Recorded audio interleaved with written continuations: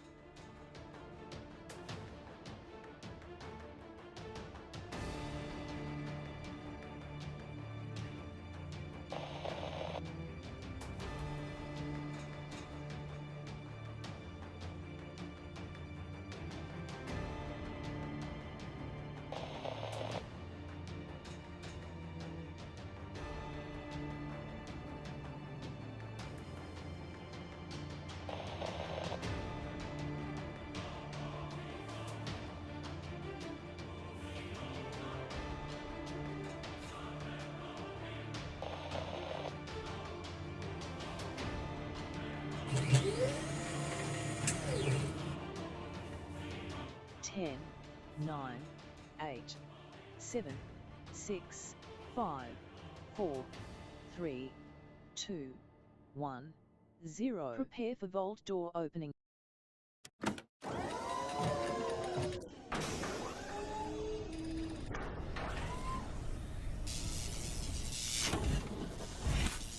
Let's get right to it, everybody. Oh, my thing went, my green screen's broken again. God, it's always something. Okay, hold on a second. Jeez, like every single stream, everybody. I didn't touch nothing. I didn't touch nothing from the last stream. Hold on, I gotta press some buttons over here. Hold on, I'll be right back. Boop.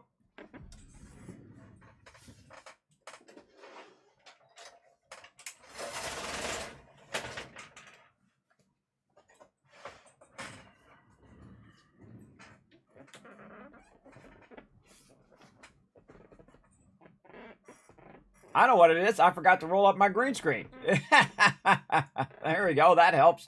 So yes, I turned around. I was like, wait a minute, I didn't roll it up. I'm a little out of it, everybody, because I've been working really, really hard. Put a 1 in the chat if you can see it, hear me. I'm going to show you why. You're going to show up right over. Look at you guys already. You already got it going right there. 1,000 kiss caps for having my back already, and 1,000 kiss caps to Wist, who is, well, really to everybody, but on behalf of Wist, for being the first person I see in the stream today. Now, I've been working really, really hard on a special project, everybody, and I think you guys are going to dig it. I'm going to talk to you about it today. We're also going to talk about this right here, this little chart. I don't know if you guys can see it. We'll show it a lot bigger here in a second. It is the soft reset of Season 1. So they're going to reset some stuff, but depending on how you did in the game in Season 1 is how you get, how much resources and bonuses you get to start the next season, Season 2, which starts on Tuesday. Now, I thought I would go and see how much I could do toward that goal. Remember, I was trying to get 3 territories, and I was trying to get either 10 or 20 manufactories, so I could at least get a little bit of locations I can pick in the next one, and then also enough factories so I can get a few parts and stuff, as well as we can keep up to 300,000 pieces of 8. They do suggest that if you do have a lot of pieces of 8s, millions, or even beyond that, that you spend it on getting upgrades for ships, because you can have up to 40 ships. And we're going to talk about the new setup and how you're going to do your pieces of 8s on the next one. But we're going to do a little old school today. I'm going to pick them up the old school way and drive around, pick them up. But we're going to have a whole fleets and a whole empire management that you're going to be able to do in the next season. Looks pretty awesome. We'll talk about that as well. But first, let's say hello to everybody in the chat. We're going to get into all of that today as well. So let's go in and say hello to Wist. Hello, Wist. I see you. You're right down there. Look at you go. Thanks for coming in and hanging out. We got Jaden. Hello, hello. Thanks for coming in and hanging out. Paul chilling out in the channel. What's up, Paul? Killabone as well. Thanks for hanging out as well. Dr. J bringing those ones. Wiss and Paul bringing them in. Thank you very much. Rotisserie J, are you going to come join me tonight? Let me know in the chat if you're going to come join me. Man, we should get in there and do as much as we can. Though I'm going to run around and get my 8s for a little bit. So you got time. You got time. No rush. No rush. Dr. J said hello to me and to the chat. Hello, Dr. J. Thanks for coming in and hanging out. I saw on Discord you're playing some Starfield over there. Very fun, I'm sure. It says it on the sidebar. I can't see it here, but it says it on the sidebar of my Discord, which I think is really cool because I was double checking that it said I was playing Skull and Bones. So there you go. And I just happen to see you in there as well. Foggy said hello as well. What up, Foggy? Thanks for coming in, hanging out, everybody. Now, I want to get right to it because we got lots to do. It's going to be an epic night of amazing things. So, again, it's all about time and effort. We're going to talk about that extensively tonight. Let's get to it.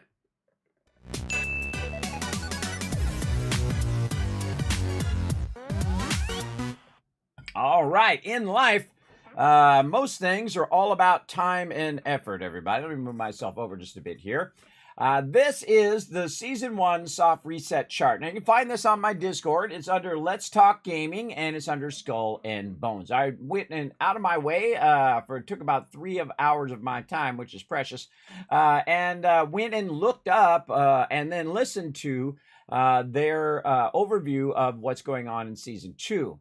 Now, it's convoluted. The audio is terrible. It was a torture to watch, but I took one for the team. Now, the first thing is how many territories you have. Now, this game is supposed to be like a board game in that it resets every single time you play new. So they assume that every season is a new play, right? So like you play Monopoly, you get $200 to start, you go through the whole game, whoever wins, wins. And then when you play it again, guess what? You start off with 200 again. So that's basically what their premise of the game is.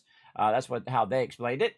The first thing is right here, your territory. So it's going to reset the territories, all of the ones that you have, and it's going to reset all the upgrades. But if you have so many territories, you will get so many World Helm leases. Now, leases mean you get to pick a location anywhere in the world.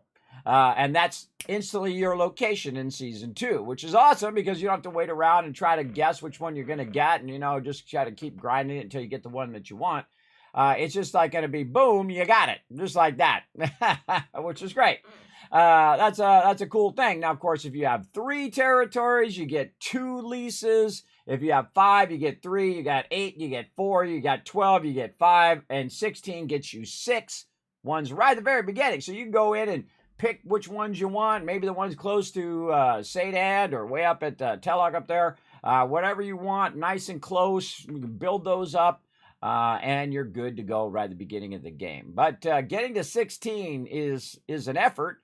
That's a lot of work. Now, I know that TM has done that. He said that he had everyone in the game, which means that he's going to get all the buffs and all the things. So that must be nice. And then, of course, you can have up to 300,000 pieces of 8. Now, also, your silver does not reset and your sovereigns do not reset. These are 3 different types of monetary rewards or monetary units in the game. Sovereigns are more high-end. Those are the things you use for like the best stuff in the game. Silver is what you use to fund your manufactories, and then your manufactories produce pieces of 8, which you use then, of course, to buy patterns and higher level stuff from the Helm. The Helm is like the pirate organization that, smuggles stuff, and you convert that smuggling stuff. We'll talk about all that when we get into it. Now, the last thing is the manufacturing reset. It's going to reset all the manufactories and all their upgrades and everything. And if you have 10 manufactories that you've taken over before the end of the season, you're going to get 10 ship upgrade parts. Now, ship upgrades are new. That's a whole new thing that we're going to get in the next season. And that's when you can make your 40 ships. And your ships will, based on whether it's a high risk or low risk, go over there, get the 8s, and bring the 8s back for you automatically so you don't have to run around and grab them anymore. I would assume that you could still go and grab them manually. They did not say whether they did or not. But we will find out in about 7 days, won't we? We'll find out in about a week. Because again, next week at this time, I think it's actually more middle of the day, but it is this time for me because I'm going to be playing at 10 p.m. But this time next week, we're going to find out for sure. Now, of course, if you have 20 manufacturers, you get 18 parts. And I noticed in the screen that you use one part for an upgrade, and maybe it costs more the higher up you get. I don't know. We'll take a look at that screenshot here in a second. But again, remember, this is all on my Discord. Now, if you ever want to see a picture larger on my Discord, I always make them at 1920 and 1080. I always make them full size. So you can click on them and make them larger if you want. You can make it even larger if you want. You want to open it in the browser. Now it's really large. Now it's very, very large. There you go. So again, I always make it full screen for you guys to check out as well. But as you can see over there, the ship upgrade parts. So again, 20 manufacturers give you 18 parts. And obviously you want to have as many parts as you can because that's going to be a huge advantage at the beginning to be able to send your ships out to start getting your pieces of 8. So that's going to be super, super useful as well. So good that they gave us a heads up on that because that still gives us a week to work on that stuff and get as many leases as we can, pieces of 8, and of course manufacturing to get the most out of our manufacturers because we've invested lots of pieces of 8 and you want to get that return on your investment of your time. So again, time and effort is what makes it happen. And here's more information. Again, basically what I talked about there, that you keep up to 300,000 pieces of 8s. Use your pieces of 8 for buying ship parts and armor and weapons and all that stuff because you got 40 ships to equip after the season 2. So you'll still have a huge advantage because you will have all that stuff ready to go for next season as well. And it's called the Helm Head Start. So you're basically going to get those territories and those manufacturers' world leases so you can pick what you want at the very beginning. We're also going to get something called fleet management. I'm going to go down here and just kind of skip ahead. You guys can read all that stuff on the Discord.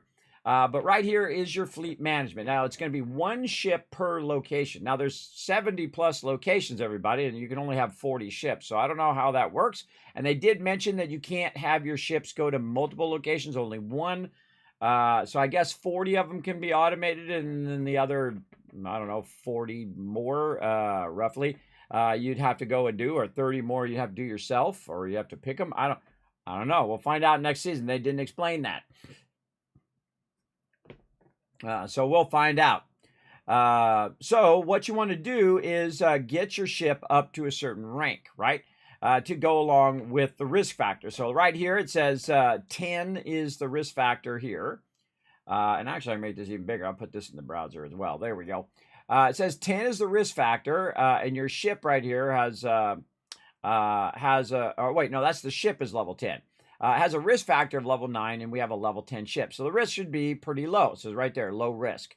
Now, they did say, did ask a great question, whether your ships can be destroyed by doing this. And they say no, but they can be damaged, and then you have to repair them. If you do one that's high risk with a low level ship. And you can see that they can choose different ships. So again, I mean, you don't even need to make your ships yet. I wouldn't make the ships yet. What I would do is just get a ton of extra items, like the best armor, the best guns that you use all the time. All of those things, I would just get a bunch of those and stick those in your warehouse for now. As well as the backlog, as much cash as you can. Just don't keep up over 300,000 pieces of 8. Just use those up as much as possible. And so this is the new system. So what we're doing is this is the fleet management. So you're assigning it to the Subject Factory here, and you're saying, look, go ahead and assign this over here and run over here and get my pieces of 8 for me. So you don't have to manually go and collect it. I'm going to manually go and collect some of mine to give you a general gist of what it's like now. And then when we get to Season 2, we can compare it to how well it is over there. Okay, so that's that photo. That's your fleet management and assigning your stuff. You're going to see it's going to be at the ship right where you can upgrade your ships. That's basically what they're doing right here is using those upgraded ships. And here's the upgrade ship screen. Let me open that in browser as well. There we go. And you can see over here on the right side that it takes 1 upgrade part. So if you have 10 ranks, you have 1 upgrade. Now, I don't know if it's automatically going to set everybody's ship back to rank 1. Because right now the way it works is based on your weapons that you have. The quality of your weapons is what equals the ranks up here. I don't know if they're setting it back to 0 and then you have to upgrade that, or is it based on your weapons and then you have upgrades on top of that, or does the upgrades only affect the other thing? I don't know. They didn't say all that stuff. I mean, these are obvious things that I would have mentioned. That whether your ships reset, is the system based on you upgrading all your ships now to get to level 12 or whatever the max new level's going to be, or what, you know? It does say down here, let me move myself way over here, down here where it says upgrade level 1 of 6. So I don't know what the difference in the upgrade level is, because there's only 6 levels and not 10 levels. So that means you would need 6 upgrade parts to upgrade this one ship to maximum upgrades. That's what I think it means. But what do I know? They didn't say. They didn't say the detail of all of that. But the one thing that we do know is this. We know this. This is the thing we know. Get as many territories and manufacturers as you can, as many pieces of 8 as you can. Again, above 300,000, it's going to reset. But even if you have below, say you have 150,000 at the end, you get to keep all 150,000. You can use it for next season, which gives you a huge advantage, by the way. A huge advantage because you can instantly turn on a manufactory because you got the world lease. So you grab one, you got your 300,000 pieces of 8, you upgrade. Now it's level 10. Of course, you've backlogged a bunch of cash, hopefully. I'm going to show you how to backlog tons of cash today. Learned so much, everybody. I've been playing offline, and I've learned so much on how to really make a lot of cash, and then also how to fund your manufacturers, which is really important. And then, of course, over there is where you get your ship upgrade parts to upgrade your ships once the new upgrade system comes in. So, again, all this stuff is up on the Discord. I'll go ahead and throw that in the chat for everybody. Just click that Discord link. As again, it's under Let's Talk Gaming under Skull and Bones. So you feel free to go check that out. Now, let's go ahead and get into Skull and Bones right over here. And I'm going to show you. Now, remember, I was trying to get 3 territories, and I was just over, I think, 10 or 15 manufacturers that I had, and I was trying to get to 20 manufacturers when we left off last time that you saw. So I was trying to get that whole entire area. Now, when Kismet decides to do something, everybody, I decide to do it. I mean, I go all in. It's like love, everybody. You go all in or don't go in at all. Now, what if I were to tell you that I went from 10 manufacturers to 73? Oh, sorry, my bad, 74. Yes, I have nearly all of the factories. That's what I've been doing, everybody. When I said I was off working on a project, this was the project I was working on. You're like, holy mackerel, Kismet, you did that in a weekend? Yes, and I'm going to show you the secret of how to do it as well. How to get as many of these manufacturers before time is up. All right, so definitely want to get in there and get it going. Oh, man, look at all mine. Mine are all full. Now, the different colors, the green means that it's currently working away on collecting you pieces of 8. The yellow means full. And the red means that the funding, see, there they are, all full. Look at them, full up. And the red one means that they're not funded. So I'm going to go ahead and fund this one over here. And then I'm going to go to this one. And I'm going to fund this one over here. And you're like, Kismet, you only have 61,000. How are you going to fund all this? I'm also the gaming tycoon, everybody. I'm going to show you why. I'm going to show you all my secrets, too. I don't keep them to myself. I want you guys to be crushing it just like me. Now, there's a certain threshold that you need to hit. And I was trying to hit that threshold or, try to get as close as I could. And that threshold, again, is on the Discord. So we go into there and we say, not Kismet, here's Skull and Bones. There we go. And that threshold is 16 territories, right here, 16 territories and 70 manufacturers. Well, in my case, I have 16 territories, so that means I get the maximum amount when the new season comes in, which means I get basically 6 locations I can just cherry pick out of the world, and those will instantly be mine. Now, of course, I'm going to pick the ones that have the biggest upgrades, right? Because certain areas have a higher percentage bonus, like right here, the Red Isle, this one right here has a 33%. And up here in this corner, also 33%. So I would pick the ones with the biggest bonus to start, so that'll generate me the most pieces of 8. Or I could pick ones that are close by, like maybe get these 3, and then hope that I get the 4th one so I can get the bonus, and then of course I can just over there, grab it, and then come right back. And again, I really like these ones here at the bottom. These ones are really nice because you can just do a whole sweep of all of these, hit this, boom, and go back to the beginning. Now, this is a tremendous amount of work, everybody. This is probably 100 hours worth of work here. So again, I went in and I basically went from 2 territories to 3 territories, up to 16 territories and 70 for almost every single location on the map. Now, one of the things right here you can see on this side, and again, I'm moving myself over here, is the takeover opportunity. I got a takeover opportunity in 7 minutes, roughly 7 minutes. So what I'm going to do is use the power of time. Now, one of the great things about time is what you really need to do, and again, any game that you play, is about maximizing your time. So in this case, I have a takeover opportunity, and I want to know about that takeover opportunity. That's how you take over the locations, right? So that's the first thing we need to get in our minds, and the first thing we need to learn. So what I do is, of course, I use my timer on my phone because that's what it does, and it does multiple timers, and you can name the timers, which is going to become very, very important here in a minute. You'll see why. Hey, Siri, create a timer called Territory for 7 minutes and 5 seconds. All right, so there it is. Right over here, and I'm going to show it to you. There it is, Territory for 7 minutes, and now it's 6 minutes and 58 seconds. So if you notice, I set it a few seconds earlier, so it gives me time to pull up the map and make sure that everything is running. Now, the goal of this is to keep every single one of these running for the next 5 days, because we have 5 days left. So I need to keep this constantly running, and I need to keep them emptied out so they're not too full. Now, I have 2 of them left, but I don't need to get those 2 because I have already hit the maximum amount. But I might get them just to get them. The 2 left that I have is right here, Mega Fort Olston. And then the other one is right over here, the Kenner Lumberyard. Now, how did I get all of these? Everybody like, Kismet, how could you possibly get that many in just a weekend? Well, what I did is every minute after the stream, of eco and of other things, I would spend a good 5 to 6 hours, there's a lot of time, going in and every 30 minutes taking every single takeover opportunity I could find. So, the trick is to find a PvP or a legendary event and try to go over there and do it. So what I do is the second I see one, I sign myself up. And then I'm one of, say, 3 or one of 6 people that could PvP to get it.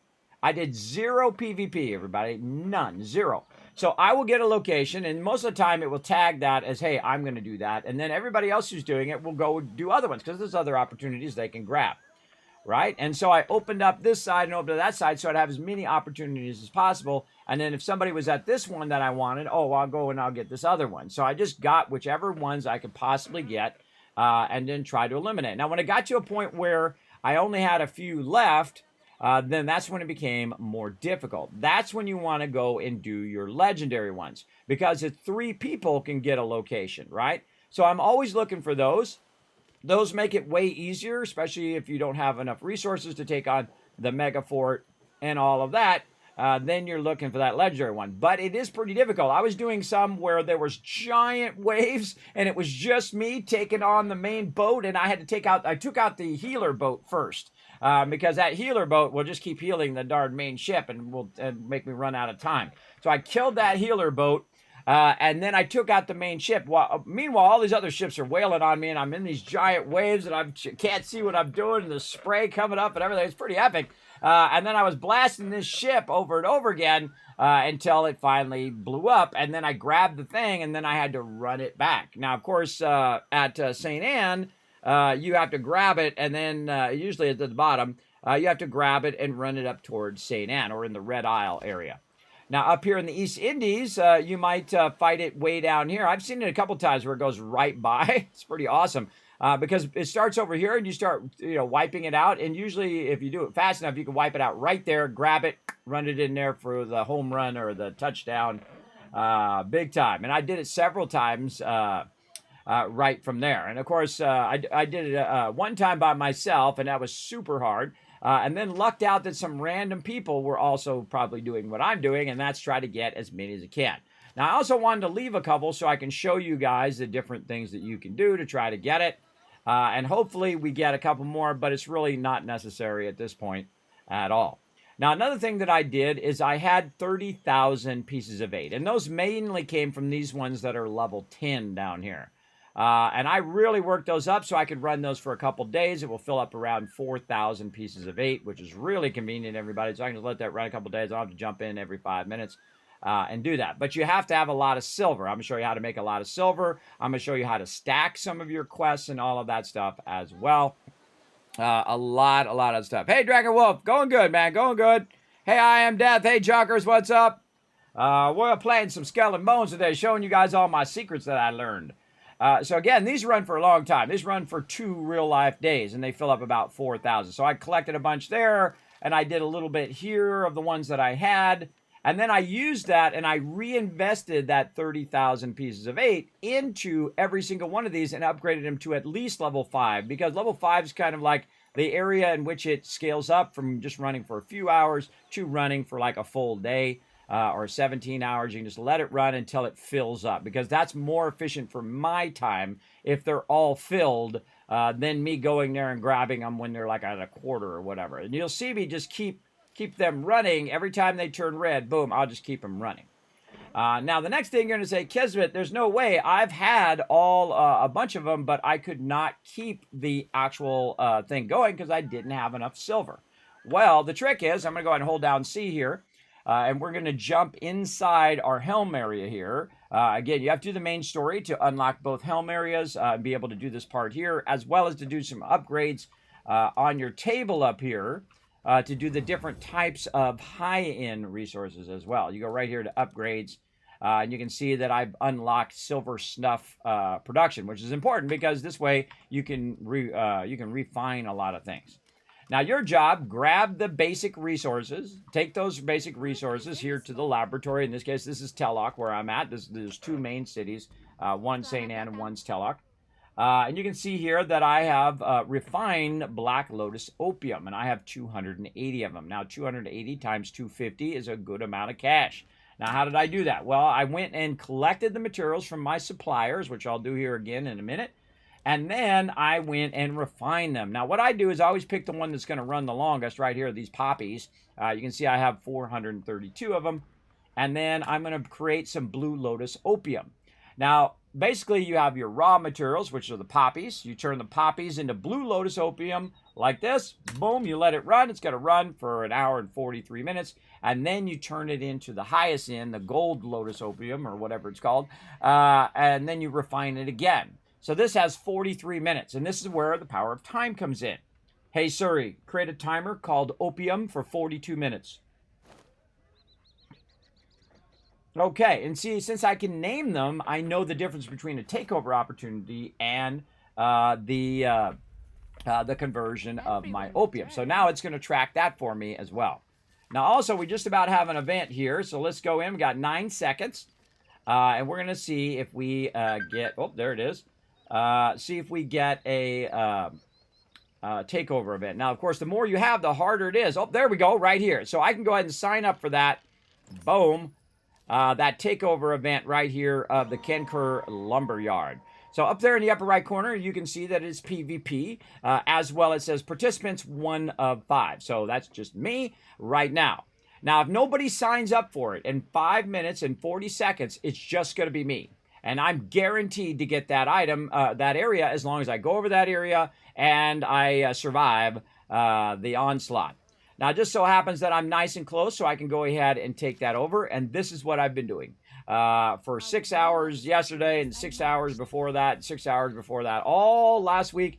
At the end of, I think it was Thursday, I started on it, Thursday night, and then Friday, Saturday, Sunday, Monday, and then into today.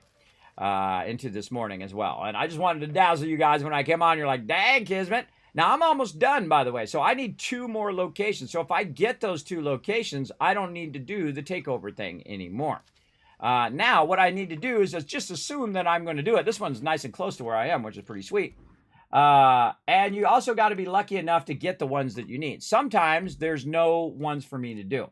So we need to make sure I have the right ship. I'm into my brigantine right now. I'm going to get in snow. Snow's a tanky ship. So if I do nothing else, I could just kite them around for a while and I'll still win. I'm also going to check my cargo. I have 2 different types of water. We're going to talk about that later. I have some enhanced repair kits. I have 3 of those. I could probably put some more of those in. Let's go ahead and transfer in, let's say, 5 more of those.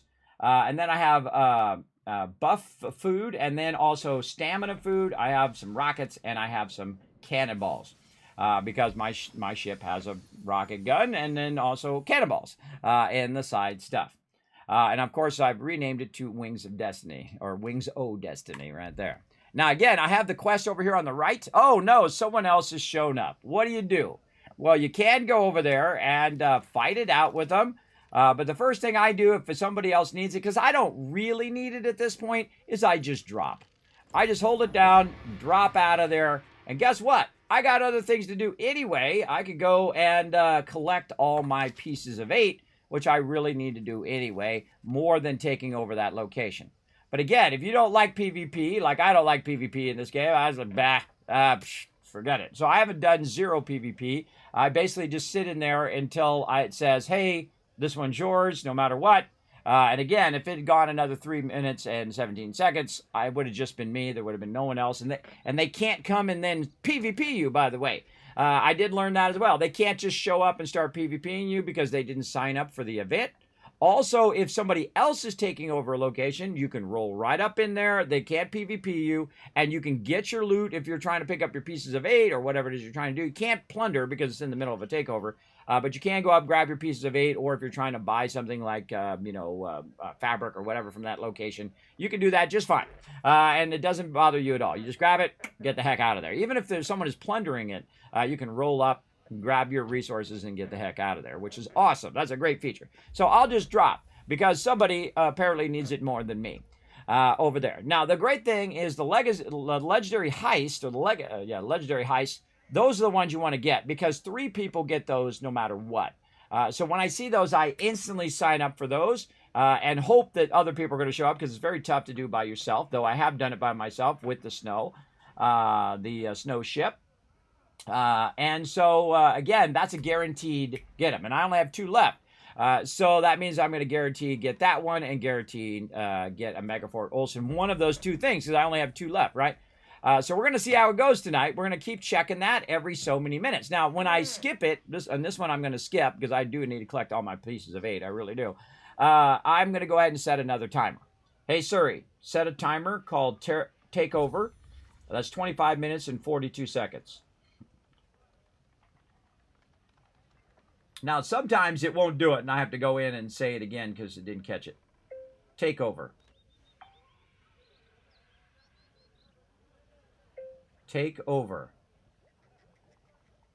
There we go. Sorry, 60% of the time it works every time. All right, now while I'm waiting for the reset, I'll stay busy. Now, one of the things I need to do is collect a massive amount of 8s and get them out of there so that my production is still going. All right, and I need to also watch from time to time, go out to this screen, see if anything's red, and go from there. So where do I want to start? Well, the hardest one actually is this one because it is the furthest away from St. Anne, which is over here. So I start up here at the top. So I'm going to go ahead and bounce over here. Now, I'm also going to make sure that I'm really, really well equipped in my ship. And I'm going to show you what I do. I'm going to go ahead and change my ship back to the Brigantine. Now, the Brigantine is one of the fastest ships in the game. You can go up to 20 knots on the Brigantine. It's very, very fast when you're not going against the wind. It's very painful when you're going against the wind, which I have found out. But we're going to need some stuff. Now, I have what's known as Very Bimenka in here. I'm actually going to take that one out, and I'm going to get this one, the Gragu, I call it. And we're going to need maybe 3 of those maximum. And what this does is it reduces trim crew stamina consumption by 30%, which is good because I'm going to be doing a lot of trimming. Trimming is where they're constantly, adjusting the sails so that it maximizes the speed of your ship. And you want to be in that as much as you can. Now, again, we also have stuff for stamina. It's going to restore 60% stamina there. I should probably get some more food because that food might run out. So let's say we're going to get some chicken over here as well because we're going to use a lot of that. And then maybe some mutton as well. Whatever I got in there. And, of course, I can go and I can craft more. And so we'll keep a bunch of food there and we'll just let it choose the food. Also, we have some rockets and some cannonballs, but I don't really need that because I'm not really going to get in battle. Some stuff is going to chase me, but if it gets in my way, I will wipe it out. If not, I'm just going to keep grabbing and try to grab it as fast as I can because, again, the power of time. I only have so much time, and I want to use my time to its full advantage as much as possible, especially since we only have 5 days left, right? That's really a problem. Now, what I did is I got in my... brought my brigantine over here, and I just teleported over there using my silver. And I'm going to show you, again, how to make tons of silver. Now, I could go ahead and run this whole entire thing, but I don't want to do that right now. Actually, I'm going to say, wait, nope, hold on. There's something else I need to do first before it resets.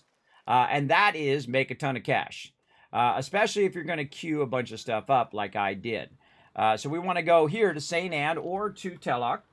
And we want to go back into our helm area here. I held down C to get in there. I suggest to give this a second, too. I've had it block up my interface multiple times and screw me up. But we're going to go into the supply network here, and we're going to go and see if we have any supply deals. And you can see that we do. Kelwar Chamber right over here. Now, I've got a bit of a problem in the fact that I can only have so many of these at any given time in my journal. You can also see that I have a lot of fort plunders in there, and I grab them while I'm at it. And I'm actually incredibly lucky here because I have Fort Deleuze, and Fort Deleuze. So I had 3 of them. I actually did 4 of them the other day. It made my ship very, very overburdened. And the same thing with the Grand Fort. I have multiple of those. Now, before I start to get rid of those, I will actually look at how many I have for the next one. So I got Haru there. I've got Dudester. So that's pretty much it. I've got those 2 that I can do on top of the ones that I already have. Now, what I'm going to do is keep the ones that I know I can do. Though the Grand Fort has better rewards in it because the Grand Fort actually not that hard, especially if you do it solo, but with a team even more fun.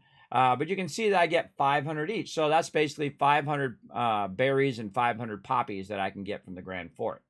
But if I go plunder this one, I'm going to get 330, 330, and then 330 again, which is actually more because I have 3 quests instead of just 2, right? So that's actually going to be more. And that one I can totally do solo. That's one of the easiest ones in the game. So what I'm going to do, sadly, is abandon this one right here. Now, I could run and do this first. And I could do this with my crew, but don't worry, I will get more of those as I go along. And I usually try to keep at least 1 Fort Deleuze on me, and then wait for other ones. And then when I get like 3 or 4 of them, I go over and I do it to clear those quests out of my inventory, so that I'm not blocked with my quests. Now, that does come with a limitation. Now, that's going to block our ability to get more supply quests. I think the supply quests and the fort quests should be separate. It's stupid. But you got to work around it. So the first thing that I like to do is get my roving supply deals, right? So we're just getting 2 of these because that's as many as we can get right now. And what it's going to do, and we can hold the track. There we go. Or we can go in and we can track it in our main thing.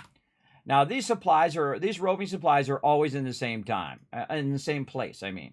And they also reset at the same time. Now, mine's going to reset in about 1 hour and 20 minutes. It's actually on the hour. So, on every other hour, the even hour. So, it's going to be 12 midnight, 2 o'clock, 4 o'clock, 6 o'clock. You get the idea. It's going to reset across those. Now, what I did over here is I have my brigantine all set up. And the problem is sometimes you're on a douchebag server. And you're like, Kismet, what do you mean? Well, some jerks like to come out here and just keep killing the main person to screw everybody else over. Now, of course, they're also getting a buff of supposedly of 25%. I didn't see it when I did it. But then again, I didn't trade with them first and then blow them up.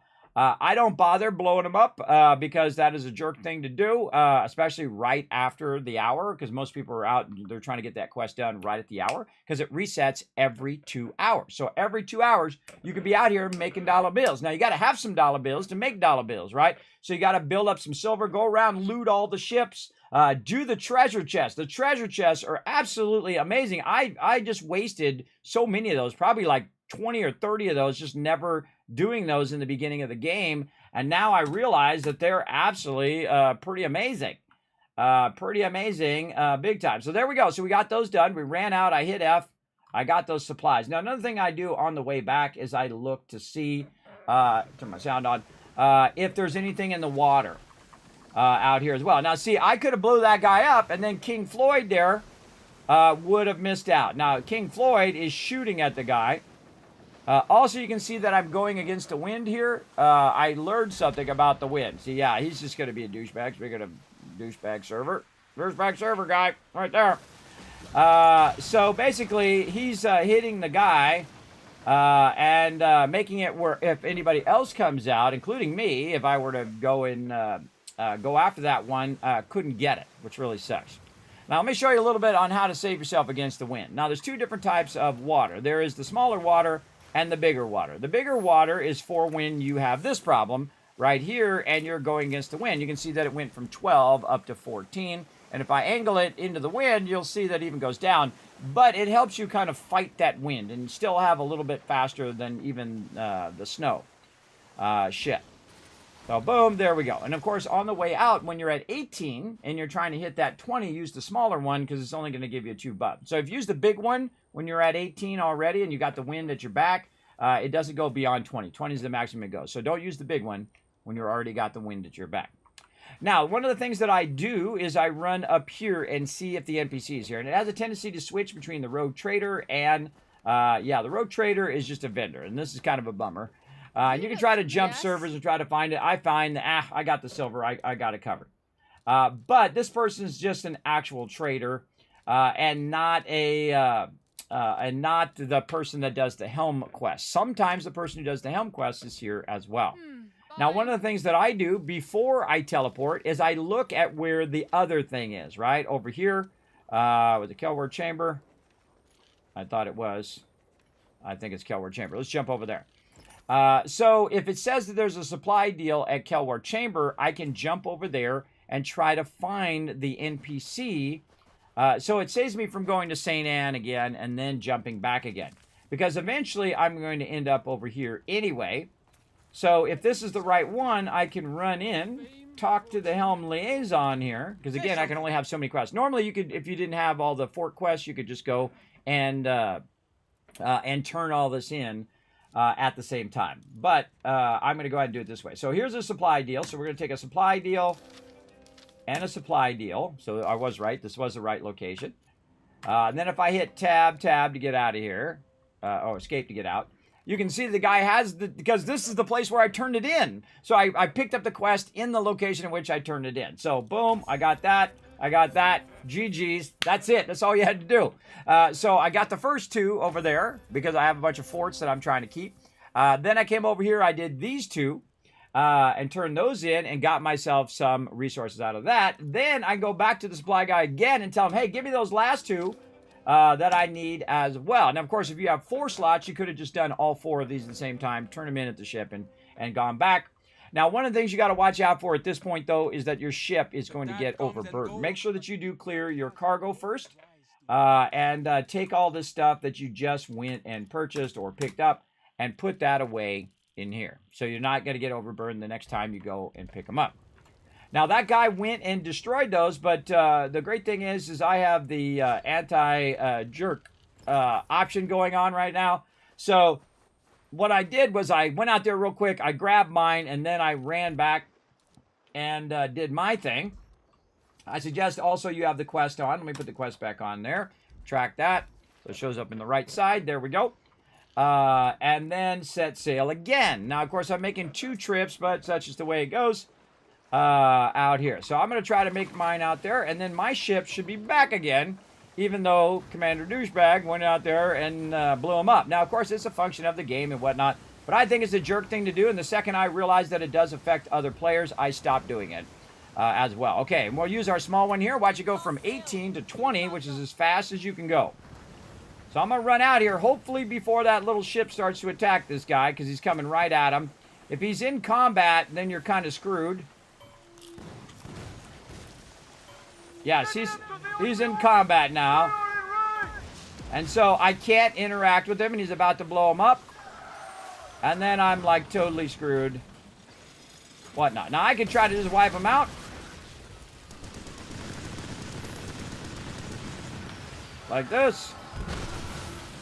We will kill you all!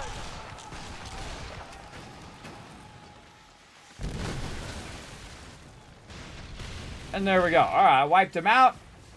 And this guy's going to run away a little bit.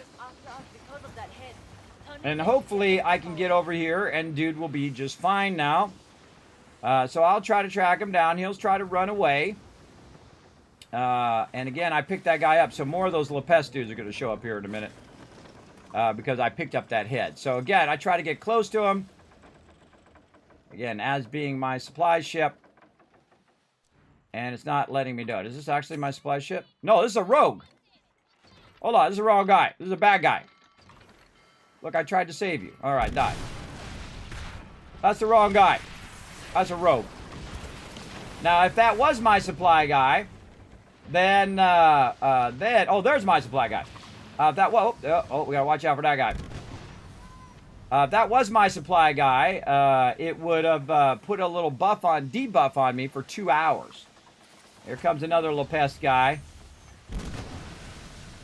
Let's turn around so we can use our long guns. Enemy ship ahead! Get ready to engage! There we go. Watch out for those because they put a little circle of green. All right, so that was not my guy. So now what do? You're like, Kismet, it sucks, man. I don't have my supply guy. My supply guy is gone. Well, as you saw, I looked through the telescope to see if that was him, and that was not him. That was a rogue, and those two were fighting, and now I got my Lopez thing going in the upper right corner, which you don't really want. You want to just run out here and grab him. But he's been destroyed by the other guy, and everyone says to me, oh, Kismet, it respawns really fast. That's a load of crap. It does not load on a respawn really fast. It takes for freaking ever for this dude to log, because you got to think, this is your time ticking away right now. Tick, tick, tick, tick, tick, right? So you got to sit out here and chill. Now, that guy over there is not him. That is a, get that helm wager thing out of there. Campanier ship, that's not your supply guy. But your supply guy is going to show up over here somewhere in the area of this little thing. And so you just got to chill out here while it burns up your precious game time. Because that other guy went and killed him. So I'll just sit out here for who knows how long. Or I go back and come back later and do it later, which is a good idea as well. But again, look how long this takes, everybody. It takes a long time when people kill the NPC. It sucks. So what I do is I just kind of sail around and I see some stuff in the water. And so I'll start going for that stuff in the water. And whenever I seem to go for something, that's when the dude appears. So I just keep kind of looking over my shoulder a little bit here. I see some stuff in the water there. I'll say, well, you know what? I'm going to turn back. Right like this. Into the wind, apparently. And hope to do it. Now, I'm going to sit here and just wait for him to spawn because I want to show you how long this takes to respawn. It does not respawn very fast. It takes a long time to respawn in there. And again, if I had killed the actual supply guy, you'd see it over here as a red eye. If you see anybody out and about out here with a red eye, that means that they've killed the NPC, and then they're most likely going to do it again. Yeah, there's some loot behind me back there. Hold on, let's go get that loot. Again, as you're kind of running around, usually it'll pop up behind you, which is kind of annoying. But I can see some loot in the water. Getting dark, so I lost track of it now. There it is. So I go, oh, there he is.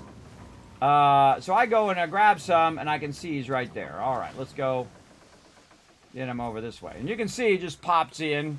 He just appears out of nowhere, and he looks like that kind of ship. Now, you can double check by zooming in. I know it's him.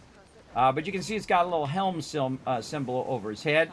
Do not bump into him. He doesn't like that. Or she doesn't like that, whichever. And so we're going to roll up and we're going to interact again, get our supply stuff. And I do not kill them, everybody. I do not kill them because that sucks. That's TikTok of my time that I have to sit and goof off while that thing. And again, I might get 25% more stuff. But you know what? In that time, someone else might need to come out and do it. I mean, I'm a pirate, but I'm not an a-hole. I'm not an a-hole pirate. You know what I mean? There you go. Oh, you have no idea, Jockers. I had 25 different timers going while I was trying to work on all of these different locations. Now, speaking of timers, we're running down. We got an 8-minute timer till the takeover happens. And so we got... Oh, see, look. See? Douchebag alert appeared out of nowhere and went and killed the NPC. Now, he's already got the red thing on him, so I don't know if they're doing it just to get the buff or just to be a jerk. I don't know. But I bailed out of there. I already got mine. I'm good. So you can do that every 2 hours. You can gather all of those supplies and then take those supplies and get those converting. Like right now at St. Anne, I'll go show you guys real quick here. If you guys missed it earlier. You want to have as many things going as possible because then you're maximizing your time. Time and effort is what it's all about. So I go in here into my distillery where I make my rum, right? And there we go. This one has finished. So I go in there, and of course that was my timer from earlier. And I look and say, okay, look, I have 104. Let me put my thing away. There we go. I have 104 juniper berries, which I can convert into gin, and then sugarcane, which I can convert into rum. And then there's gold skill gin, which is the highest in version. Again, you have your raw materials, you have your middle area, and then the high-end gold skill gin. Which I can do 590 of, and then here white skull rum I can do none because I haven't converted this first. I have to I got to do the low end or the middle one from the sugar cane. So sugar cane, white skull rum, and then gold skull rum. Now, how did I get the gold skull and all of that? Some of this is from the main quest, and a bunch of this stuff is from the upgrades. You want to do those upgrades right away so you have these different options of these different items. So what I do is I look for the one that's going to take the longest, which is this one right here, 590 for white skill gin. So I'm going to go in there and I'm going to let that run for 44 minutes. Go. Hey Siri, set a timer called gin for 44 minutes. All right, hold on. I did that wrong. Hey Siri, create a timer called gin for 48 minutes and 50 seconds. There we go. Now, the funny thing is she doesn't call it gin. She calls it gin, J-E-N versus G-I-N. So I go in and I change it because that's irritating. But you can try. Now, that's going to run for about 50 minutes. We're good to go. Now, we also collected resources for our other location up here. But we already have our opium going, and I already have a timer for that. That's got a timer of 17 minutes and 41 seconds. You guys want to see them timers? There they are. See, just running. Easy peasy, right? Easy peasy right there. And again, on the iPhone, you can do multiple. I think you can do it on Android as well, or you can just do it in your computer. If you have like a tablet, you can just create multiple timers in your tablet. But I find it really easy on my phone, and then I can just look down and see how many timers I have left. Now, just to double check, we'll go ahead and go into this mode, and we'll look over here on the right, and it does say about 5 minutes. So, now I don't want to go collecting my pieces of 8, especially the ones over here, because I'll be in the middle of collecting it, because this takes, if I do this whole thing, everybody, this is about 30 minutes to do this whole side and then run back and try to deliver these. So it takes a while, because you have to sail around, you're going to go into the wind, and it's going to really mess you up. So what can I do for 5 minutes? Well, if I try to take over the fort over here, that's going to take more than 5 minutes. And so I basically need something to do. Now, one of the things is here at this location, if you do have a minute, I suggest you do it every time you come in and out of here. And that is to, sometimes I lose my interface, the ability to enter, exit, to interact with items. That's if you go too fast, I find. Oh, Rotisserie G in the house. What up, Rotisserie G? What I'm going to do is just run over here to this vendor at the main start of the location. So you come in this way and you come like this. Now, again, this is St. Anne right here. And I run to the hawker now. So instead of running around to all the different locations, I'll do that if I happen to be there. But I will go in and I will just straight buy the water now. I'll just buy the water because I have plenty of cash. And you're like, Kismet, you don't have that much cash. You have like 45,000 up there. Let me get my thing up. You have 45,000 cash. How do you get your cash? Well, while I'm here, we'll go ahead and I'll show you how I make my money. Now, of course, this is all thanks to the magician who went in and really played this game like I've been playing it for the last 5 or 6 days, where you just go all in, everybody. You just spend a lot of time getting the manufacturers, getting all that stuff. And again, I went from about 10 manufacturers to over 70 plus factories now, just by doing all the stuff I'm telling you now. So I'm going to skip his dialogue and whatnot. I'm going to go to sell. You can see I have some stuff on me, which I need to get off me. Otherwise, the Lopez is going to chase me around the whole entire time. You can go ahead and use tab right here, cycle inventory. And instead of it using your ship inventory, it's going to use your warehouse inventory, which is nice. And then if you really want to make it easy, you just go commodities over here, and then it will reduce the amount of commodities. I'm going to move myself over here. Now, what we want to do is look for anything that's 250 silver that Skurlock buys. In this case, you can see it down there in the bottom left corner. I have 349 of these rum, these Gold Skull rum, and I can sell that, boom, for 87,000 silver. That's right. That's a lot of silver, everybody. That's a lot of silver. So I can sell it to him. He's the main quest NPC of this area. You definitely want to get your main quest done as quick as possible. Work on that main quest. This way you'll have both these unlocked so you can run your pirate empire. Now, the next thing I'm going to do is actually jump up to Tellock up here and go talk to this lady. Now, he's where you sell the rum and the gin. And then over here, you want to talk to the main lady, my fan club, saying hi as I run through there. Those are just NPCs, by the way, that actually say, oh my God, you went and you took out a bunch of pirates and you stormed that, you survived that storm and all of that. It's kind of cool that it kind of takes a tidbit of what you've done in game and then kind of talks back to you on it. All right, so this lady is where we do the opium and the snuff, which is basically like tobacco. And I just left click to skip her dialogue, blah, blah, blah, blah, blah. I have it muted right now. And this is the stuff you can buy from them, which is very unique items. These are kind of legendaries or epic level items, which are nice. So again, sell, tab to go in here. I still have it on commodities here at the bottom. You can see it says commodities there. And then I'm looking for anything that's 250, right? And you can see I've got one right here. Now this one, that's not you seeing it wrong, everybody. That is 8,264 of those. And I kept those just to show you how much money I am spending on these. Now this is worth 2 million. 2 million silver, everybody. So that's a lot of silver. Now, it actually does remember it over $9.99, which is awesome, but I'm not going to do that. I'm going to go ahead and reduce this down and try to keep it under $1 million. I like to keep it around, 900,000. So we'll do that, and then I can see how much I have. See up there, 947,000 silver, and I still have 5,000 left, which means I still have 1.25 million sitting in there. Now, my goal is to have a bunch of cash in the bank and then a bunch of cash on me at the end of the season. Now, if it changes those prices in there, then you're screwed because that value of those items just went way, way down. But if you have the silver on you and the silver's not going to reset, well, guess what? You've got millions to help you start the next season. So I'm going to leave that in there for now. And we're going to use that cash to do it. And of course, how did I get all of those? Well, I got all of those simply by every 2 hours going and getting my my supply runs and then backlogging those supply runs, converting them, backlog, convert, backlog, convert. That's what I'm doing over and over and over again.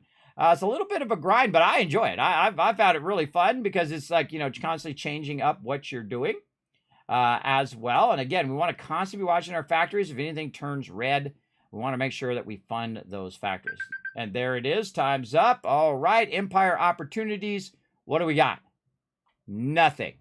I got no opportunities, everybody. And someone else took over that one, so I missed out on that one, but that's okay. Again, I'm going to get my maximum buffs already. You can see up there in the corner, I'm producing 4,790 pieces of 8 per hour. I have 16 territories, which is the max you get for your next bonus. And I have 74 factories from about 3 that I had. I had 3 of them down here. I had 3, and then I had about 10 or 15 manufactories. So, again, it's just every 30 minutes being diligent. Now, I missed my opportunity here, and that's okay. Again, we need to start working on our pieces of 8. So, again, I'm going to set a timer. Hey, Siri, set a timer called Takeover for 29 minutes. Now, make sure that you do leave yourself some extra time to get the map open and then see what it is. And then again, anytime I see the legendary heist, I jump on that one because that's a guaranteed. If we can get the thing and get it back without being destroyed, boom, that's a guaranteed one you're going to get. Especially ones like the mega forts and the big forts where you have to like fight those. Those are tough. Those are big time tough. And every time I've tried to get the mega fort, someone's already gotten it, and then I just leave the PvP. And I've done a bunch of legendary heists, but they haven't get in. So I have 28 minutes to do a whole bunch of stuff. Now, in theory, if I do it very efficiently, I could get all of these and get back over here, depending on how the wind is and all of that. So now we did all that stuff. We've got both our opium and our rum running. We collected all of the resources that we could collect this time. We still have some fort stuff that we could do if we wanted to do that. But what I'm going to do, again, is work on my pieces of 8. So I'm going to be busy doing that, Rotisserie G, just a heads up. I'm going to be busy collecting a whole bunch of stuff for at least like 30 minutes here. So I'm going to jump over here to Pillar Tomb. Over here, big time. And then double check all of my stuff. Make sure that you take any extra cargo out, especially the Plague Bringer's head there. Otherwise, they're going to be chasing you the whole time. They might be chasing me anyway, just for this quest, but I try to take them out of there. Make sure you got some cannonballs and whatever you need for your stuff. Some healing packs, a bunch of water, and a bunch of food. Because that food keeps your stamina up. Now, you can see down here, I named my ship the Brigantine Super Looter. Which I think is an appropriate name for my ship, everybody. Polypop reward there, Jonkers. All right, 1,000 kiss caps, bro. For being the first person that brought that up. All right, let's turn our sound on. And here's what we want to think about is efficiency. What's the most efficient way to run and get all of these? Well, what I'm going to do is I'm going to start right here, and I'm going to go toward this one. Now, I haven't totally optimized my run yet, so I'm just going to, do my best to try to figure it out tonight. And, of course, share it with you, what I learn and what I don't learn. Also, by the way, you don't have to hold down W to make it go forward. It's a ship. So you just bring up your sails. Now, you know the most dangerous thing in this entire game is these little ships that go along in this area you're trying to get by. If I run into that ship, it's going to aggro. Whoa, that's close. It's going to aggro all of the areas right here. And I've done it a few times where I just ran into them and annihilated them, everybody. They were gone. I just crashed into them. Basically, it aggroed everyone. Now, I got to go ahead and collect my 1,000 pieces of 8, and then it's going to keep generating the pieces of 8. Blah, blah, blah, blah, blah. It's going to keep generating the pieces of 8 for me as well. I'm going to turn that down just a little bit. This annoying talking over me. And so, basically, I've now got my pieces of 8, and some rogues are going to come after me. And you can see, actually, it does La Peste. Well, actually, it's behind my sub numbers up there. But La Peste is going to send something after me. Now, I like it when it sends this little ship like this, because this little ship is easy. Now, I got to be careful that it doesn't hit another ship. So I'm going to go over this way a little bit, and I'm going to hit it from the side. Like that. Hopefully, it's far enough away from that other ship. It is, because I don't want to aggro. If I hit that and it kills one of those other ships, it's going to aggro all those ships. I don't want to go through there because that's like poison, because I don't have that on this current ship. And that's it. I wiped them out. Now it's all you, bro. It's all you. Go get your pieces of 8. So now I got my first pieces of 8. Now, of course, I had a lot of help from my crew that came in, and we grinded a bunch of loot. Oh, there's like a little secret passage through there. Look at that. Cool.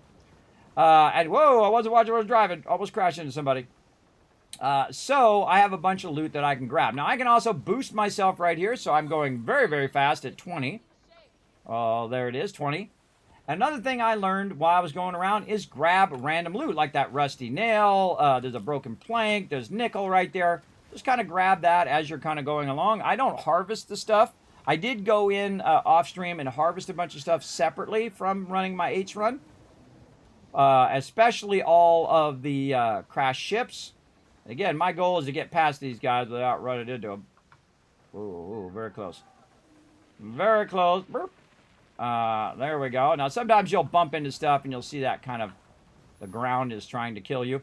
You gotta constantly use your food for the stamina, and then I can go ahead and mark where I'm going. I kind of already know where I'm going, so I'm gonna just mark the next one, which is gonna show me that it's over that way. And then all these little ships that are in the way, these are the most dangerous things, because again, if you crash into them, it really slows down your progress, because now you're fighting all of those guys, and also the people who are trying to steal your pieces of 8 from you.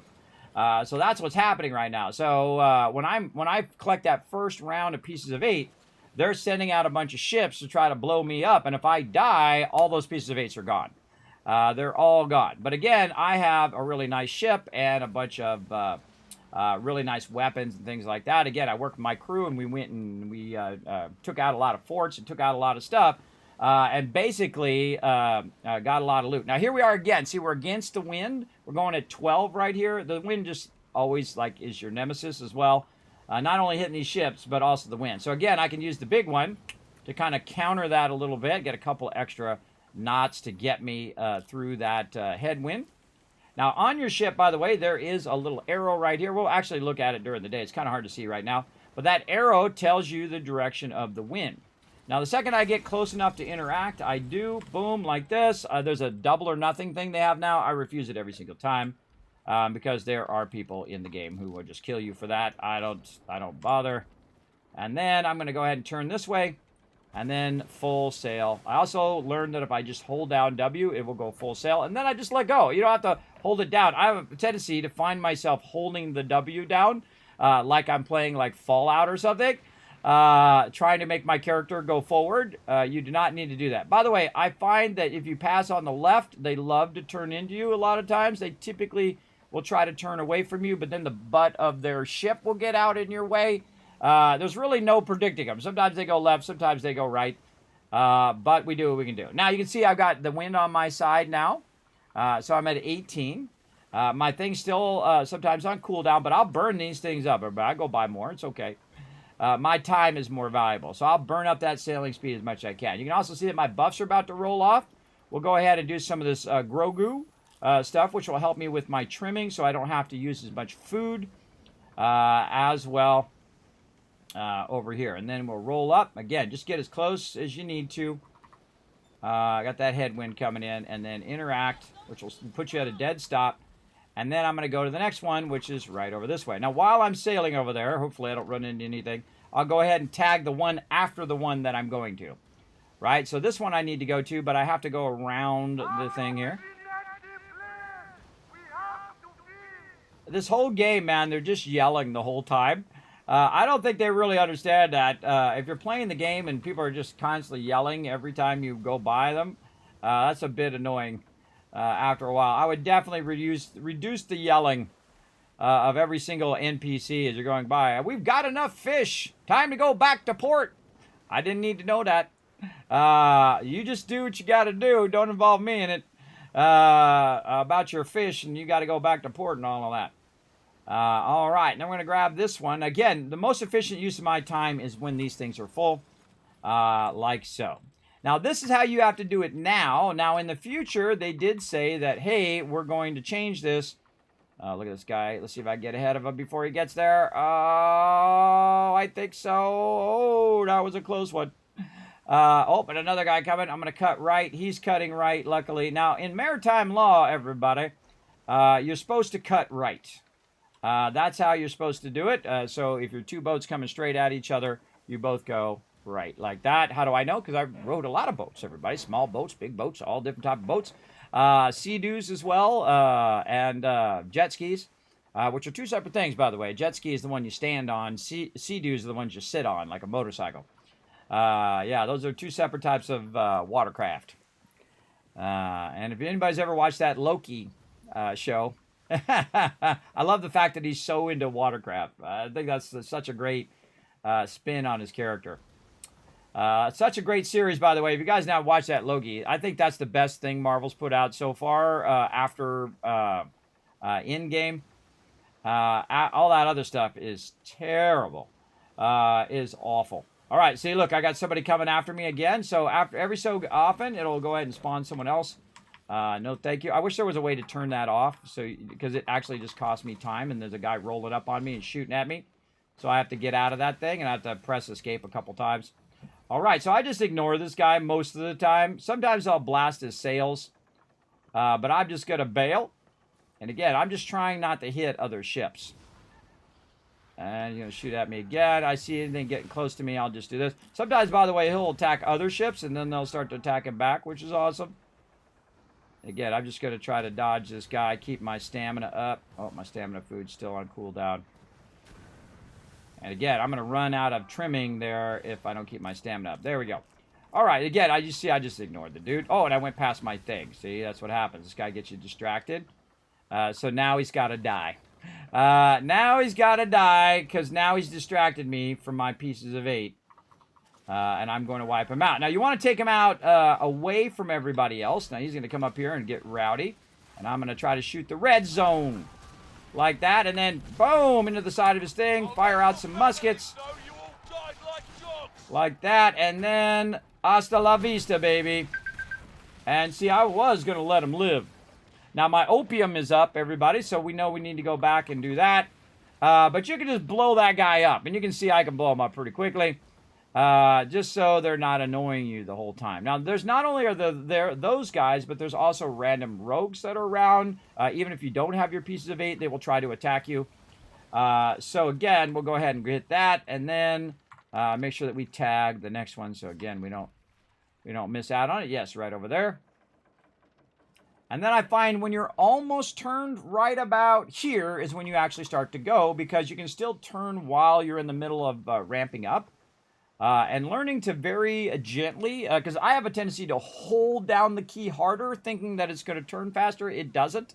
I have not been able to kick that habit because, you know, in some games, the harder you hold it down, the more it repeats. I guess. I don't know. But for me, it doesn't do anything.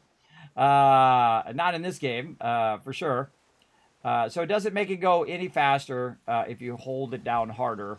It's the same if you hold it down lightly or if you hold it all the way down. I have a feeling that I'm going to actually wreck my keyboard from holding it down too hard.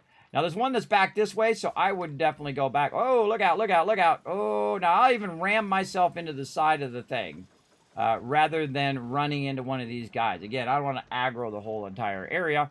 Plus, I need to turn around anyway because I do a little turnaround at this location like this, and then I head back in the location where I need to go, which is off over this way. There's a great little bypass right here that you can go down. Now, while we're going down there, look, torn sail. I could open that crash ship there, but I'm not going to. And then I can go faster and then slow down just a little bit when you're trying to make sharper turns. Go faster, slow way down so we don't crash into this guy. There we go. Hit that torn sail as we're going by. And there we go. So again, you can see over there where the green little lines are and then a little white line underneath that, 2 little white lines. That's the level of your sails and how fast your sails or how far up your sails are. So we're going to sail up the river here just a bit and get this one way in the back here. Now this guy right here looks like he's hugging the left, so I'm going to go to the left. And he's going to very annoyingly try to get as close as possible to me instead of getting to the left shore. There we go. And through we go. Now if you notice also I'm doing more in the third person, is that's so I can dodge the ships. Most of the time I love to be like this, but it does make it difficult to do very precise turns around stuff because it's kind of hard to gauge where they're at versus where you're at. So I have been using this part when I'm running my 8s, and I usually use the first person whenever I'm in battle or stuff of that nature. So again, let's go in here. Now again, I don't have to think about when the next takeover is because I have a timer, and it'll warn me when I need to take a look at that timer. Now, which way do I want to go next? Now, you can see over there, there's a rogue over there, the one with the red thing.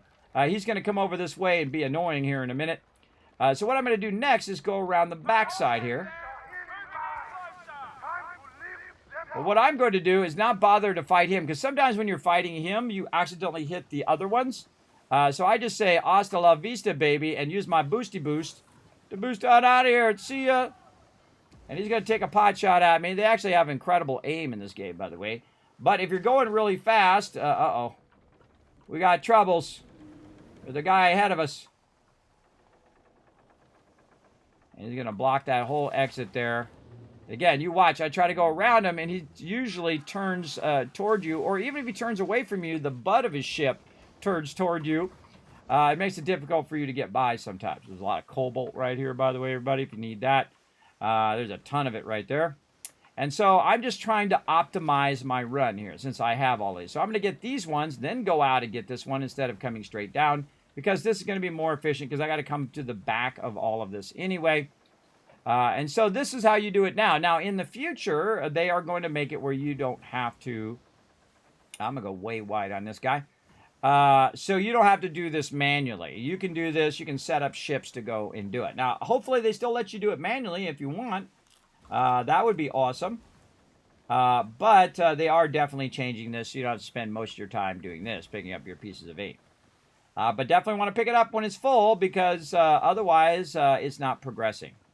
Now, me, I would rather prefer them all be at level 10 and just work on funding that level 10 than going around and picking them up. Oh, and here comes another one. Right over there. Where's the actual thing here? It's going to be on my right. All right, I'm going to stop. Oh, no, I'm going to have to get past this guy. Oh, we're going to probably take a little bit of a hit here. All right, and then I'm going to bump. I'm going to try. Nope, we got it. We dodged it. Oh, no, it hit us. And then I just use my repair kit because I don't care. Because I got tons of them, everybody. I got tons of them, and I can buy more. Or make more. All right, there we go. We collected our profit. Now we're good. Now, by the way, my thing's on cooldown right over here for 110 seconds, which is forever in a battle. So keep that in mind. I'm using an enhanced repair kit so that if it does do any damage to the hull of my ship, it does repair a little bit of the hull of my ship right over here as well. And then, all right, going to the next one.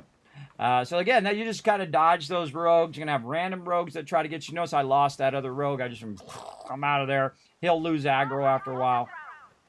And you want to kind of roll past the shore here. You can see I'm getting free cobalt. Back there was a torn sail. I try to be by the shore so I can just grab stuff. And I'm watching what I'm grabbing so I don't accidentally go into that mode where you're collecting stuff. Very important to watch very, very carefully.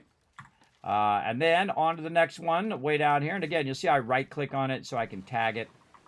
You can also start going and then pull up the map and do it. I always, especially in the fog, I always look and make sure that I've got it tagged first before I go. And then I can watch out for random, slow little ships that get in my way. But I'll do it at least once or maybe twice. I'll just annihilate a ship. Or it'll randomly, sometimes it randomly gets aggro on me. I don't know why, but sometimes it does. Now, I also need to think about what I'm doing after this. So I'm hitting this one, and then I'm going to go this way. So I kind of know where this one is on the right-hand side down here. And then I've also got my exit planned.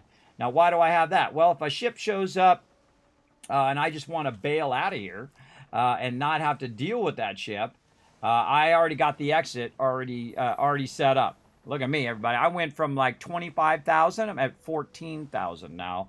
In the leaderboard. Yeah, I've been working hard here in Skull and Bones, that is for sure. And we're rolling up on it over here. Again, you want to make sure you don't go past it here. A little bit further to go. And the second I get it is the second I grab it, right? Second it says interact. Boom, grab it. Grab your stuff. Double or nothing, no. And then I have to escape and then escape a bunch of times just to get out. There's a little bit of a lag there too. So now I want to go out this way. Now, I wish there was a key that allowed you to just go to the helm thing instead of me having to go to the map and then switch. It's stupid. But I want to end up on that one. But I want to actually see where the thing is, especially in the fog. It's kind of hard. So I'll go ahead and turn here. And again, you don't have to turn all the way. I would say turn halfway or 3/4 the way. And then go ahead and set it up because you can still turn. And then all of a sudden, boom, your sails will kick in. It's slightly delayed. There's a ship on the left there trying to get in front of me.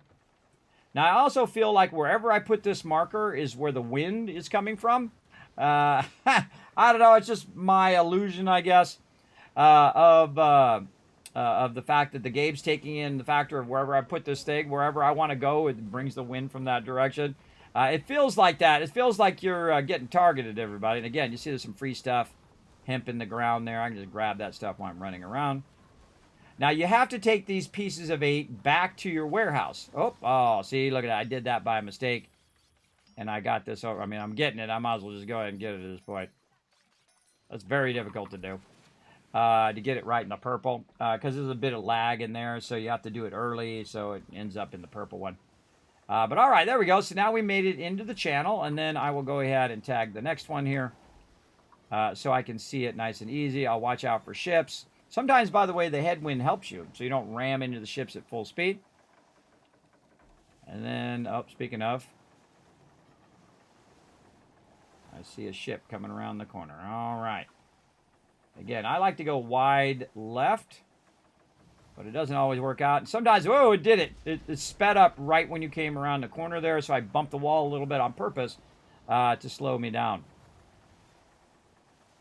All right, and now that I'm kind of clear, not going to run into anybody, hopefully, I can then quickly look at my map, hit E, hit the next one. Now, after a while, if you do this enough, I would think that you had this down and you wouldn't have to look at the map every time. I haven't done this too much because I basically skipped this whole part of the beginning of the game because I wasn't doing the questing. I was going around and figuring out how to trade and all of that. I thought it was all about the trade, but it's not. It's all about the manufacturing, like a board game. So we want to run out. Uh-oh, wrong way. That was my bad. We wanted to go this way. Hold on, full stop. And we're going to go ahead and use the edge to bump us. Now, sometimes it bumps you in the direction you don't want to go.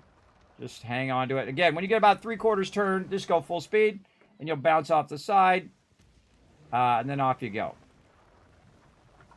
And then I got to go back this way because I foolishly did not look at what direction I wanted to go. I thought it was to the right, but it's not. It's to the left. Now, what you want to do is line yourself up. So when you come into this, you're actually aiming toward the next direction you want to go. Over this way, and of course dodging all these boats coming and going. Again, they have a tendency to just want to dart right out in front of you. Oh, and here comes another baddie from that other location, and I'm going this way. He's coming out that way.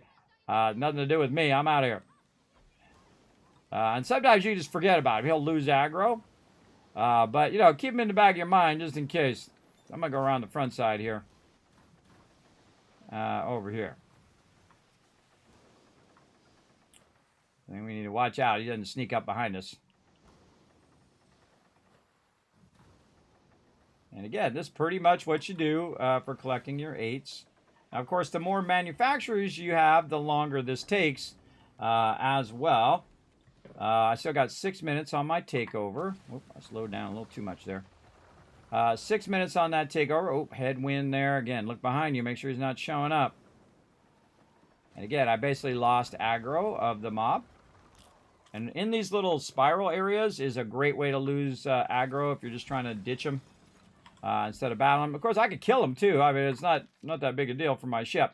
Okay, so I got that. Now I could just take it all the way back, everybody, but I don't want to. I could also start from the bottom and work my way up to the top. I think I might do that next time. Work up my way from top and then sweep down. It's really about the wind direction. If you're really good at the game, everybody, I think it's all about looking at the way the wind is going. Like right now, the wind is coming from right in front of me. So if I had started at the bottom, then the wind would have been behind me the whole time, so I could have done it faster. But that's my thoughts on that, is that you can think about the wind. But I feel like no matter how you set it up, the wind will change every like 30 seconds or something like that. And it's always going to be in your way. So what you want to do is have the ability to overcome the slowness of the wind. Now in this one, we need to go around this edge here to get to this one. So I'm going to aim this out here, and then I'm going to use my thing. Whenever I'm in a nice straightaway where my buff can last the whole time, and I'm not going to be fighting or any of that kind of stuff, I'll use that buff to get an extra couple to go basically against the wind. And it's just slightly faster than my big ship. My big ship really doesn't take that much big of a hit from the wind. But this is a really fantastic tip, everybody, to use the bigger barrel, water barrel, which you can buy from vendors as you're running around. Now, sometimes I'll just do this much, and then I'll take it back and then turn it in so that if I get a takeover, I can go ahead and do the takeover. Now, see, if I'm doing a takeover and I die, I will lose those pieces of 8. So you don't actually, you keep the pieces of 8 on you the whole time until you go back to one of the 2 main cities, either to St. Anne or to Telloc. And if you die at any point between then and the turning it in, you lose all of those. So it is a risk every single time. And of course, the more of them they have on you, the more that you're risking it. But I find they actually have toned it down a bit as well, because it was super annoying where you'd have like 6 or 7 ships on you at the same time. It's pretty crazy. Actually, some of these takeovers that I did, I had like 12 ships on me at the same time. Not kidding. Like 12 ships attacking me, and they're pretty high level and whatnot. And I was trying to maneuver them. And then at some point, I'm just like, okay, this is too many ships. And I just kited them around a little island on the outside edge and just kite them around over and over. And I go behind the island. They try to shoot me. I'd be hidden behind the island. Then they'd come around and I'd go around the other side. I'd play a little hide and seek with them. A total valid thing, because the more you stay in the zone, the more you're building up your ability to capture that location. And if we get some PvP stuff where it's just me tonight, I'll show you. If we get some legendary heists, I'll show you that as well. I think the legendary heists are my favorite. Personally, we got La Peste over here causing trouble. Now, I'm just going to ignore the La Peste dude, because he's going to be after me anyway. But see how he's got like the fighting on there? That means he'll go fight somebody else. He's not necessarily after me. Right? See, he's going to fire, and he's firing at that other guy.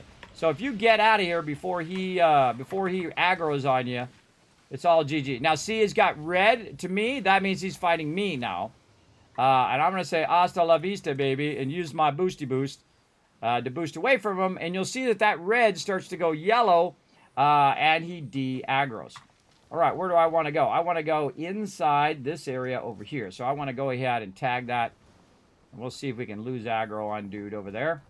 Again, I can go and kill all of them. But I have the ability with this ship and my other ships to go and kill every single one of those mobs. And it's another way to get loot if you want, but it comes at the cost of time.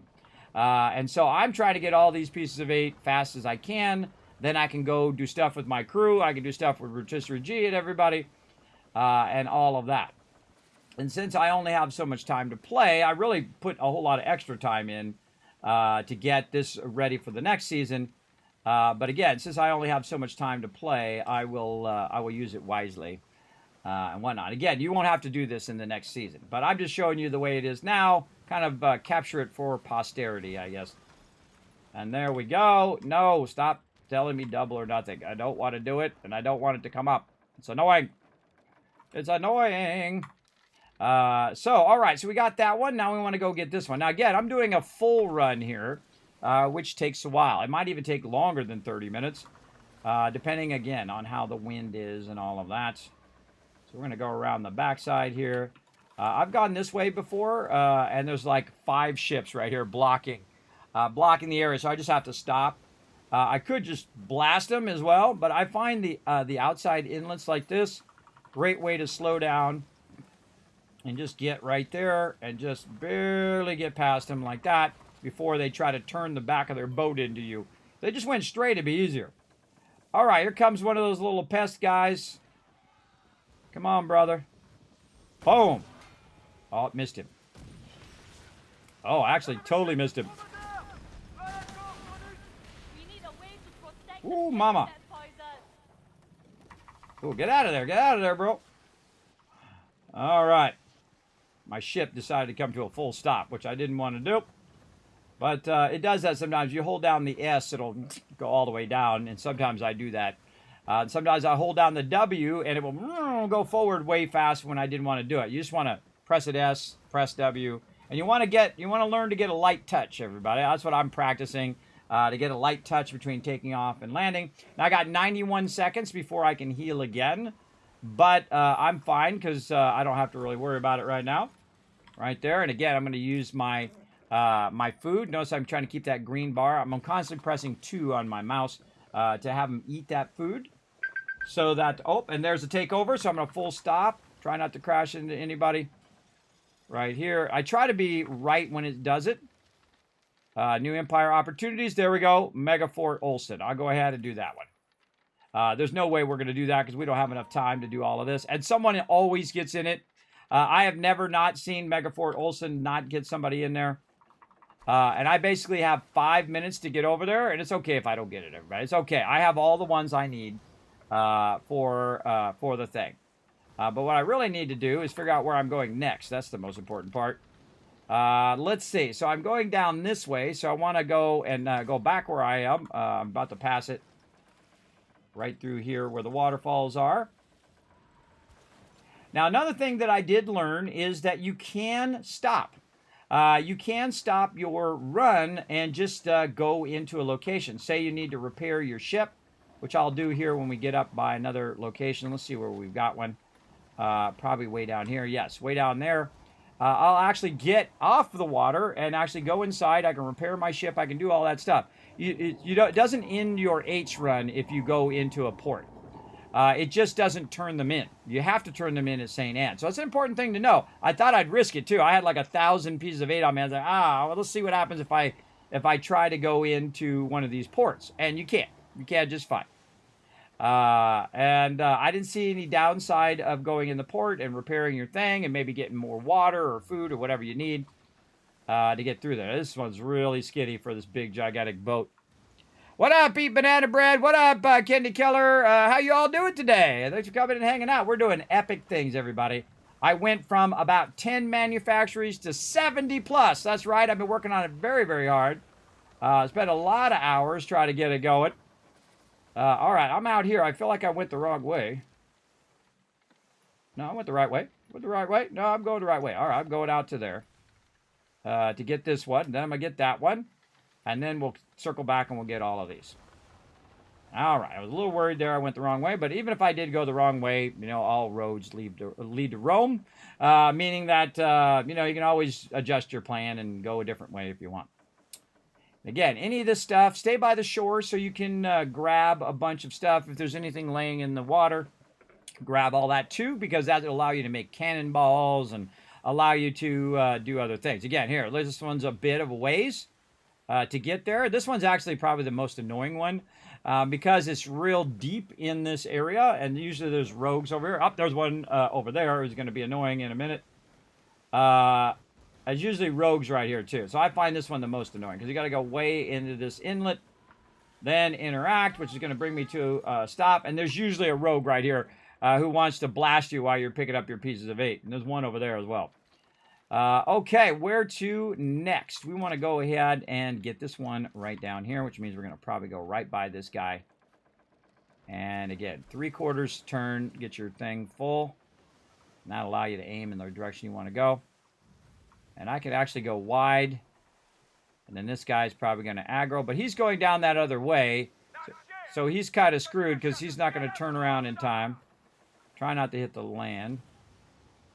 He's not going to turn around in time. And I am out of here. Let's go ahead and use our boost to sail faster. Oh, someone's shooting off some fireworks. And then, see, I lost aggro. See, he didn't aggro on me. Otherwise, he would have went red. And then I can interact. See, I'm not even close to it. I can interact from way back here. The second you can interact with it, I suggest you do. All right, now we're going to go ahead and make a right turn here. So we're going to go up to this one. Guy's just shooting off tons of fireworks over there. Whatever floats your boat, bro. Then I'm going to reduce my speed so I can kind of steer into there. See, I can be more sharp. Some linen there. I'm going to grab that. And then I speed up a little bit, and then I slow down so I can control it. And then a little bit more. And then heavy turn here. Speed up a little. Slow down so I can turn a little, go forward a little faster. I'm going to just grab some of this linen while I'm at it. And then slow down, and then turn. And I'm going to bump. And then the guy's on me again. Look, he's right there. So he's on me again, so I'm out of here again. Luckily, got the wind on my side. You see I'm going 16, 17, almost reaching max speed. That's max speed right there. And I can see how far away this thing is. It's a ways, but I don't want to do it yet. Oh, there's a 21 from bouncing into the edge. So the maximum I've got it to go is, oh, here comes a dude, is 20. So if you've got it going faster, you let me know. In the chat. There we go. Wipe that dude out. And this one's on the left. Again, stay away from that green stuff. You can also get armor that protects you against that. I just ignore it. Oh, and I was going to do a port here too first. I forgot. All right, interact, get my pieces of 8. This menu right here is really awkward, getting the pieces of 8 as well. I'm glad we don't have to do this in the long run. Yeah, I missed it. All right, I'm going to go to this one here. And I'll show you that you can get off your ship and repair your ship, because my ship needs a little bit of repair there. I could just use my repair kit. Also, if you have aggro, and you drop aggro long enough to go onto the shore, you'll lose all those aggro on you if they're chasing you and they're not quite red yet.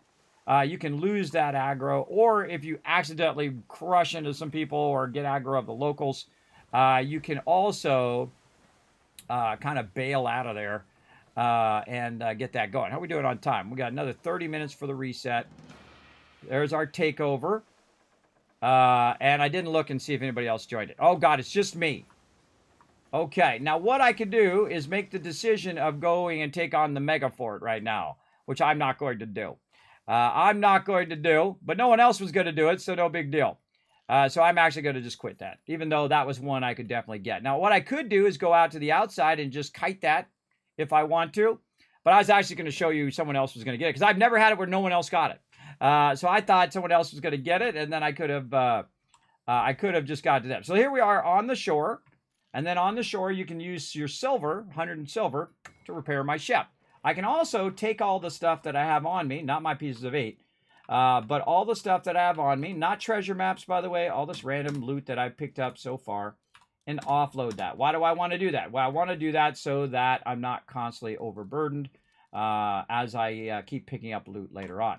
And there we go. So we've cleared that out. Make sure you have med kits. Make sure you have water and all of those other nice things. All right, so now we're going to set sail.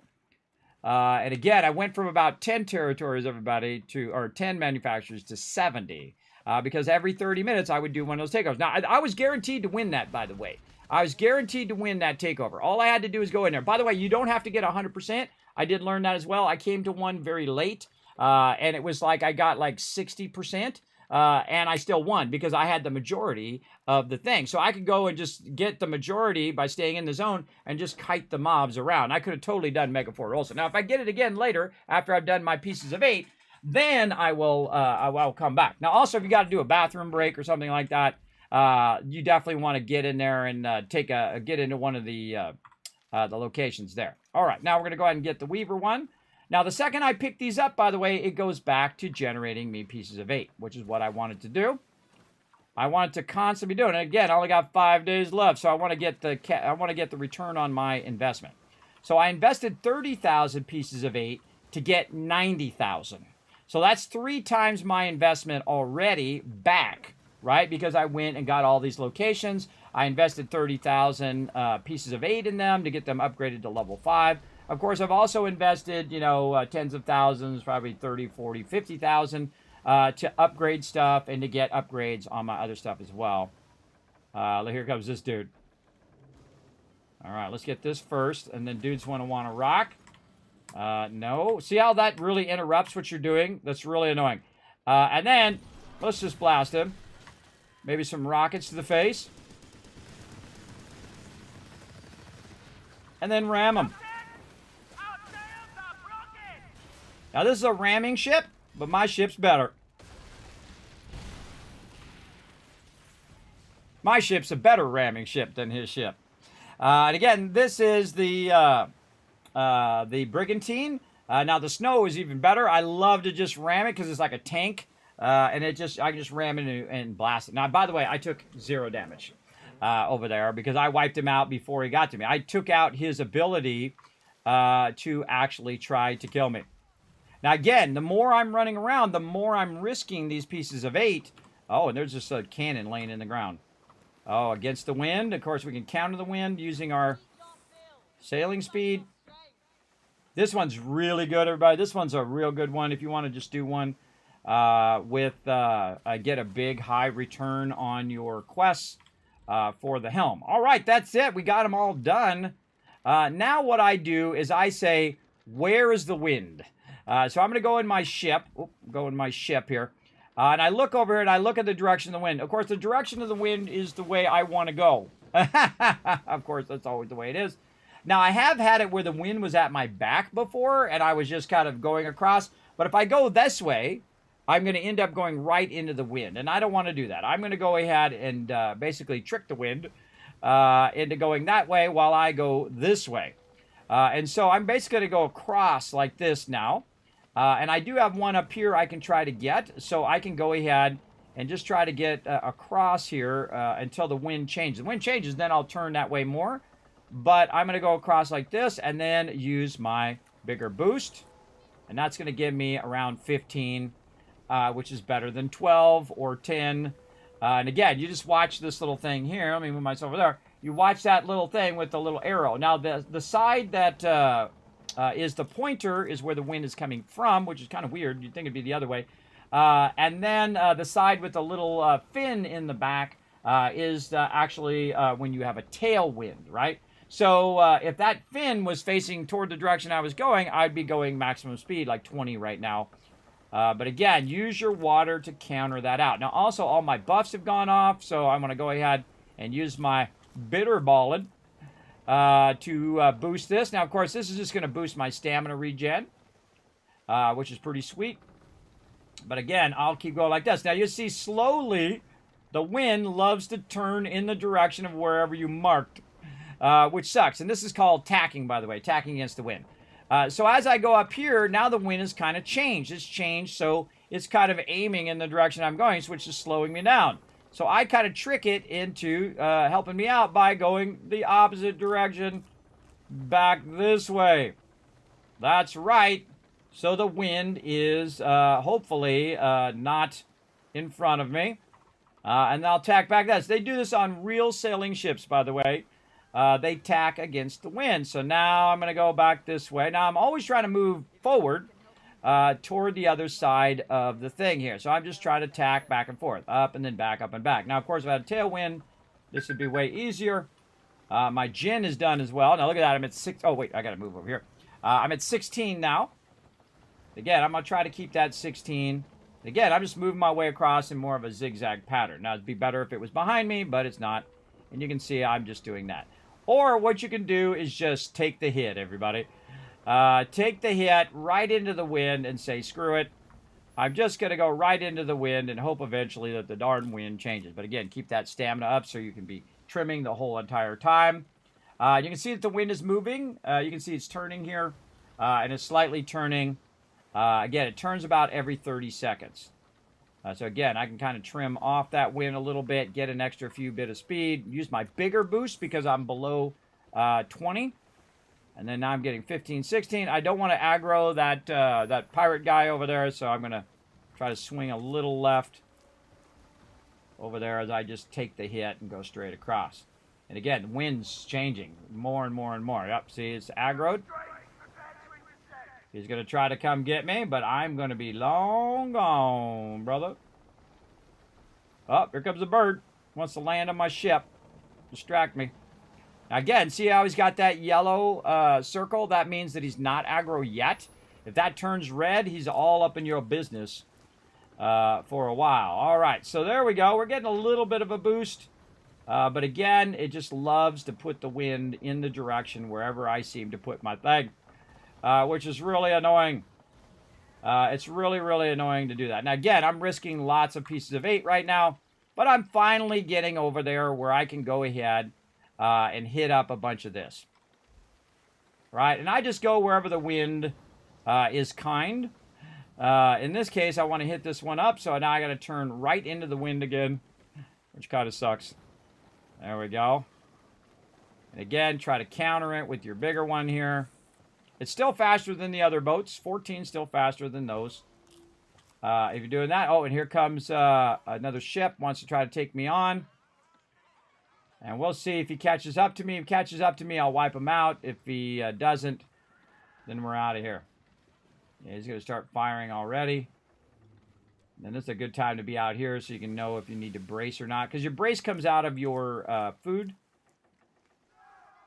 Yeah, he wants up in my business. If you really want to trip them up, go back and forth a little bit like this, because they don't know where you're going, right? And it'll really trip them up, because they think you're going left when you're going right, or right when you're going left, and whatnot. And again, that one's going to fire there. Oh, that one was very close. And then I'm going to stop for a second, grab this. Of course, you're like vulnerable for a second while you're sitting there. And then onward. And then again, use another boost to boost my sales a little bit. It'll be unexpected to them, by the way, if you use that boost. Oh, I missed the one at the bottom. Watch this move. I'll wait till he gets away from... Use my brace. I'll wait till he gets right here, and then I'm going to turn on him. Missed him. I'll turn around on him, and I'll go back the other way. Now, if I have a tailwind, like I do, later, sucker! And then if in 26 seconds, I can use my other one. And so I just basically ding-dong ditched him. Later, sucker! So I did a full Yui. Now, he's got to try to catch me. You're going to see he's going to lose his aggro out there. Eventually, right now, he's red. He's still shooting at me. He's not even close. And you can see, look, it's starting to go yellow now because I'm losing his aggro because I'm so fast that I can basically just ditch him. Try to keep that stamina up. Make sure you keep your stamina up. Keep a lot of food on you when you're doing this. In my case, I have like 50 food. And then here we go. We'll interact with this. Grab this real quick. Awkwardly. And then dude has now lost aggro. But if he gets close to me, he'll aggro again. So what I'm going to do is dash down this sucker right here, which is very awkward to navigate some of these, by the way, with a big ship. I'm going to slow down a little bit. Speed up. And then try to turn, then slow down to turn. And slow down. And see, he re-aggroed on me. He's red again. But there's no way he's going to navigate down here as fast as me. And I also have the wind on my side, so I'm going to use that to my advantage. Bring up my map, say, where am I going next? I'm going to backtrack to this guy. Right over here. Oh, try not to hit that little ship there. I didn't even see him until the last second. And I usually come in this way. It's actually smarter to get the bottom two and then go over, but I missed it. I went and got the top one instead of the bottom one, so I'll just go this way. And again, my goal is to lose that aggro so I don't have to deal with it. Now, I go kill the guy and do all of that, but I would rather not spend my time doing that. Did I set a new takeover thing? I don't think so. Let's do a full stop here. Stupid thing. Oh, all my timers have done. All right, hold on. Let's go in and see how much time we have left. Hey, Suri, create a timer called Takeover for 12 minutes. By the way, if you notice that Suri doesn't talk anymore, when I tell her to make a timer or turn my lights on and off, that's a function you can go in and do. You can go ahead and interact. You can go in and make it so she doesn't announce every single time she does something, which was getting super annoying. Okay, now I got to go out of here and navigate back this way. And again, when you're at 3/4 turn, full sail, and by the time that full sail kicks in, you'll be in the direction you're going. Oh, there's a little ship coming in. Again, you can see I'm picking up those torn sails and stuff as well. So I'm going to go ahead and stop.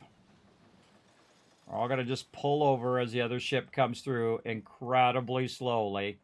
Now, again, I could just blast that ship out of the water and run for it. But I find it annoying to have to deal with it. Not that it really is that big a deal now because my ship is so built up. I could take on a ton of different peeps at some point. And look at all this bog iron I can grab as I'm going by. Yeah, grab all this random loot. You're going to find a lot of random loot. That stuff all adds up over time. Really easy. Just hit F and you got it. All right, then we're going to hit this one on the way out. Super easy. We're going to try anyway. We're going to hit this one on the way out. Boom. And now we've collected an absolute ton of this. Now, what I could do is go over and get these ones, but I can just go ahead and say, you know what? That's probably enough. Oh, I can't mark it because dude's in the way. There we go. Mark St. Anne. You can see it's up there in my radar, as well as visually it'll be there as well. Now, let's hope we got a tailwind. I'm going to tell you, wherever I put that thing is exactly where the wind's coming from. Yep, I was right. Here comes the wind right in front of me. It's really annoying. I swear to God, every single time. But actually, if we turn just a little bit here, it will give us a little bit of a boost in speed. So again, I'll go like this, and then I'll just go out a little bit into the water. Of course, when you're in the shallows, it's very flat. It's called glassy, if you're familiar with your nautical terms. And so it's real flat and even, so you're not bouncing around on the waves. It allows you to go nice and even as you go. So I typically like to be in those shallows a little bit and stay in there. And again, we can counter this with our big one. We're just going to give us a little bit of a boost. Just kind of hanging out in the shallows here. Occasionally, I kind of turn toward the wind. And that'll slow me down. Then I'll turn off the wind again. Again, the wind changes, so you have to kind of look at where the wind changes. Now, I can also go wide this way and try to get off the wind, but it rarely ever happens, so I'm going to go this way. Here comes this dude again. Get my stamina up. We can get him from here. Yep. Bye-bye. Whoa, shipping my way. Now, you got to watch out where you're going because I'm in the fog here. So, I got to kind of watch where I'm going. Oh, it's not even showing me. But most of the time, this is... you can get lost in the little inlets or you can get lost in the side. So, definitely a good idea to watch that map when you don't have anybody in front of you. Again, I swear to God, every time you try to go somewhere, the wind is in that direction, coming right at you, slowing you down. It's really obnoxious, as a matter of fact. And that's why I keep burning up this stuff. Keep burning up my my water as often as possible, so to give me that boost.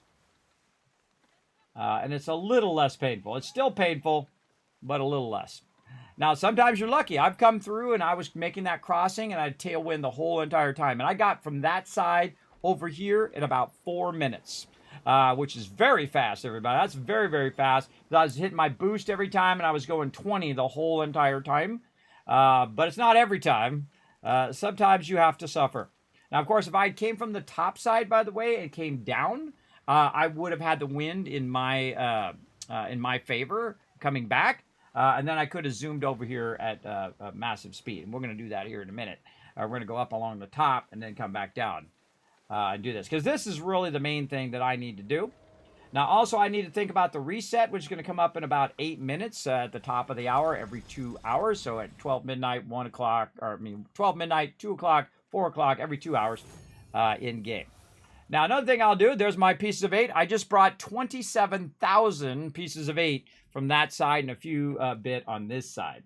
And that definitely is worth it when I spent 30,000 to get it where I can collect 27,000 just from one side. Now, again, we want to stock up on all of our stuff here and also transfer all the stuff that we don't need off our ship so we don't get overburdened. The ship gets overburdened fairly easy compared to the snow. But you can see I've got 53 waters. By the way, if I am sunk, I lose all my waters and all my food. It sucks. It sucks big time. So do I need 53 on me? Probably not. We could probably cut that in half down to, say, 20 for now. I can always stop at a location and get it out of my warehouse. If I keep it in my warehouse, I can just get out of there. You can't keep it anywhere else, but you only got the 2 places you can keep it. You can keep it in your cargo or you can keep it in the warehouse. Either way. All right. Now, again, when I roll up here in town, I got some things to do before I go back to collecting my pieces of 8. And now I'm at the point where if I get sunk, I'm fine. As long as I don't want to lose my stuff. So, again, I'll buy more water. Every time I roll through here, every time I roll through Teluk, I'll buy that water. So let's go ahead and also jump into our helm area. And let's give this a second, because sometimes I run up and then the interface doesn't work. It kind of sucks when that happens. I'm number 250 out of this week, everybody. I'm doing actually pretty good, 252. All right, so we did this one already. So this one is finished. So we want to queue up another one. Again, I look for the one that has the most sugarcane right there. All right, 42 minutes. Hey, Siri, create a timer named Rum for 42 minutes. Now, you notice what it did? It said 42 minutes, but it's actually 50 minutes over there. It's actually going to take longer. And that's because it's creating more of the things. So let's go ahead and delete the rum one. Hey, Siri, create a timer called Rum. That's 50 minutes. And there it goes. It did it. You can see it's got takeover and it's got rum. Also, our other one is now finished, meaning that the Telok over there is also finished. So we got to go over to Telok over here as well. Oh, I forgot to say hello to Rotisserie Jig. Hey, Rotisserie Jig, I'll be busy for a while collecting all my loot. Just a heads up. I forgot to say hello, but I get all involved. You know how it goes. All right. Yeah, no worries. I'm kind of doing the same thing as you. You can drop group if you want, just in case it screws up your loot or whatever. Oh, it doesn't. You're fine. I'm planning to do some forts later. Make sure to stack up them fort ones. Double them up or triple them up. I did one that was 4 the other day. I went to Fort de Luz and I did 4, and I literally had like 1 or 2 below where I was overburdened. It was awesome, and I ran back to base and dropped it off. Very close one. So you can do 4 of them at de Luz, which is cool. I've got 2 for Dooster at the moment, but that might change depending on how it goes. Yeah, I try to do Fort de Luz because I can do that one solo. And then I do Grand Fort because those are both easy. Grand Fort's when I'm doing it with you guys, and then Fort de Luz when I'm doing it solo. So I suggest those 2 because those are the easiest, and you get just as much loot. Again, all right, so we're going to set that up. That opium is going to run for 46 minutes. Hey, Suri, set a timer called opium for 46 minutes. So you want to look at it after it starts and not before. That's the trick I wanted to mention there. So now I got both of those running for another 40 minutes. Again, time is your factor that you want to do. And we got a takeover opportunity in another 3 minutes and 30 seconds. I definitely want to look at this before it resets because it's going to reset in about 4 minutes. So I'll look, okay, Fort Hamoon, don't want to do that one. Fort Dudester. He's got Fort Dudester, so maybe I want to grab Fort Dudester. And then I can do that one with him. And maybe when it resets, because it's going to reset all the forts as well. And all of the rogue hunts. So I might get 2 more Fort Dudesters, and we can go do that first. By the way, you don't have to do your supply stuff right when it resets. You've got 2 hours to do your supply stuff. So if you're going to do forts, do the forts first, and then come back and do your supply runs. Now, for me, I don't want my pieces of 8 to stop, but let's just go ahead and look at my pieces of 8 now. Let's go here. Where's my piece of 8? Oh, here in this one. Right now, I have 119,000 pieces of 8. Now, remember, I took 30,000 pieces of 8, and I turned it into 119,000. We're not even done yet, everybody. We're not even done. And that's because I kept doing those takeovers as much as I possibly could as well. All right, so now we did most of this over here, and now these are all going to run. Now, if we look at these, how long are these going to run? 5 hours, 8 hours, 3 hours, 1 hour, 3 hours. Now, I like to make sure that I let this run down. I usually try to do like 6 hours offline, where I get every single one of them all the way to 6 hours, back up to 17 hours. I requeue them, and then I log off. And then I come back, boom, they're all full, hopefully. So what we're going to do is we're going to start down here at the bottom. This one's actually really annoying, the way that this is laid out. We can start at the bottom or we can start at the top. Now, we start at the bottom. We're going to be going against the wind. Well, at least that's the way it was before. It could have changed by now, by the way. I can start at the bottom and then grab this one, come back out, grab that one, go da-da-da-da. But I find going at the top here, I like a little better sometimes. Or you can start over here and then cycle back and get this one. And then go down and get these, and then come back up and then do this. See, this is what you want to figure out. What is the... Oh, wait, that one needs to be funded.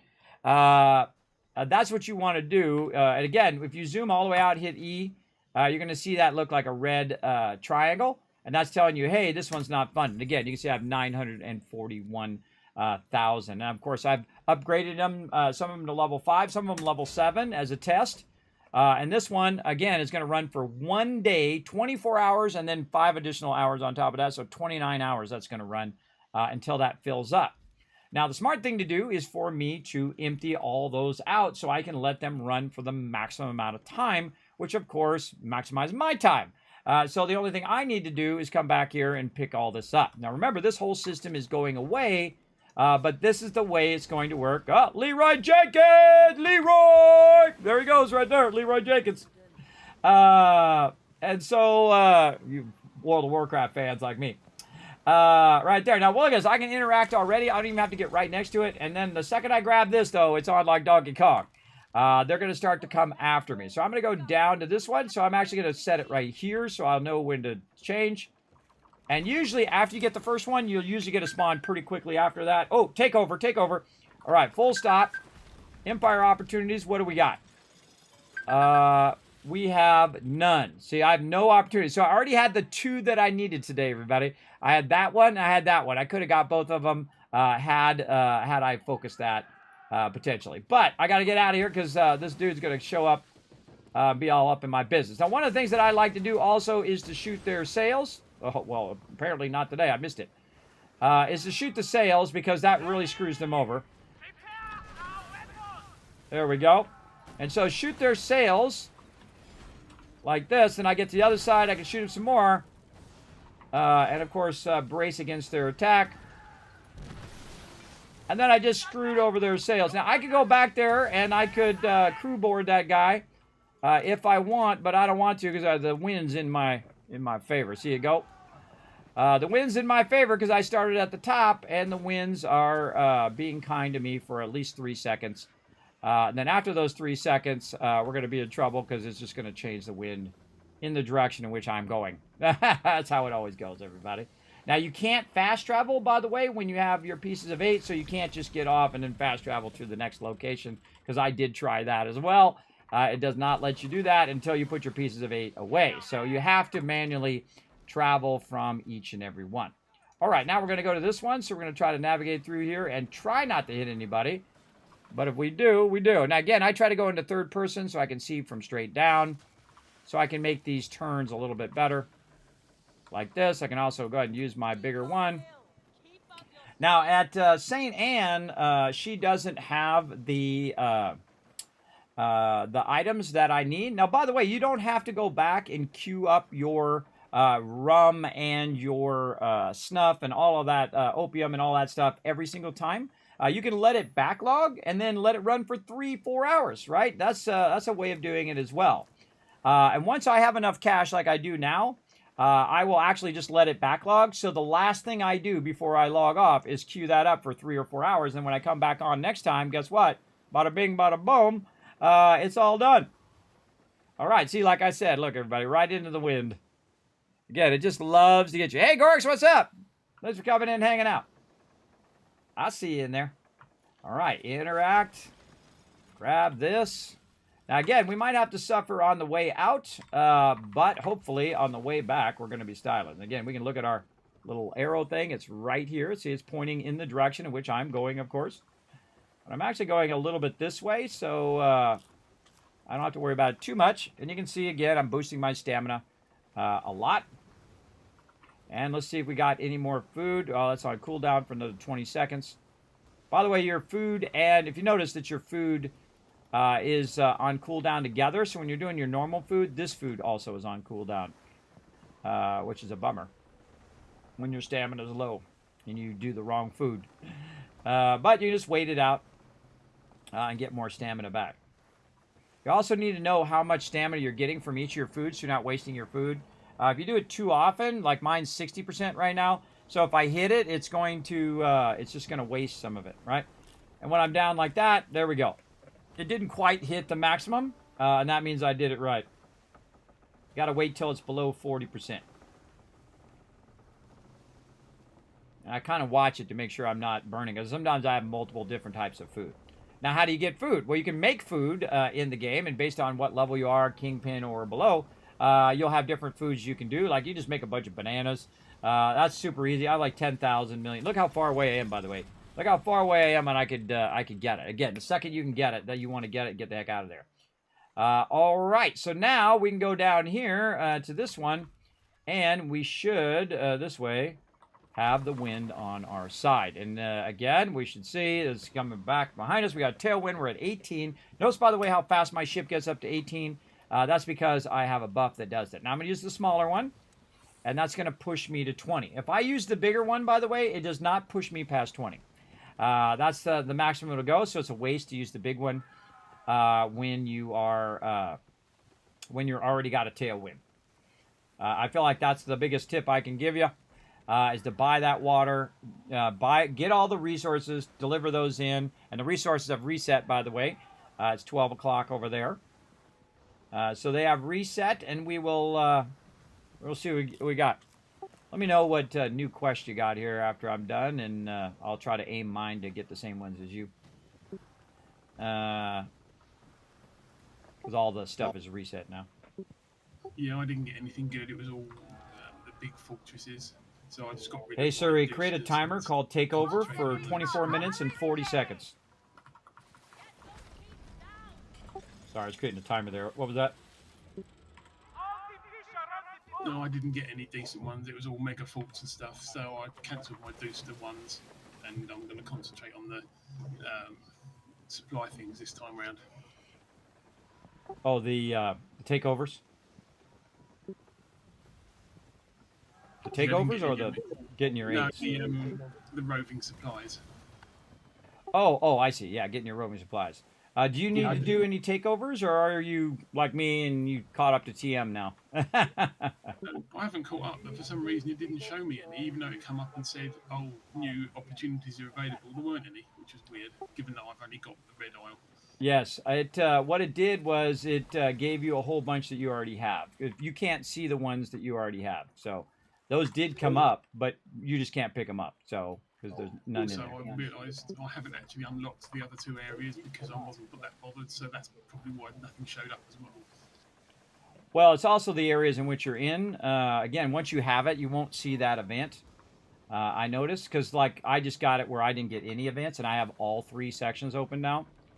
And I have 2 that I need, and then all the other ones don't show up for me because you already own that location. So it won't give it to you if you already own it. So yeah, I mean, if you want to spend 10 grand if you're going to really work on it a lot, then I would open up all of them because it's actually fairly easy because there's not a lot of people doing the takeovers right now because most of the people that have it already have it and it's not showing up for them. You know what I mean? It's not showing up for them, so there's a lot of them you could grab if you're trying to get those bonuses. And then I would just spend every 30 minutes trying to find one that no one else is trying to take over. That's what I did, and that's how I now have nearly all of them. I'm short by 2, Mega Fort and then another one. So I think I can get that this week. There's no problem, I don't think. But, I mean, I had an opportunity to get both of them today, but I was busy doing other things. Already had an opportunity to get them. Again, that'd be pretty rare to find the one. I've got 3 left in couple that I need. Red Isle, and I haven't bothered unlocking the other 2 because it's only 5 days left, and I'm not going to be on that much.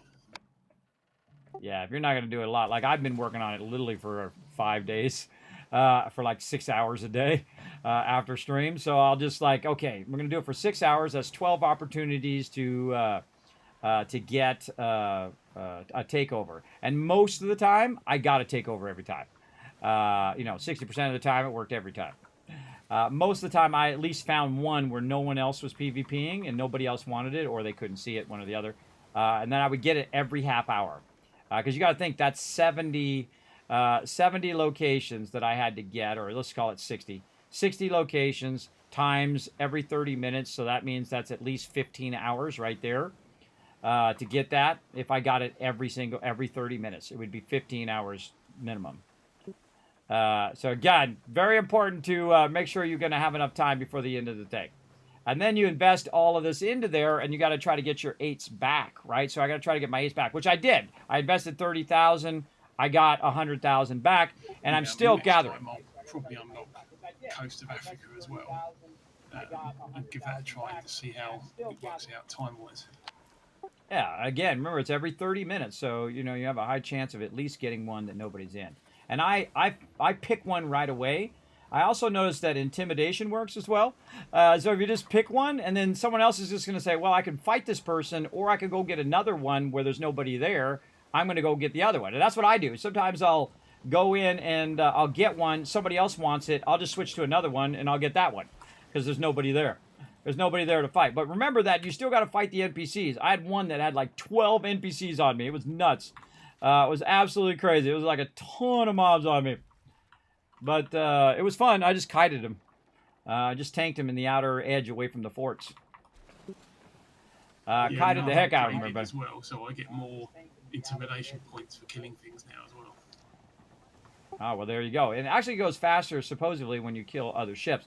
But I don't know if it's talking about PvP ships or if it's talking about actual NPC ships. I don't know. It says that you progress... Whoa, let's cross the ship. That you progress faster when you take out other ships. I think it's just that they progress slower and whatnot. Oh, and look at this. Some rogues. Some rogues out here waiting for You me. also get points for blowing up the guard towers and stuff as well on the takeover place.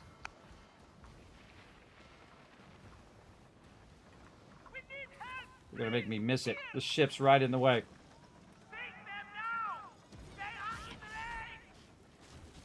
Interact. Grab my pieces of 8. Get the heck out of here. Later, suckers.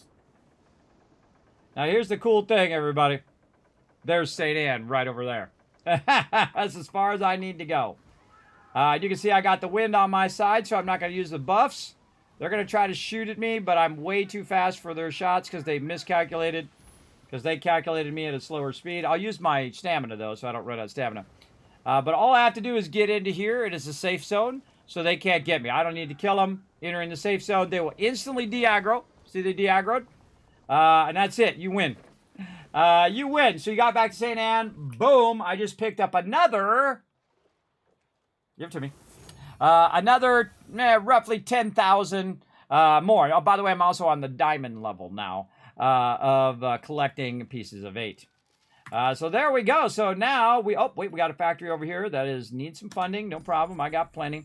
And again, I feel like 5 is a good management thing. Actually, Rotisserie G mentioned that to me, that he keeps his at 5. And that's a pretty good way of doing it. It will go for a day, roughly. This is about 17, 18 hours, roughly at level 5. At level 6 is a whole day. And then, of course, you can get to level 10 like I have these. And these are 2 days of funding, everybody. Again, that's 1 hour and 19, 1 day and 19 hours. And that'll be 4,000 pieces of 8. And plus, this one's also boosted. This is 33% boosted, which means I'm getting 33% more. Plus, really, it's 30% boosted, and I added 3% because I bought upgrades. And that's another thing I'm going to do. I'm going to get these 2 at the very beginning of the season, and then I'm going to upgrade them to 10. I'm going to get all of my trade upgrades, every single one of them suckers, in there, and then I'm going to work from there. And then I'll decide what to do with my other 3 that I'm going to get as well. Okay, our next takeover opportunity over here is in 17 minutes and 23 seconds. Now, again, I'm always looking for the one that's legendary heist, because the heist is pretty much guaranteed, because the people who are doing the heist, if they fail, they don't want to fail, because then they don't get their thing.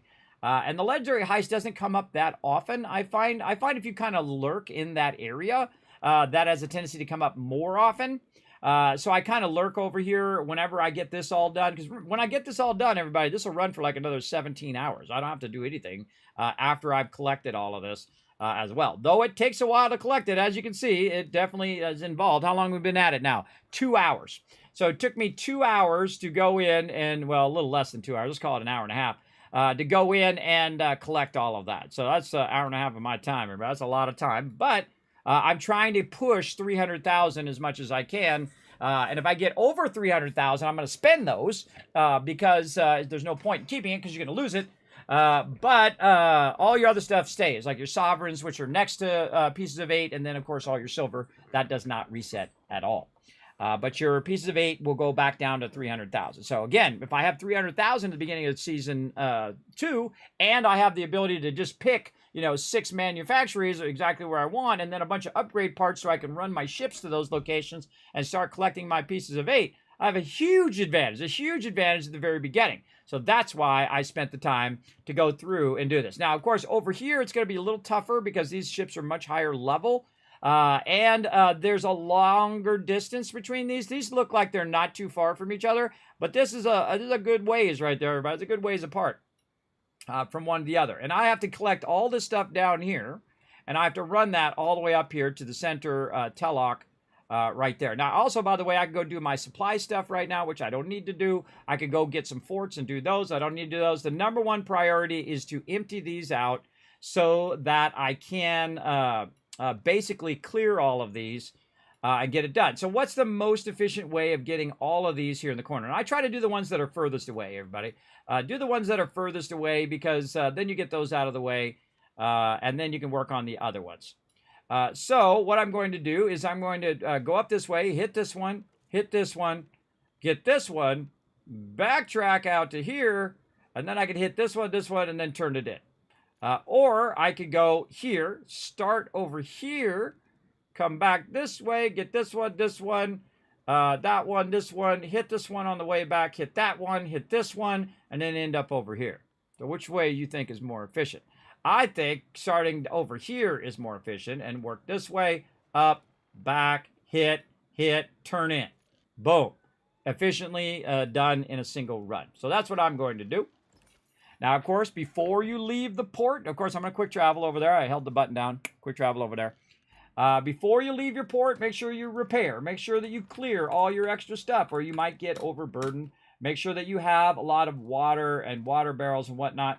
Now, I could actually take a moment and say, you know what? Hold on a second.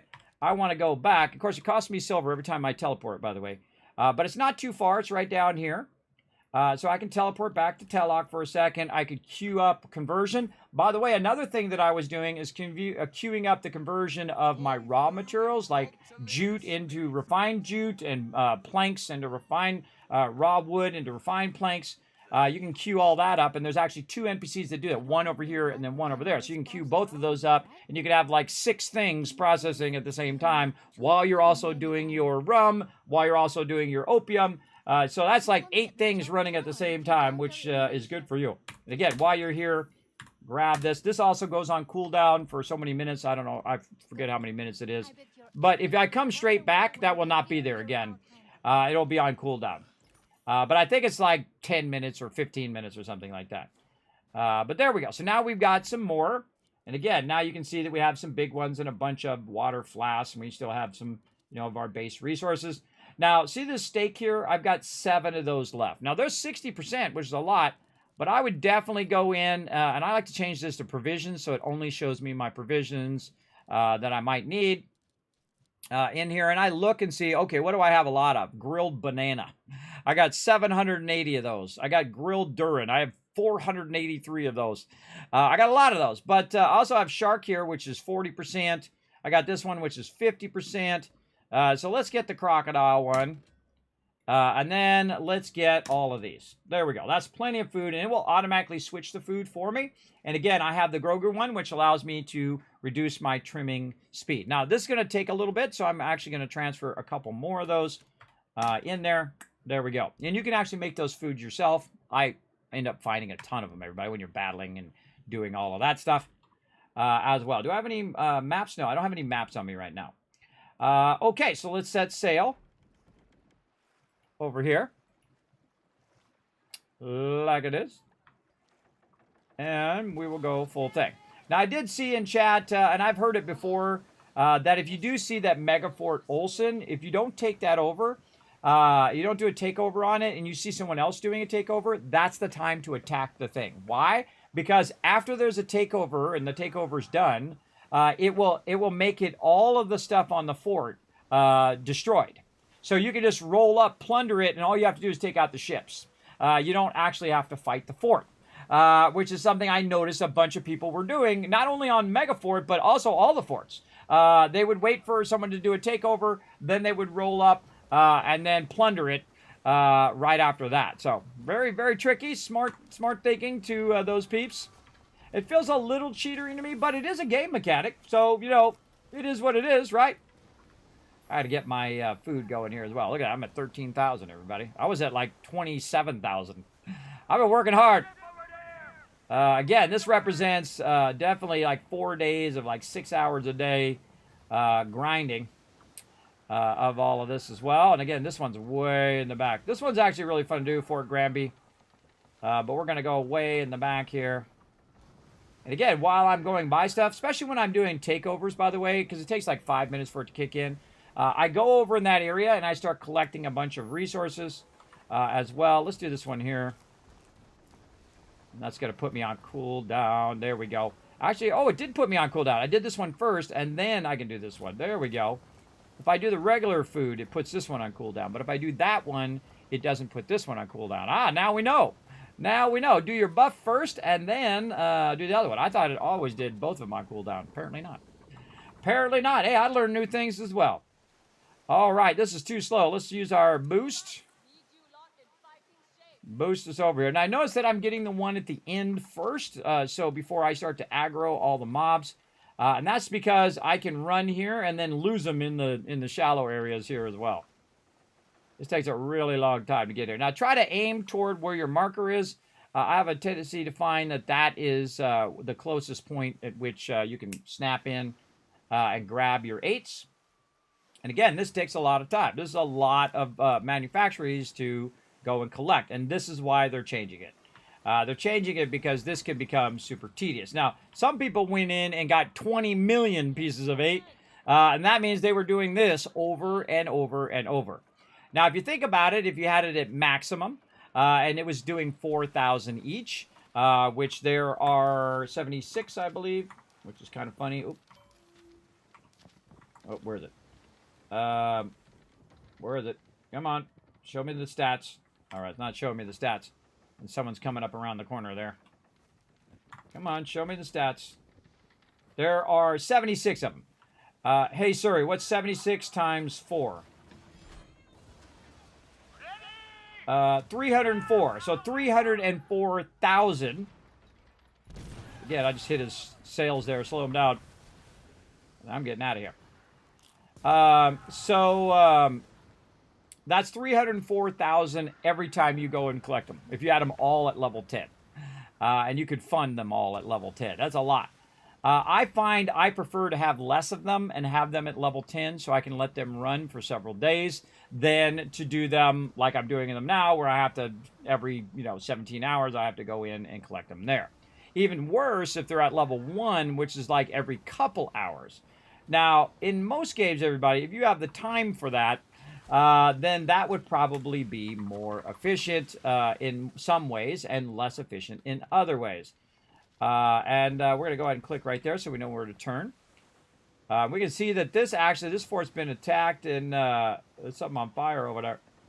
It's on fire. I think it's always on fire, by the way. It's not from players, but it's been attacked from some peeps. Got burnt out. But again, I always kind of tag the direction in which I'm going, trying to keep my stamina way up. And then you'll see I'm in third person because it allows you to be more precise on your turns. Look, there's a guy there. Now what I'm going to do, instead of trying to go past him, I'm going to brace through that. And then I'm going to try to go this way. I'm going to bounce a little bit off of this. Sharp turn by slowing down. Car. There's a boat in my way, of course. I'm going to slow down and then speed up. Speed up here. And, of course, in the direction that I want to go is when the wind comes. Now, notice how he went yellow because he's trying to catch up to me. Now, I can annihilate that guy. Look, I'm picking up all this extra loot here. I try not to get so close that I actually activate that thing, but close enough where I can just kind of siphon a little bit of loot while I'm at it. And again, I can go ahead, use my boost, and say, hasta la vista, baby. Oh, wait. Oh, see, you get distracted. I just about went past my first one there. All right, now I got to go back, and dude's coming this way. And that's what happens, because that boat was in my way, so I thought, well, I'll go around that boat, but then I went around the boat, now I got the thing, and then the guy might show up and try to kill me. All right, heavy turn here, and boom. And then turn. This boat's going to be in my way, so I'm going to turn even more, and then full sail, and try not to ram into him. So I don't have to deal with everybody, of course, thanks to the wind being right in the way. And there's a lot of rogues through here that will try to battle you and whatnot. I just ignore them now. All right, now we got to go through this super awkward turn right here. I wonder if I go to the end if it's a little easier. Than trying to go through there. Well, I'm kind of going this way anyway, but it's really awkward to go. Oh, there's some ironwood. Don't want to harvest stuff. I just want to get the loose stuff. Whoa. All right, almost missed it. Again, you can see me bringing my sails up and down to control it, and then all the way down. Oh, and I bounced that edge. Had I not bounced that edge, I would have had it. But again, this is really awkward with a big ship. Now, they are going to try to make your smaller ships more viable, so you can get those to max level as well. Because you're using those smaller ships, you have less slots to use, less, what do you call it? Less cannon slots or weapon slots, and then also less furniture slots. So that just makes them a lot less useful, but they are small, so... oh, wait, this is the wrong thing. But we could disembark here. This is the wrong thing here. And instead of spending my repair kit, I can just go in here. Go in here and repair. Change my cargo out. Drop a little bit of this stuff that we got. Transfer to warehouse. Back out again. So yeah, I didn't need to go down here. This is a location that is a travel point. That's okay. Go in there and we'll take care of our repair. And I was afraid to do that, everybody, because I thought I would lose my piece of 8. It says, hey, you can't go to a location and try to fast travel. But that's okay. We'll repair. I try to hit a place that's, you know, actually in the direction in which I'm going to go. Not one of these that's way off to the side like this, because this is really painful to try to get back out of here with a giant ship. Oh, here comes another guy. He's going to try to get me. Oh, yeah, he's going to come in. He's a rammer ship. Again, my goal is not to aggro the locals. And so dude's going to try to roll up here and ram into me, and I'm going to turn away from him. He's going to fire. Oh, he's got... ooh, look, see, it took my brace all the way down. Get my thing all the way up. Pieces of 8. And again, right into the wind. Now, see, this is dangerous. If I go like this and he shoots some torpedoes down there, he's going to get me. But what's happening also, these little lines here, the top one is your brace. So my brace is going back up again. Make sure to constantly keep your stamina going so that your brace is also going. And, of course, when you're holding down brace, it's burning all those, burning that up. So watch out for that. All right, so we got that one. Now we're going to go up here and hit this one on the way. This one's super easy because... Oh, I hit my food. I didn't mean to do that. This one's super easy because you just roll by the front of it here while we already hit that other one. And so we're going to hit this. And again, we want to look at where we want to go next. Do we want to go out here or do we want to go up here? Well, we can hit this one on the way back because we have to come back down this way anyway. So we're just going to go straight. Now, in these little areas like this, I typically will fully stop, look at where I need to go next, and do it. Now, eventually, you're going to get this down, everybody. If you do this enough, you'll get it down. But you don't have to, because the whole entire system is changing, where you don't have to spend 3-4 hours like I am just collecting your pieces of 8. But, of course, this is going to give me a huge advantage in the next thing. Now, this guy's going to be right in my way. He's going to turn right toward me and irritate me. So that's it. I'm just going to try to wipe him out before he even tries anything. And I totally missed him. Can't see squat. I need to watch out. I don't crash into another ship in front of me. And I can't do my thing, so he's going to fire. I'm going to hold down the thing and brace it. I'm going to rotate. Again, brace through that. Waiting for it to come up. I can crew board him, but I'm not going to. I'm just going to wipe him out. And there we go. And then I can just use my repair kit. You can see I'm damaged. I just use my repair kit. It has a long cooldown. But that guy most likely is not going to show up again. Now, I need to make a right here. Right where that ship's going, of course. And I was going to try to get ahead of that ship. But I think we might be able to sneak by them on the left side. I try to look at what side they are in the canal. Oh, some free stuff there. Again, I grab it unless it's going to cause me to crash into peeps. Because that's the most annoying thing that happens. Again, see how it loves to speed you up right in the corners? And I'm holding down the button extra hard for no reason, by the way. I can't kick that habit. I can't stop myself from doing it. I don't know why. My brain says, hold it down harder. That'll make it turn faster. Doesn't do that. Doesn't do it at all.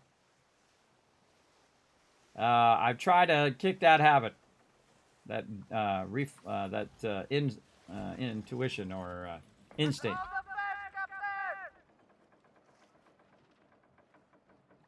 You just gently turn it around. We get 3/4. Boom, you're on to the next one. All right. And again, this is why they're taking this out, because this is a grind, everybody. And a lot of people have been doing this to the tune of 10s to 20 million pieces of 8. I'm so glad I didn't do it. So glad that I didn't do it, but I'm going to benefit from the little bit that I'm doing because I'm going to have those pieces of 8 in Season 2. So I think it's worth it. Oh, take over time. Hold on. Let's stop. Let's go ahead and bring that up. What do we got? Nothing. See, I got nothing because, again, I have those 2. I may never get those 2 again, by the way, in the point in which I can grab them. I may never get them again. And such is life. But if I don't get them, I'm still good because I got enough to where I'm going to get the maximum of both the amount that I get to pick at the very beginning and then also my upgrade parts. And that was really my big goal. And I honestly didn't think I was going to get it done as fast as I did because I got a lot of them. So I opened up all 3 areas, which I'm going to do in the very beginning of Season 2. This way, if I have any opportunity at all, I will go ahead and do it. Now, of course, there's going to be a mad rush, by the way, of everybody trying to do it. So I'll do it casually. Okay, is there anywhere where no one's at? Now, also another thing we do is we can stack the deck, right? So me, TM, and Rotisserie G, or me, Wolf, and TM, or whatever, can stack the deck where we can say, okay, I'm going to get this one, and then I'll help you with the next one. So if it only has slots for 3 people, we all 3 join it. Then we wait for it to run down, and then after it runs down, 2 of the people leave, and then the last person just gets it automatically. And then that's it. You're all good. Oh, did I go the right side here? I did. Yes, I got to go around to the right. Round to the right. Oh, and I see, now I got a tailwind. See, I'm going faster now. See, I had to suffer on the way up, but luckily we'll be pretty sweet on the way back. Well, kind of. The wind is not totally at my back, but enough. And here comes another guy who wants to get up in my business. And I'm really going to leave him in the dust because I'm going to boost. Let us go. Oh, that bump on the side there really helped me. And again, I'm just leaving that dude in the dust. And that's what's so cool about the this particular ship here, the Brigantine. Is that it is all about the speed. Right there. All right. And then there's another ship who's going to get rowdy over there, and I'm going to go ahead and go over here. Oh, did it do it? I don't think it did it. Right there. Huh? Didn't do it. Okay, hold on. Ditch this guy now, right into the wind. Right into the wind. Okay, my map thing is not working. It's irritating. There we go. All right, now it's working. All right, now watch as I lose them in these little islands here. Race against that. And then this is where, again, boom. Later, sucker! Laters! And then I use the speed of my ship. Again, keeping that stamina up. I use the speed of my ship. Now, even if I turn a little bit toward the wind, I'm still getting 16, which is way faster than his boat goes, and he'll get lost in there, and you just ditch him. You just ding-dong ditch him, everybody. Laters!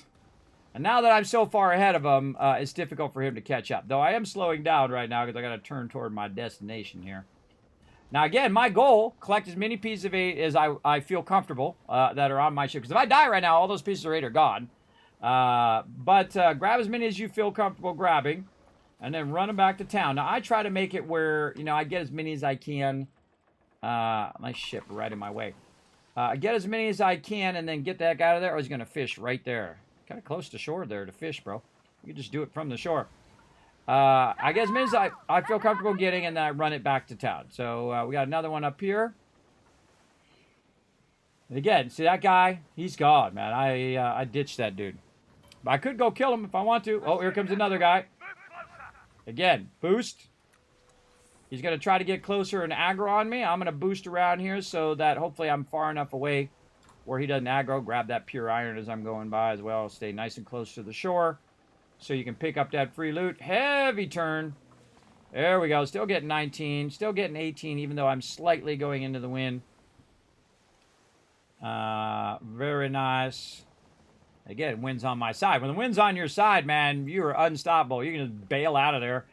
Whatnot. Now, of course, this is still on a cooldown. What I do also when I'm doing this is I'm counting. 27, 26, 25, 24 in my head.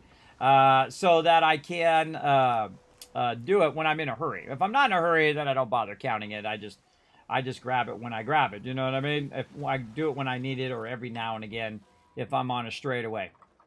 All right, now we're out of here, and we're going to go down here to Telok and turn this in. Because, again, this stuff up here you want to turn up into here. So we want to get that whole corner because that's really far away from the edge. Also, at the very bottom is really far away. And, of course, these are nice and conveniently close over here. This one actually has a travel point right next to it. That's why I waited on that one, so I could hit this, and then across, and then and then back up. Those are super easy. Now, there's pretty much no stopping me at this point. When the mob, even if I had 10 mobs on me right now, I could basically brace my way through to get to the safe zone. Or I could just do a zigzag pattern. You know, don't sail in straight lines, everybody, because it's super obvious for the NPC to get you. All right, then we're going to disembark. We'll see how many we got now. Remember, we started about 90. And boom, there's another 10,000 right there. And we go look at my character right now. Right over here. Oh, not character, it's, what is it? The ship menu, you see I've got 139,000. So I turned 30,000 into 139,000. So far, not done yet. And again, we got 5 days to keep doing this, right? So I can go and get it tomorrow, and the next day, and the next day, and the next day, and then reset. So that means that I can get, as you can see, I've gotten so far, I've got about, let's see, 50,000. So 50,000 per day for 5 days is a pretty good amount. I might hit 300,000. I'm going to try. I'm going to try to hit that max. So I have the exact max. I want to go. All right, repair ship, manage cargo, offload. Oh, we got a treasure map too. We'll get one of those. I'll show you how to do treasure maps. Super easy, everybody. Super easy. We'll get that going later on. You can't take it off of you. You got to leave it in there, which is a bummer. Okay, and then since we're here, guess what we're going to do? We're going to run up. Now, we also could queue up our conversion of stuff, but I don't really need to do that right now because I don't really need that much cash. But I'm going to buy and sell. Always buying. Oh, and see, it's still out of stock. See? Out of stock. That's what it says, out of stock.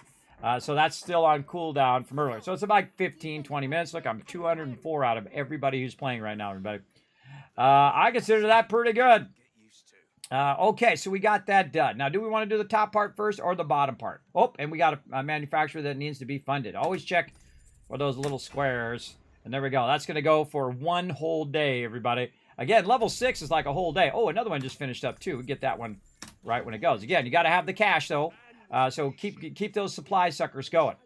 All right, I'm going to do the ones down here because, in theory, I could and get all of these. And what I would do is I would get these ones, this one, and then hit this one because this should go around this way, hit through here, hit this one, and then drop it off, and then come down the bottom, boom, boom, boom, boom, especially if the wind's in your favor. Like right now, we can go ahead and see which way the wind is going. So I can just go set sail. I'm not really gonna leave. I'm just gonna get out in the water. Take a little peek as to which way the wind is going by looking at our little arrow right there. Right here in our boat, we'll look at the arrow. So the wind is coming from the opposite direction of which way I'm going. So if I go out this way right now, that way, I'm going to go super fast. So I want to go this way to come back, right? So if I go up here and I come down this way, then I can cut across super fast in this direction. Like this to come back here. So probably best to come up here.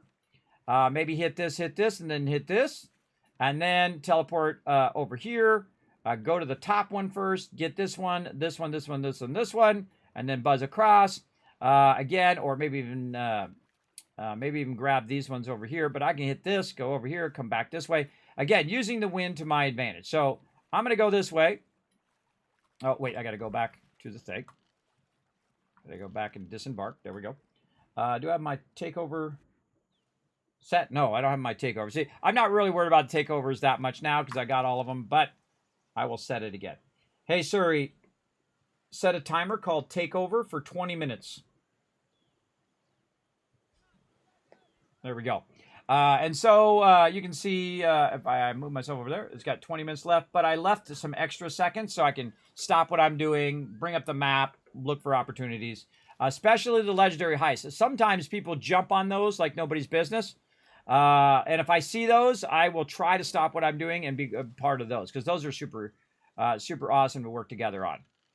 And so me and Rotisserie G could do that, and we would both get credit and both get a location. Now I'm going to do every time I see those in the after the update. That's what I'll be doing every single time, every 30 minutes. As many of those as I can get going. That is for sure. All right, off we go. And again, we're going to go up here first before we grab the other one. And we're going to have to go a bit against the wind to get up here, but on the way back, it's going to be nice. So again, you try to minimize the amount of time that you're against the wind. So again, when I go this way, and I can cut through this little short area here. I'll bring my sails down just a little bit so I can go faster or turn faster. And then boom, there we go. Wind's on my side, right? And that's because the wind is now going the opposite direction when I first saw it 2 seconds ago, right? So you never really know. I just go and do whatever, and then I try to counter it using my water. But this is going to be super fast there and super fast on the way back. And we'll just loot stuff as we go along, interact, grab this. By the way, before you interact, you can also try to turn your ship around. But I find it's better because it actually slows your ship down or stops your ship. And that makes it easier for you to turn around. And then I grab a bunch of loot on the way out, metal things. We got rusty nails, torn sail. Grab all that loot and then back in the other direction. So again, I went and specifically went up here so I could use the wind to my advantage. And then by the time I got back out to my ship, the wind is literally going in the direction that I want to go now. It can be super frustrating, everybody. Super frustrating. So keep that in mind for sure. That dude just like totally went past where I was. But I'll use my little boost. Give me some extra boosty boost.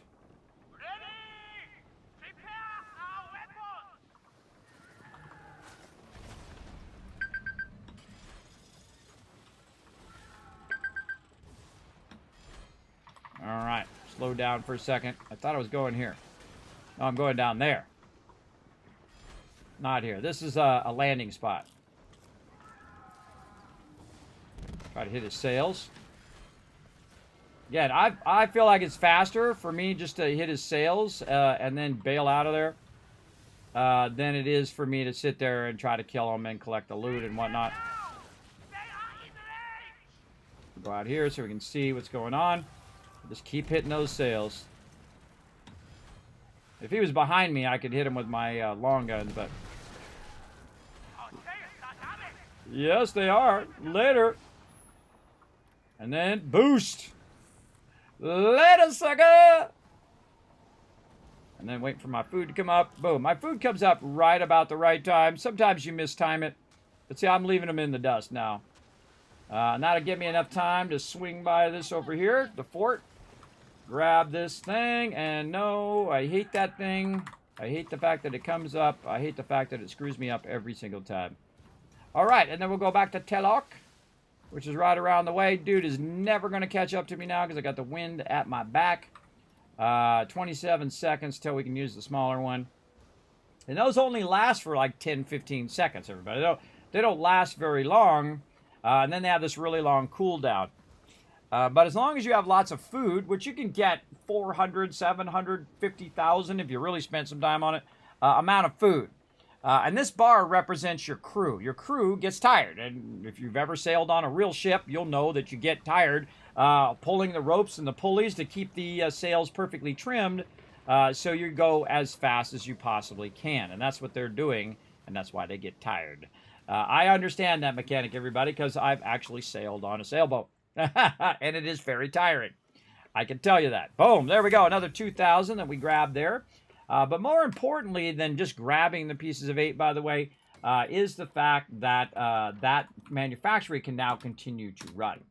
And that's what's important. So again, you could try to work the wind. I find it never works out the way I want it to work out. So I just say, screw it. I'll do it however I want to do it. And that's what I'm going to do. Oh, rum's up as well. So again, we can go queue up all that rum and stuff. We don't really need to. We'll do all that later. We're just going to collect as much resources as we can. And then just queue it up at the end of the night so we can let it run for hours on end. All right, let's go ahead and just go around to this one. I feel like I'm going to go this way. And I'm always right-clicking to highlight that thing. Now, I try not to get any aggro at all of any mobs, other than the automatic aggro that you're going to get from getting the pieces of 8. But I try to avoid all of that. Also, try to avoid screwing up your interface, because that sucks. I've had it where I tried to do it too early, or it got glitched out, and then I could not interact with the actual location. It actually happened in this location over here. And then I had a bunch of peeps on me. I had a bunch of stuff there. I couldn't interact with the game, which means I have to go out and go back from the main menu.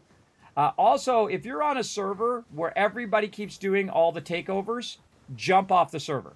Go to another server. You just got to log out, log back in again. It usually jumps you to another server. And that will allow you to maybe get on a server with low population, which means that you're not competing as much for getting those locations. So that's a huge one that I did. I stayed on the same server so long that there was just a couple people on there. And then, wow, it was awesome. It was way late at the middle of the night, too. It was after I had done Fallout 4. And it was like 3, 4 o'clock in the morning, Eastern Standard Time. There was like 12 people on there, and only a couple of them, like me, were trying to get these things. And so I really didn't have that much competition. And so what we would do, oh, and there it goes. This one does, see how it glitched out like that? Now, the way to fix that, by the way, is to sail away and come back again. And this is the one that usually glitches out on me, and it's really annoying. But I will sail away. And, of course, I have a guy coming after me now, so that's going to be annoying as well. And so, sail away, hard turn. I'm pressing the button down harder, thinking it's going to turn faster, and it doesn't. It doesn't do that. I can't keep myself from doing it. And then roll over here. And then hope we get it again. Nope. See, that should. And go inside my thing. So now it screwed up my interface. My ability to interact with that particular one. So I'll go over here and I'll try to interact with this one. Now, meanwhile, by the way, some dude's coming around and he's going to be all up in my business while I'm trying to fix this interface problem that they definitely need to fix. So it's a Lepes ship. He's coming after me. I'm going to go this way. He's got aggro right now, and he's going to come at me super fast because I'm, of course, going into the wind. Now, I'm going to try to go to this one over here and interact with this one. I can't interact with this one. And this means that pretty much I have to drop out to the main menu. So first, though, I'm going to try to kill this guy if he comes up in my business. He's going to run away. All right, so he's running away now. So I'm basically screwed. I got to drop the main menu. I'll be back. So basically, I'm screwed. There's nothing you can do. And it really sucks. Like, I had that problem when I had a takeover that was just for me. And I had to get out. To fix that. Now, if you guys know a way to fix that in-game, you let me know in chat, all right? Where I don't have to drop out to the main menu. If you know a way of fixing that interface, if I go into the settings or something like that, you let me know. I have not found a fix where I can fix it in-game. I have to drop to the main menu, and it just absolutely sucks. Every single time. All right. Now, again, if you drop out with your pieces of 8, you're still fine. You're still fine. You still got your pieces of 8 on your ship. It's all good. You can go over here, and then hopefully this time. Now, this time before I press the S, what I'm going to do is I'm going to wait for it to say the S over here. If it does it, God, this thing is such a pain. It's just this one right here, too. And then there's this ship in my way. Oh, come on. Come on. Ah, so irritating. Then I got the dude on me again. I see. The only thing that irritates me in games, everybody, is when it doesn't work right. When it's bugged and when it's broken, and it's ruining my time and my adventure because of something that they need to fix. Big time. And now see, I got to deal with this guy. Don't do it. You shoot at me, I'm gonna kill you. I cannot interface with this one either. All right, this is very, very bugged. The plague will consume you all!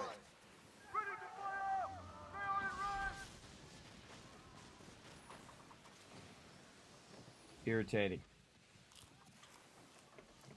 All right, and I've done this before where I went away and then I've come back and it did give me the thing, but apparently not doing it today. Oh, there it is. All right, that was way too much work, everybody. That was way too much work to get that one. So that one is like really touchy. So normally you want to come to a full stop before you hit the S. I find when you're in a hurry, when you're rushing and you're just grabbing stuff, that's what causes that interface to get screwed up. Like you can see I was still moving while I held down S, and then it got broken. But it doesn't do it on these other ones, so I don't know. Like Ford Deuster, I came rolling up full speed, and it was just fine. By the way, you notice I just ignored that dude? You can just ignore those guys, right? When you're high level like I am, and you can just take a lot of hits, and you got tons of repair kits and boosts and all that stuff, you don't have to worry about it. Just get the heck out of there. Keep these boosts going, though. Keep your big boost going. And again, see, I'm just going to roll up, interact with this one just fine. I don't know. It's just certain ones that do that. I don't know why. I don't make the games. I just play them, everybody. Now, here's another one I can just full stop and use my momentum to try to turn here. And even if I can't turn fast enough, which is not turning very fast. Now, sometimes, by the way, you can bring your sails back up again, which will help you turn a little bit faster. So when you're doing that, had I brought my sails up, I could have turned a bit sharper. So again, everybody, I just do whatever you think, where you want to start, what you think is an efficient thing, because again, the wind's just going to constantly be against you most of the time, I feel. It's like, what's the percentage of the wind that's, screwing me over?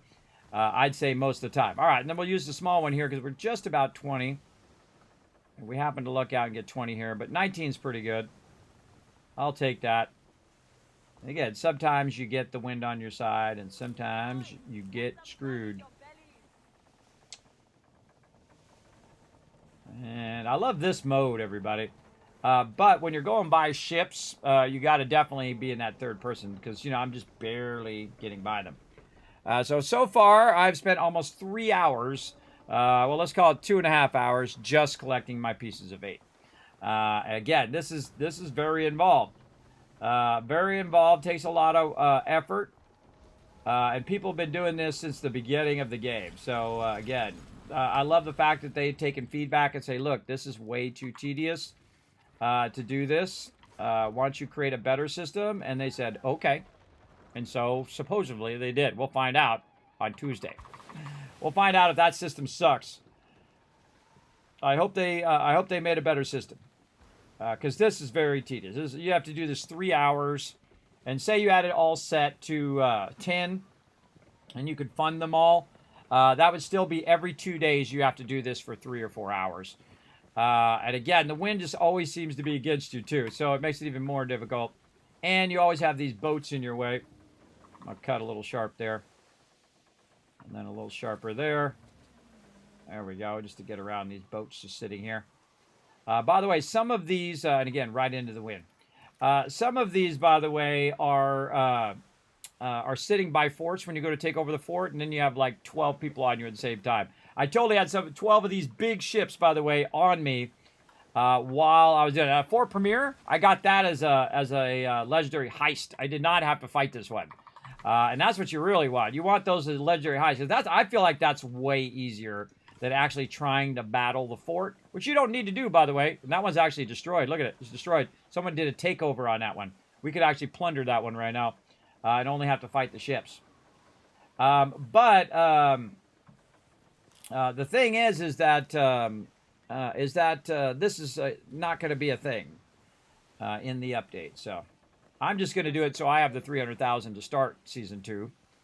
And I find it relaxing. I mean, you don't have to really... They tone down the amount of people that are after you when you're doing this as well. I noticed that it was massively toned down because not only is... I can double or nothing there, too. I think I'm going to get close to 300,000, so I don't need to double or nothing. Then I'm going to go this way, so I got to cut left. And let's see, we got a cut through there. Nope, no cut through that I can do. So I'm going to go down through the bottom like this. So heavy turn, around 3/4 turn, back all the way up. There we go. And you can see I also got plunders I can do. And by the way, it's still fine. I still have another hour before I need to do my supply runs. And if you have the quest on you, by the way, like I've grabbed all the supply runs right at the last minute and put it as a quest. And then when it reset, I had the ones that were in my quest log and the ones that came up on the board. So that's super useful as well. Way low, so we can do a heavy turn there. There we go. And then we're heading toward this one over here, which we're going to right-click and try to grab it. We got the sail, the wind on our side, burn some more water. Try to hit that 20. I try to, you know, keep those boosts going, especially when I'm in a straightaway. Again, they usually run out pretty close to the time you get there. Now, also, I'm going to slow down and start to turn to the right. So when it bumps me, I can turn to the right and then interact while I'm still turning. And then what it'll do is straighten me out a little bit in the direction I want to go. Okay. We want to go this way or could have went the other way? We'll go this way. Let's see. Which way is the wind?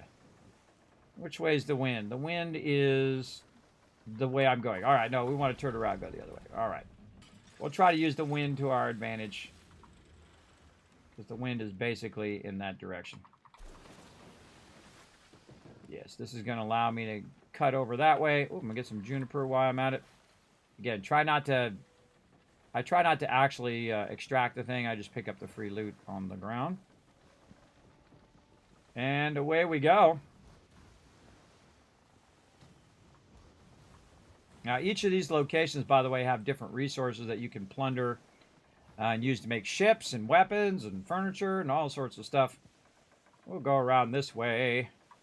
And we're still going to run into a bit of that problem when we get over here, but at least we're going faster on the backside here. And again, we could use our boost to at least get us faster, and we'll look at where the wind direction is. Yes, actually, we're going to get a good boost through here because the wind has now moved on from that. And so I'm going to get a good boost through here until I have to turn this way. And then I'm starting to turn into the wind as well. Now, was that faster? I don't know. I don't know. It doesn't feel faster, but it might be. I don't know. All I know is if I needed some zinc right now, I could be harvesting a ton of it through here. Slow going. And then we can try to go through here. All right, and again, where are we going? We're going through there. So I know I'm going to go through this thing here, this kind of river here. And so I know I'm going to go through there, and then the next position I've got marked so I can see where I need to turn. And so we'll turn a little wide. Now we got the wind at our back again. Whenever I'm doing this kind of intricate turns and stuff, I typically don't use my boost because it's just going to boost into the wall. And that doesn't help me. And then where am I going next? I'm going to go back to the left after this. Now again, after a while, you'd have this down.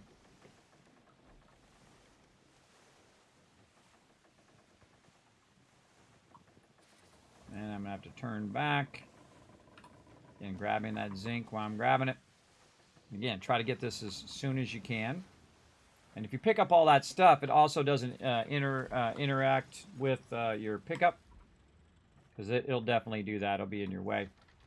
Okay, where are we going next? We got all of those. We want to go up around the side there and kind of work our way back to this. So I actually want to go here first. So we'll just go full speed here. Get us away from this dock. And then back down. Go along until we have a takeover. 23 seconds. So I want to anticipate what I'm doing in 23 seconds so that I can check that takeover. And I'm just looking for the legendary heists. Or a convenient time where I have a PvP, which no one's doing it. Now, I could have got the Megafort Olsen earlier. And I left a couple of them just so that, right now. I left a couple of them so that, that you guys can see how to do it. All right, here we go. Next opportunity in 11 seconds. Now, actually, I can go forward. There's a base here in which I can stop. Grab a bunch of this loot. Coming up around this corner. Let's just keep me going there. What do I got? All right, this one. Let's get that one. Sadly, no legendary heists. I don't know if I'm going to get any more. All right, so we'll take that one, and we'll see if anybody else wants to get it. And it starts in about 5 minutes. So I have 5 minutes to get this stuff back to the main thing. Now, I have done it in 5 minutes, but I also need to get to the fort as well. So a smart thing to do right now is to think about how long it's going to take you to get there. Now, it doesn't matter. If I get it, if it's just me, I can get there at the last minute where it's almost about to run off and get like 20% and still win because it's just me. You only got to have a bit in there, right? Like I did one, I had like 60% of the thing, and I still got it because there was no competition. But sometimes people join right at the end, which is kind of, I think, an a-hole thing to do, but that's just me. But then again, they probably want a PvP. I don't know. Me, I don't want to. I'm not into the PvP in this game. I think if it was a whole separate mode, that would be enjoyable. But just PvPing over forts, that's not really my jam. But, you know, that might be your jam. More power to you. If you like it, go for it. It's not my thing. Let's go ahead and boost through here so we can get away from this guy a little bit. Again, you just see I brace through all of that. And then once I brace, I go ahead and use my food. So I got things to do. I might actually be able to do this one. We'll see. I find within the first, minute after it comes up, oh, there comes the second guy too.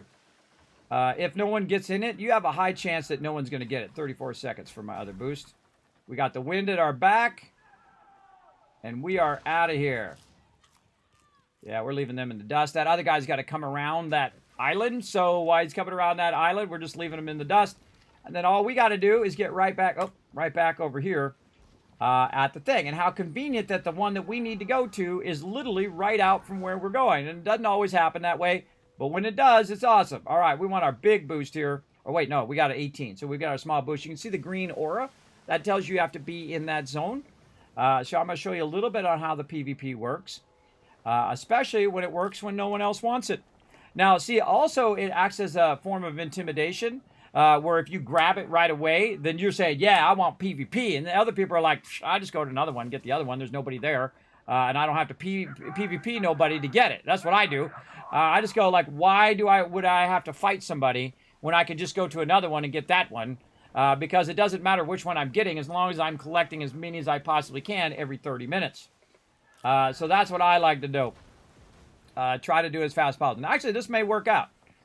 This may work out where it's just me and I can just sail over there and do it. And you'll see that I switch my ship too, because this is not the ship for doing that. I have actually done a legendary heist in this ship, but I did it with 2 other people.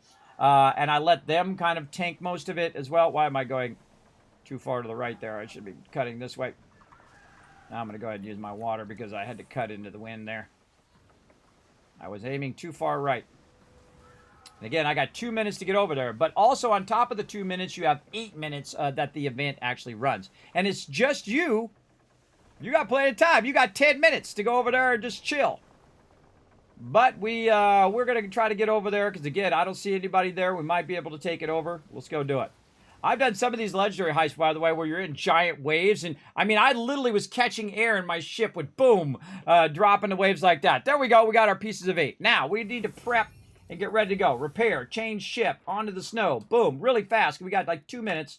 And, again, if you get there early, then it goes faster, meaning that it gets converted faster as well. Let's go. Let's go. Get it in there. Get it done. Oops, I accidentally hit my map. There we go. Do I have food? Do I have repair kits? Probably need a little bit more repair kits. I don't like to be low repair kits, so let's put 5 more in there. Food, water, everything's looking good. Do I have rockets? I could probably make some more, but I'm not going to worry about it. That's probably be enough. By the way, you don't have to kill all the ships. I like to take out the towers. That's my thing. So I'm going to go ahead and head over here I got a minute and 23 seconds. I totally can get there in a minute and 23 seconds. Some of these, by the way, are 5 minutes away. So you have to go 5 minutes and sail all the way over there, especially when you're in a slower ship like this one. Notice it's only going 12. It maxes out at 13. And I could use my boost, by the way, and I would definitely use this one or this one, depending on how close you are to like 13, 14. But I'm not going to bother. Now, if I do get here early, like 2 or 3, 4 or 5 minutes early, I'll just start harvesting some wood because I got 50 seconds, right? I can just harvest some wood. I can do a whole bunch of stuff. I just need to be in the zone to get maximum time when it starts, right? So I just need to go ahead and get right in here, and there I am. I'm in the zone. So the second this kicks in 32 seconds, bam, we'll be good to go. Now, one of the things I would suggest you do is check out the law of the land, see if there's no guard towers on this one. Sweet. Check out where the guard towers are. Check out your space and where you can maneuver around, because some of this stuff is very high end. You're going to have like 3, 4, 5, 6. I had 12 ships on me, and they were the big ships that were basically doing massive damage. Here we go. Watch. This is guaranteed I'm going to get this. If I get it within the next 5 seconds, if no one joins it, I'm guaranteed to get it just by going around in a circle until it's over. There we go. So it's got 7 minutes, 58 seconds. Now, all these people are going to go hostile. Wait, there is a guard tower right there. Yeah, that's a guard tower. All right, hold on. Let's go take out the guard tower. I didn't even see the guard tower. Maybe I was rolled over or something. So one of the things I'll do at the very beginning, you'll see these other ships run away and another ship's coming in. This guard tower is going to shoot at me because you can see it's making that flashing noise, so it's going to shoot some rockets. I'm just going to brace through it. This ship is a tanky ship, so I can really take a lot of damage. I'll move over. And what I'll do is I'll just rocket the heck out of this thing to start. I totally missed it. There we go. I'll rocket it, and then I'll use... Oh, there we go. Brace through that. And then I'll use my long guns to try to wipe it out. And then I'll rotate to use my side guns. I'm taking some damage from some peeps. And I always take the towers out first. Oh, my God. I didn't kill it. All right. Out of my way, guy. Again, I can just... Whenever you see them attacking... Look how many ships are after me now. Look at this. Tons of them. Again, I can just tank through it. Take out the tower first. There we go. Normally, I'm already set up to take out the tower. Now, hit these guys in the weak spots. Right over here. Now, again, you can have your ship configured in a whole bunch of different ways. This is a ramming ship, so he's going to try to ram me. I'm going to try to brace through some of those hits. I could crew board him, but I'm not going to. And you're going to see very quickly, you got a bunch of ships on you. Look how many ships are after me, everybody. Over here, there's a lot more. On the other one, there's usually like a couple. But over here, you're going to have a whole bunch of them up on your business. I'm just going to run this way a little bit. And, of course, that's when my buff ran out as well. Let's get my... Charisma buff on. Normally I bring the other one, by the way, the tanker one. I'm almost out of stuff. So I just kind of run away a little bit like this. And look how many ships I have. 6 ships. Now, do I need to kill all of those? Absolutely not. I can just cruise around for a little bit. Like so. Look, I aggroed another one that's out there as well. And again, you'll see that sometimes they'll de-aggro because they're just like random ships that happen to be in the area. But the one that has the kind of bugle over it, that's the main one that's after you. So you want to go for that one. Maybe rocket the heck out of it. Ram into them all. Like this. Blast them as much as you can and sink them to the bottom of the sea. Enjoy David Gone's locker, sucker. And I go through and I kill all these, everybody. But I just kind of fight the ones that are kind of on me. And you can see there's 3 more ships coming. And the more I rile this up, the more ships that I kill, the more ships that are going to show up. So if you're trying to get loot, this is a great way of doing it. Now, if you notice that let me get over here so you can see my health. My health is getting low. But I want to let it run low first. And that's so that I can, use my heal, and the heal will heal a lot at the same time. And, we already got, rockets. Come on, rockets. Those guys are tough. Those are little tank boats. I ran into the shore. I wasn't watching where I was going. And then I'll full heal, brace through that. And now I'm just getting hit by a whole bunch of ships. This is why I use this ship. Because this ship has a giant boost to bracing. And you can see I can brace through a lot of that. And that's his function. Its function is to be the tank. And again, you can see that my stamina is going way down because I'm full trim. And I just... Kite them around, everybody. If you're doing the big forts and you're doing stuff where you got like that many mobs, there's a lot of mobs, everybody. That's 8, 9, 10. There's 10 mobs right there. I'm glad I did it on this thing so you guys can see. You get a lot. Just tool around, everybody. This is the Snow, by the way, the name of the ship. And every now and again, when I feel like it, I'll just zap some peeps. I totally missed him. Race through is ramming me. Try to shoot him in the weak spots. I could try to board him if I want. By the way, they can still hit you while you're boarding, which sucks. Oh, here comes another one. Another guy to the party here. Now, all I got to do is get that red bar to 100%, and this sucker is mine. I'm pretty much guaranteed I got this, everybody, because I can just kite these guys all day with this particular ship. Again, just bracing through their hits, and then when my stamina food comes up, I hit that. I can do this all day. All day long. And again, I can just go another 45 seconds right over here, and then my heal's back up again. And this is a big heal, too. This is a massive heal that I can basically heal my entire ship, or basically 90% of my ship. Okay, just kite them like this. Now, it does say, you know, you can make it go faster if you sink the ships. I don't know. Sometimes I feel like blasting them. But that's a lot of ships to take on at the same time. I feel like it's too many ships. Well, that's just me. Throw the rocket. Sometimes I totally miss him with that rocket. That rocket thing needs to be fixed big time. Because the problem with the rocket is the fact that... actually, the easiest ships to kill, by the way, are the ramming ships. These ones right here. Because you can hit these things right here, and it takes a lot of damage from that. And then you use your long guns on it. And then your rocket. Oh, my rocket's not ready yet. Oh, I'm going to run into the shore. Oh, I ran into a bunch of dudes. What up? All right, now I got a hard turn before I accidentally go out of the zone. How many I got now? Let's see. 1, 2, 3, 4, 5, 6, 7, 8, 9, 10, 11. 11 on me. Now number 12.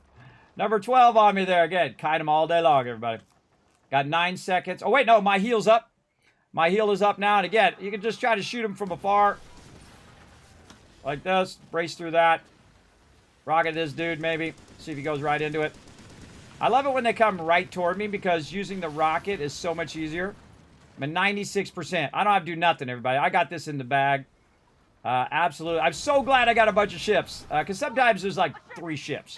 Especially in the lower level zones. In this zone, in this area, there it is. I got it. That's it. Now I only need one more, Fort Olson. That's all I need. Now look, everybody de-aggroed. That's it. I win. I'm the boss. Nobody else. Now there's still somebody who's aggro over there, and he's going to try to come toward me a little bit. I'm still aggro to this faction. And there's a guy over this way who's going to try to get me as well. So here's what I'm going to do. I'm going to sail away from this area. Now, there's a ton of ships over here, so it could continuously re-aggro me. Now, if I have some loot over there, that loot will stay there, by the way. And I'm just going to try to avoid running into any of these ships. Let's go this way. I think I'd be better off this way, following this little guy here. And my goal is to de-aggro. Because up there in the upper right corner, which is behind my numbers there, I actually could probably move that down. I'll have to do that later. Basically, what it's going to do is eventually de-aggro, and then all these mobs are no longer going to bother me. So I just kind of go off to the side, away from the area. This guy's going to de-aggro here. I can also use my boost to try to outrun the dude. And then, try not to crash into the thing, because that's going to slow me down, and then he can catch up to me and re-aggro. And again, you can see all those peeps are aggro on me. I'm just, don't do that. Try to grab that stuff and it slowed me down. Now, they also don't like the Campanians, so they'll take them on as well. But I'm just trying to, and those guys are fighting each other. I'm just trying to get away from them so I can de-aggro. See, I'm not even hitting them, but it keeps aggro. It's really annoying, the fact that it keeps aggro for that long. And again, just sail away. This ship's pretty slow compared to my other one. There we go. That guy de-aggroed. And hopefully they turn around and go back. There we go. So when they turn around and go back, you got nobody around you that's going to keep that aggro going. You just stop. I also find it's really useful if you go through those tunnels that are on the other side in the coast of Africa, and you just sit in that tunnel, because there's usually only one ship that comes through there. So if a ship already went by, then you can just sit in that tunnel and wait for your aggro to go off like you're playing Grand Theft Auto. That's pretty much what we're doing. We're waiting for the aggro to roll off. Now, I got to remember what thing I was at, which is going to be easy because it was right by the thing. It's Fort Hamu. over here, right? Or no, it's the lumber yard. It's a lumber yard. How much time do we got on the next thing? Do any mind? Oh, there we go. We already got it. And we got another one down here to fund. So I'll just sit over here and work on my manufacturers while I'm waiting. Oh, there it goes. Okay, now it says I'm neutral. And I can turn back around and go back for that loot if I want. That's not a lot of loot, by the way. Maybe a little silver here, a little thing here, a little thing there. So it's not really worth my time to go back. So I'm actually going to go back to Telok over here. While we're on the way back, we'll turn here. There we go. While we're on the way back, we'll also kind of set this up. We're aiming at. Now, one of the cool things about this particular ship is the wind doesn't affect it that much. It's a big, gigantic ship, so it works pretty well. All right, so while we're waiting and while we're running over there, now's a good time to upgrade this. Now, I have 151,000. This is cost 100, then 200, then 400, then 500. You're like, well, Kismet, the season's almost over. You're wasting your pieces of 8. I'll get that 500 back. In fact, I'll get 1,000. I'm going to double that money that I just spent on that in the next 17 hours. So I will double that and get that money back for sure.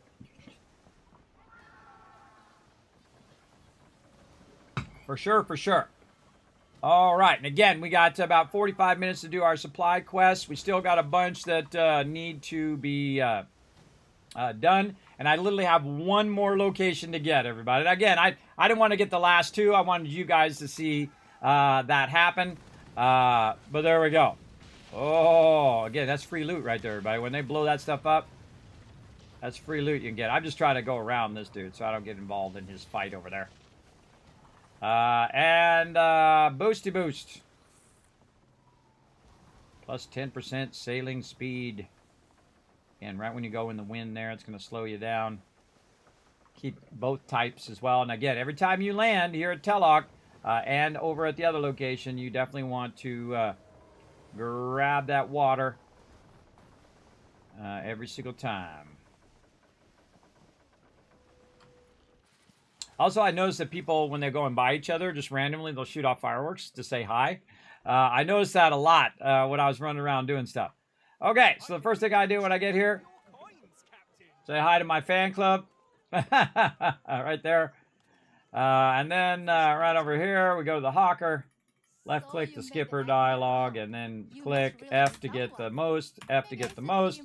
And then blah, blah, blah, blah, blah, lady, whatever. And then I could then jump from here into my helm and then get that queued. But again, we're just going to collect as much as we can, then queue it all up. All right, we're all done. Now, this guy's doing a cutthroat cargo over here where you try to get a legendary treasure map. There's nobody doing it. One of the things I've noticed that people do is they don't do it until the very last second. So you wait for that thing to count down until it's like the last 3 seconds, and then boom, you join it, and then it's just you. You can go over there and get yourself a legendary treasure map and get a bunch of stuff. I watch people do that. I haven't done it myself, but I've watched them wait till the last second and try to be the only person in there to grab the legendary treasure map. That's pretty tricky stuff. But I got other things to do, everybody. I still got a whole bunch of pieces of 8 to grab. We got to get busy doing that. All right, so we're ready to switch ships.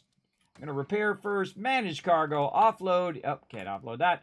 Offload that extra stuff I don't need. Take a look at my food. Take a look at my water. It's all looking good. I could definitely use some more rockets. Hold on. Let's just take a minute and craft ourselves some rockets. Now, all that random loot. Oh, going the wrong way. This way. All that random loot that I was picking up, torn sails and things of that nature, that all goes toward making your ammo. Now, I can also buy the ammo from the vendor over there, but you're already picking up absolutely a massive amount of that stuff. And I went from none, because I sold it all off, to this much now, everybody. 346, 440, 290. That's just in the last 4 or 5 days. I've collected all of that again. And again, went around and just as I went by something, I would just grab it. I just grab it as I'm sailing through, trying to do my pieces of 8 or trying to do forts or trying to do whatever, or going to do takeover or whatever. I would just keep grabbing it. Now, here's a rocket crate right here. Now, don't make 1,000 of these or you'll be in trouble. Only need about 10. 10 is going to do 10 at 100 rockets each, which is going to be 1,000 rockets. So really only need to make those 10 at a time. That's more than enough for my little ship. And if we go look on the ship, it has managed to put it on the ship. Now I have 1,000. I usually keep about 1,000. You can keep lower, about 500 or so. I don't like to dip below 500 because I always feel like I'm going to forget. But it does affect your overall weight of your ship, so keep that in mind.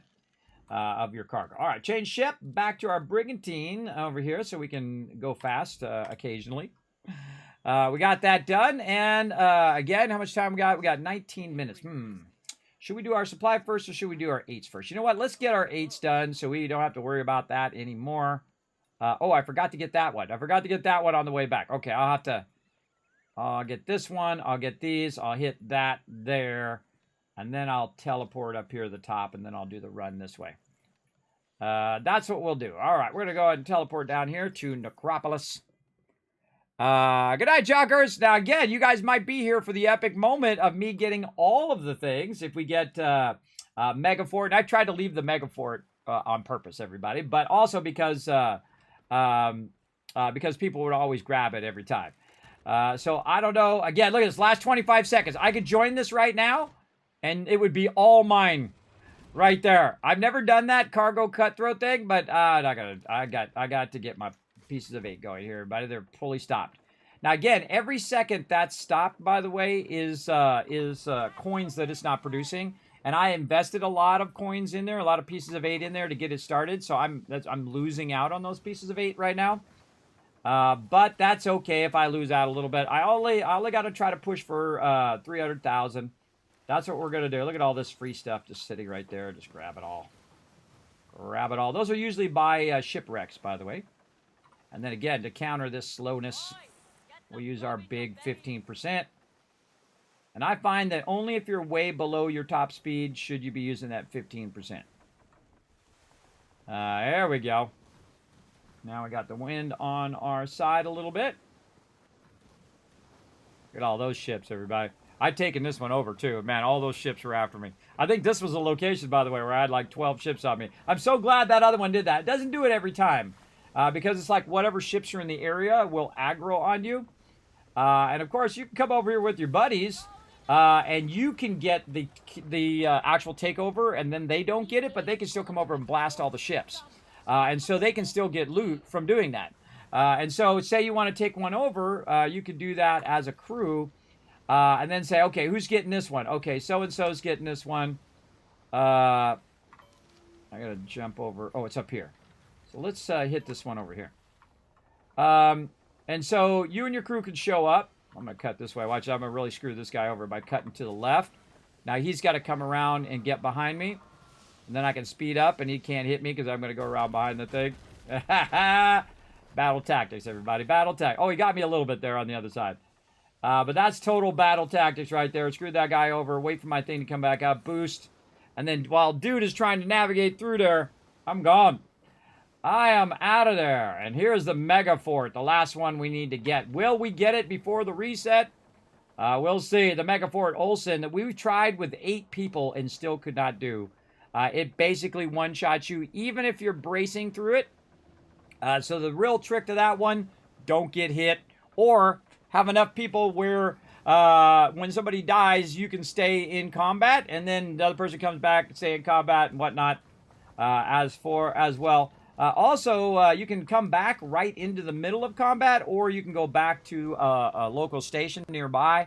If you have people in there keeping it going, you can go back to a station nearby and then come back and do it as well. That one is super hard. I think too hard. I think if you block content from a good portion of the community, they don't like that. They don't like that a lot. If you have to have 10 people do that, and you got to think that I'm a streamer. I got a lot of peeps I can call in, and we have a bunch of peeps that we pulled in. We pulled 8 people in. We got annihilated. We absolutely got annihilated. Bam, one shot, got killed. Bam, one shot, got killed. Bam, one shot, got killed. Over and over and over. And again, they can tune the game so the game is so hard that no one can do it. It'd be like you roll up, boom, you're dead. Boom, you're dead. Boom, you're dead. Boom, you're dead. There's no fun in that, everybody. There's not a challenge in that. In the fact that you're trying to outdo it or whatnot. Now, of course, you could have, people are healing, people are tanking, but even when I'm in tank mode, I can't take a hit from that thing. Because it's level 15, and I am level 12. And I can't get any higher than level 12, by the way. That's an important tidbit to know in the game. Currently. I don't know if they're going to raise the cap at some point. But they didn't say anything about it for Season 2. So, I don't know. Maybe they'll come out and let us know. We'll see. Oh, we got it on our backs now again. Burn up this water. But keep buying this water. Keep collecting it when you run through areas. Keep building that water up. Because that really does give you a little bit of a snap to your sailing. Especially when you got the wind to your back, man. It really helps a lot. And especially helps when you go into the wind. See, I'm slightly turning into the wind. I'm getting slower and slower there. Let's see. So, yeah, we're going to hit... I say we hit up this one. Next. Again, I put my thing on it. Sometimes I already put it on there and I take it off. So I don't mean to do. It's actually easier to see in the normal map mode than in the helm map. Whether it's got a circle around it. And we're going to cut nice and short here in front of this guy. Wind's going to help us just a little bit there. And that's so we can run along the edge here and we can pick up all this pure iron. That's just laying around. And then now we can use our big boost here in another 3 seconds. Oh, did too soon. There we go. And that'll give us a couple extra. There's some iron there. So that's why I like to go along the shore while I'm doing it. And then we'll do our stamina. I got, this one's now on 40. I look up there in that corner every now and again to see which stamina food. Because I run out of a certain type of stamina food. And then it will automatically go to another food. I just say, you know, start with the best food and work your way down. You can do that in the game, which is pretty cool. It'll just pick whatever food you've got in your thing. You can see I also have a Fort Praxo over here. So we're going to run around the front of Fort Praxo.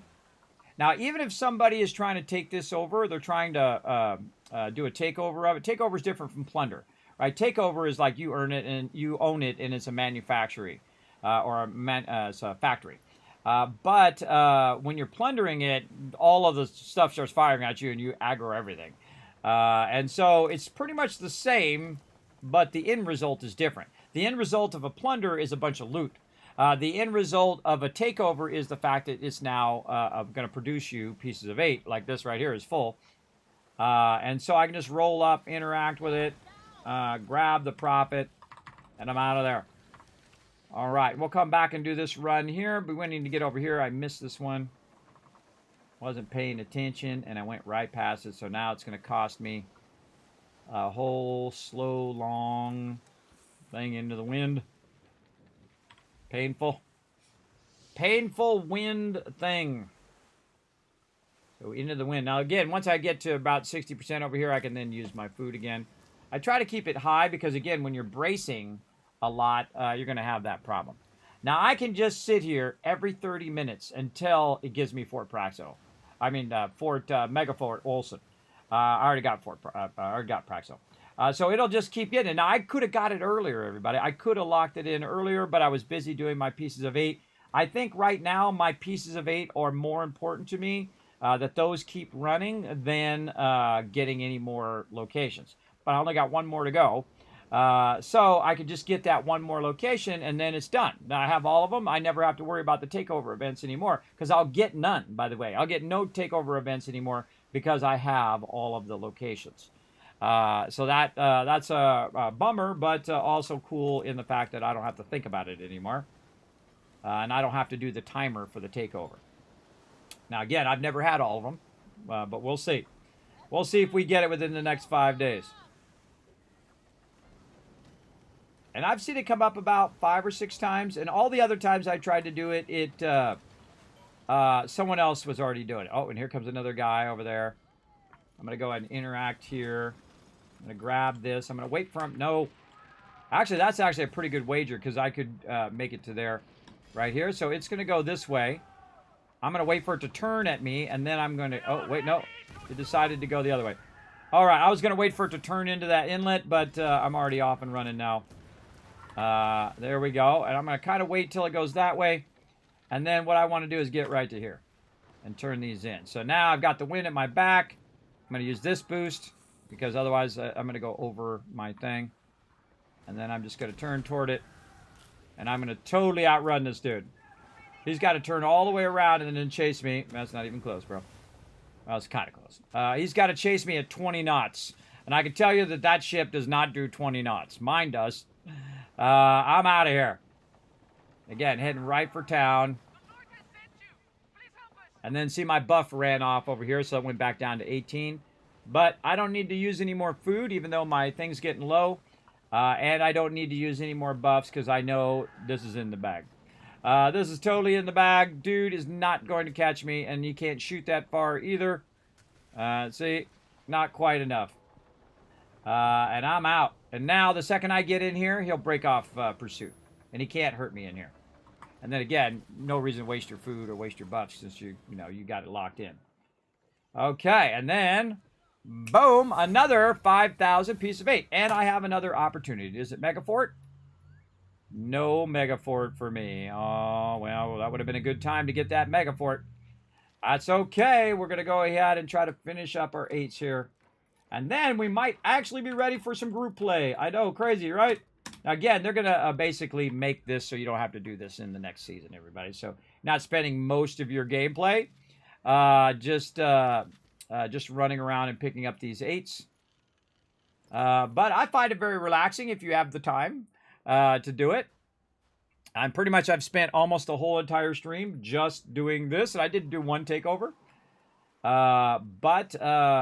Again, it's much higher priority for me to keep all my factories going at this point because I want to get that return on my investment, which I've already gotten it. I've already got that return on my investment easily because I turned 30,000 into 100,000 or over 100,000 now. My thing is not tagging there. There we go. Sometimes I think I put it on and then I untag it because it's hard to see in the helm map. So I go to the regular map and then tag it there. All right, so here we go. Oh, and we got the wind on our side, so let's go ahead and boost. Well, that'll give us nice 19. One extra. Is that less amount of time? Now, I could grab that one, but I'm not going to. I'm going to grab it on the way back, which means that I'm going to be going against the wind on the way back, which sucks. Which sucks. Look, I'm 183 out of everybody in the game, everybody, just for this week. Now, of course, this week reset yesterday. So that means there's probably 200 people who got on. I'm on that. I don't know. There could be 1,000. I don't know how many people got on. I could look it up in the Steam numbers, but And again, there's not a lot of people playing this game, everybody, but I enjoy it. And I only play games I enjoy, regardless of who my sponsors are or whatever. If I enjoy a game, I will tell you I enjoy it. If I don't enjoy it, I will tell you that as well. I won't purposely badmouth stuff, though, like some people do. They try to make up stuff. They try to make up stuff to badmouth stuff. They're like, oh, well, this game, you have to, your ship gets tired or whatnot. I saw that on an Angry Joe episode. He's like, your ship gets tired. And I'm like, no, bro, it's your crew gets tired. If you've never sailed before, your crew gets tired. They get tired of adjusting the sails. That's a totally legit thing. What up, guy? You want to bring it here? All right, fine. You want some of this? I got plenty to give. Come here. Oh, come on. I had that crew boarding. All right. Blast him. Take his loot.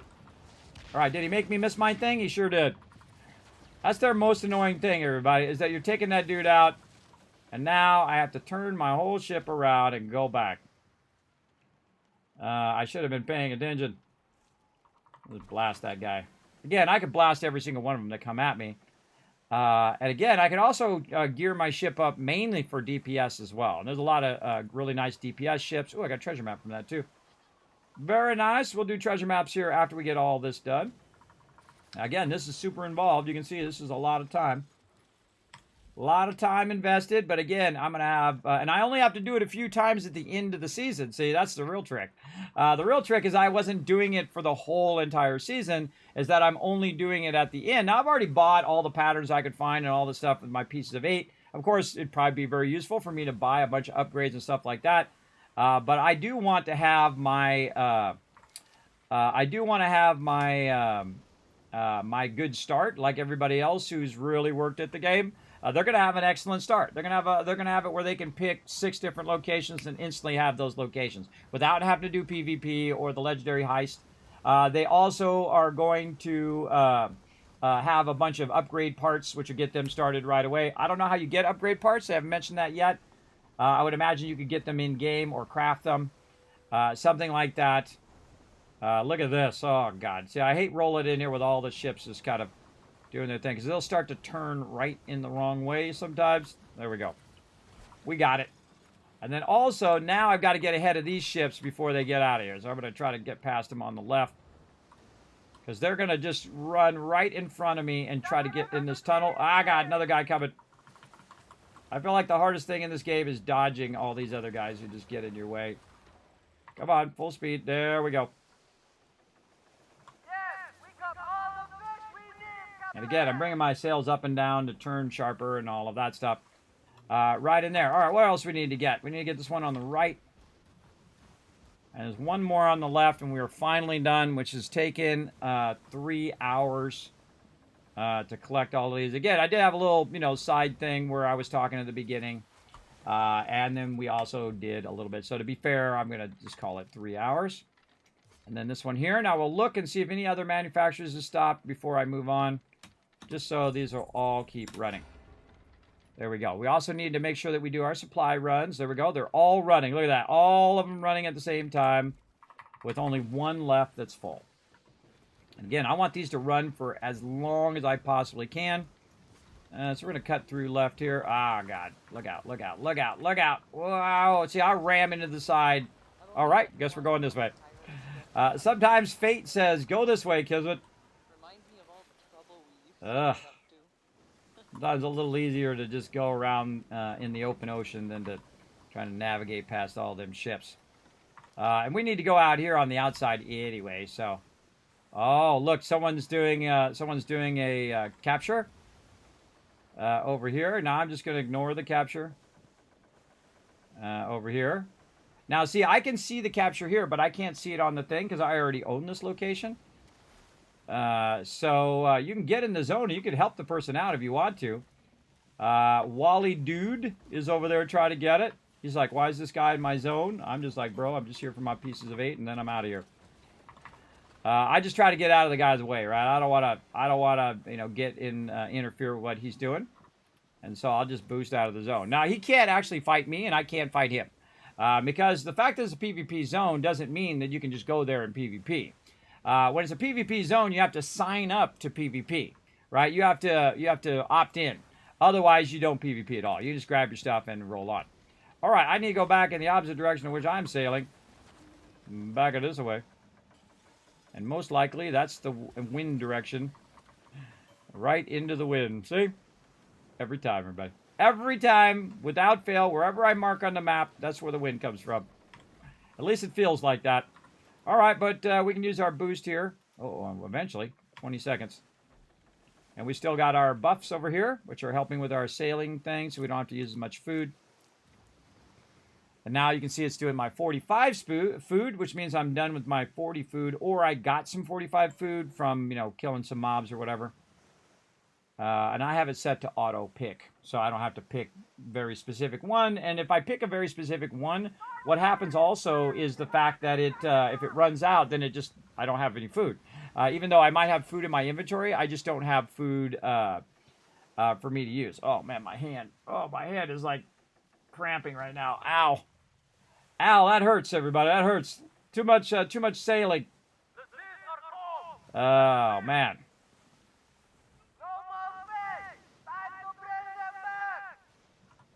Whatever, bro. Half the time, I can't even understand what the heck they're saying. All right, let's use our boost. Keep grabbing that free loot, though, when we go by. Lots of pure iron there that I can refine. I like to build all that up as well. Build up, a ton of pure iron, ton of stuff. Because you don't need it in the moment. You can just let it build up. And then go in there and convert for like 3 hours of that stuff, too. As well. Again, you see how we're getting 14 there. We're out of the big ones. But we can buy some. Oh, and here comes the dude. Dude, you have 0 chance of catching me now. Even if I do have a headwind. Dude's like way over there. He's got to catch up to me before I get to the safe zone, which is literally right there. Past those buoys. A rumor has expired. Oh, bummer. Bummer Rooney. I like a juicy rumor. Look at the reflection of the yellow on the water, by the way. A cool touch by them. All right, and that's it. We got all the pieces of 8. How many did we get total? Boom. Another 5,000 there. Let's see, by looking at our ship menu, we got 160,000. So that means we got 90,000, 60, 70, 80, 90. That'd be minus 30. It'd be 70. So we got 60,000. So we collected around 60,000, maybe 65,000 pieces of 8 in about 3 hours. If you have the bulk of all of them and you have most of them at 5 and my other ones are at 10. If I were to get those ones go up to 4,000. So just those alone, way down here, they keep up to 4,000. So these alone right here, you got to think this is 4,000 times 5. Well, this one right here doesn't go. That one goes to 2,700. But again, these 4 here go to 4,000. Hey, Suri, what's 4 times 4,000? 16,000. So that's 16,000 pieces of 8 just in this one spot. So I can just swing down, grab that, drop it off. Easy. Easy. And you'll see me work these 2 first. Because these ones, again, see how it's getting... This one's given 13% more, but this one's given 33% more. That's a 1/3 more. That's a lot. And so that's really doing this one, doing it right. And look how close it is to St. Anne. I feel like this one and this one are the easy mode ones. Oh, I went up to 179. Look at me go. I don't even care about leaderboards, everybody. I couldn't care less. Couldn't care less. All right, what do we got? We got nothing. Oop, we got nothing that we can do here. How much to take over? 19 minutes. Did we start a timer? We did not. Hey, Suri, create a timer called Takeover for 18 minutes and 45 seconds. All right, it didn't put the name in. Takeover. I go in and there's a little note option. You click on the note and then I can tell it to voice. Oh, and look, there's another one. And the second these stop, get them funded. Look, I still got 795,000 and I got $1 million in the bank. All right. Rotisserie G has been massively patient. But of course, he's off doing his stuff as well. So again, I have one more of the Megafort Olsen in 18 minutes. Now, what else should I do while I'm waiting? I should take a break, but we're going to go ahead and run up here first and grab some more water. Again, if you die and you lose all your water, just run up here and buy some more. This is like my new thing now I do right here every single time up here. Out of stock. Okay, still got to wait for that cooldown. Such is the way it goes. All right, so since I'm over here, I'm already here. I don't need to go to St. Anne first to get the quest. You get the same quest in here. Just saves me. And again, I could queue some stuff up, but I'm not going to. I'm going to let it backlog. And then we'll go supply network. This way I don't have to stop so many times and come back and requeue it and requeue it. I feel like building it up is much easier. And then let's see. Actually, let's go out of there for a second. And then I have to turn away from it because sometimes it takes a long time to come up. How many fort plunders do we have? 1, 2, 3, 4. We got Fort Dudester and whatnot. All right, do we have another Dudester? All right, which ones do you got again? Just Dudester, or what do you got? No, I got rid of all of them in the end. Oh, I can't hear you. Your mic's really low again. I got rid of all of them in the end. Oh, you got rid of all of them? Yeah, I was concentrating on just doing the roving supplies. All right, no worries. It's going to reset again another 15 minutes. Yeah, I have 2 for Dudester. 2 for Dudester, and I have 3 already for the easy one, the little move one. Well, we'll wait and see what you get, and then I'll probably grab the Dudester one, just in case you get more Dudester next time, and then we can do Dudester or Fort de Valouz or whatever. Whatever we got one in common, or even if we don't have in common, I'll help you with yours. That's okay. See, the fort ones give you a lot more than the supply ones do. So this would be super tedious, by the way, for me to go and do, but I don't want to miss my chance at the high school dance. Before it resets. Again, it's got like 15 minutes before it resets. So what I'm going to do is a little trick. I'm going to go to the supply deal right here. I'm going to track that. Then I'm going to get out of here, and then I got to turn away from the thing because it's really awkward when you're trying to do your map. There we go. And then we look at where it's at. It's right here at Poacher's Cache. All right, boom. Over to Poacher's Cache we go. Now, it's going to show me where the vendor is in the radar, 85 in this way. So I'm going to run over here and run through this little tunnel. And run toward this NPC. Now you're like, well, Kismet, you don't have enough quest slots. Ah, but this particular one is pretty easy because this is the quest giver as well as the quest taker. So he's going to take that one. And then I can get another one that's here because they're always, these supply deals that are not roving are always in the same spot. And then boom, always in the same spot. So if you get one of them, you know you're going to get another one in the same exact spot is what I mean. Not always in the same spot every time it rotates, but there'll be two of them from the same vendor wherever it says to go. Okay, now if I wanted to do these ones, I'm going to have to go one and then go out and one and go out and one and go out. But do I have enough time to do a fort before then? Probably not. So I'm going to go ahead and take the hit.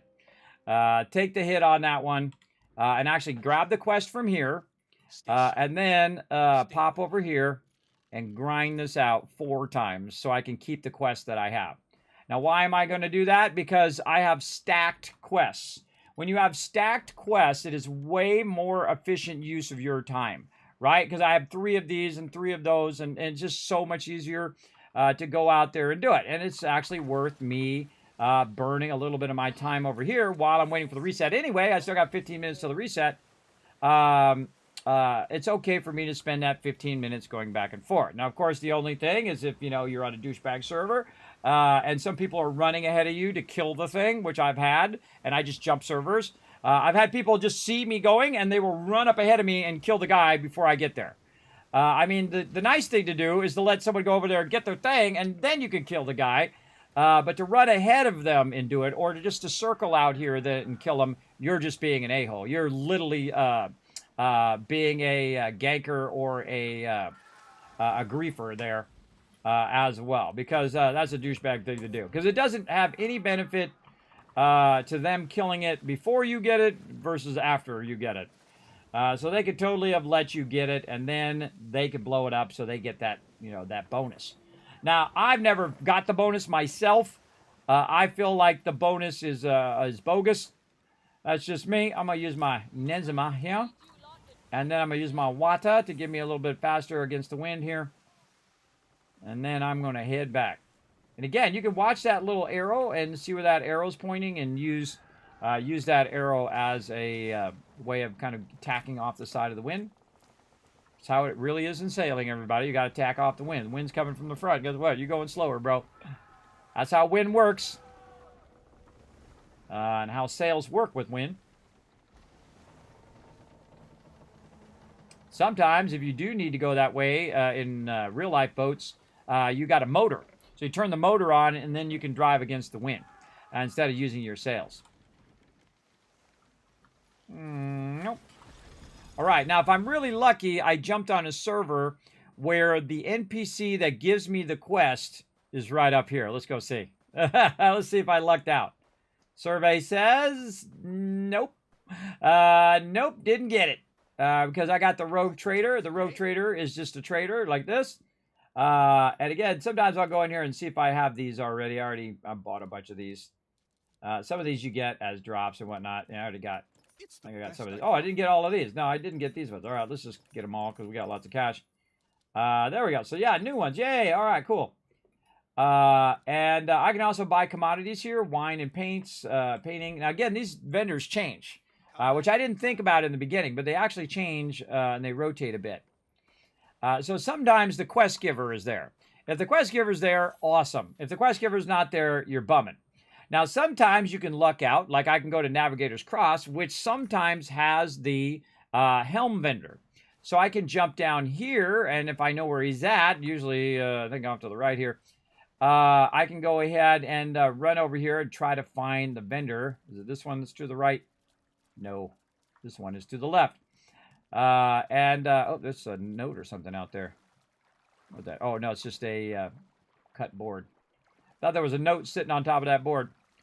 All right, so we'll run over here. We'll try to find the vendors. Now, one thing I suggest when you're running by, grab the loot. You're going to see water. You're going to see all of that. And what we're looking for is we're looking for a trader. There we go. And we'll talk to the trader and say, let's trade. and say, oh, wait, this is not the right one. Hey, you got some water barrels there. We'll take that. So this is not the right one. So sometimes you luck out and you have that one there. And if you don't have it there, you can jump around. Let's go to Dragon's Back and jump around and try to find the vendor. Now, here's the great thing, everybody. Once you find the vendor and you stay on that server, I find... Oh, there's some water. Grab it. Once you find that trader and you're on the same server and you're staying on that server, typically that trader stays there. He'll stay there for quite a long time, probably until the reset, which happens on Tuesday. But sometimes I have seen him change too. So I got to kind of run around and find out where the heck. Oh man, this is way over here. Way over here. Look at this view. View of the beach. All right, we got to run and try to find our vendors over here. All right, there we go. Sometimes you get lucky, and there's the overseas smuggler. That's who I'm looking for. It's way too long to have to run all the way into here to this guy. But we can now get another one from this guy and grind this out for the next 10 minutes. It's a rough one. And then I got to try to get out of this guy's interface and do these one at a time. I think they should make these quests separate from the fort things. It's just stupid. Why limit it? Why not just make it where you get all the supply ones and as many fort ones as you want and go do your thing, everybody? Again, adding tedium to a game is not enjoyable. Don't do it. People don't like it. Just make it where we can do those quests separate. All right, and then here we go. We got a guy going out there. Is he going to kill the vendor? Let's go see. Oh, he's coming back, so he's not going to kill him. He's already got his stuff. I'm going out again. I'll be doing this 2 more times after this. Again, I can see where he's at. He's right about there. Now, I can also look through my little spyglass. Zoom in on him, see if he's got the little helm symbol on him. I know it's him because I know what the ship looks like. And it's kind of in the same spot. Now, sometimes I'll get it mixed up with another ship. The pirate ships, the rogues. But usually he's right about this same spot. So again, don't bump into him. I try to go by him on the right. And then interact with him, turn in my quest. Now, normally when I don't have a bunch of fort quests, I can get all the quests and do it in a single run, which is useful. I also see there's a little bit of loot out here, so if I go a little long, grab that loot. Hard turn. And get out of here before that guy aggroes on me. Now, that guy's going to aggro on that one. See, he's running away. And so I got it in time. Now I can blow that guy up and save my trader. You know what? I think I'm going to do that. All right, you run away, dude. I'll take out this guy.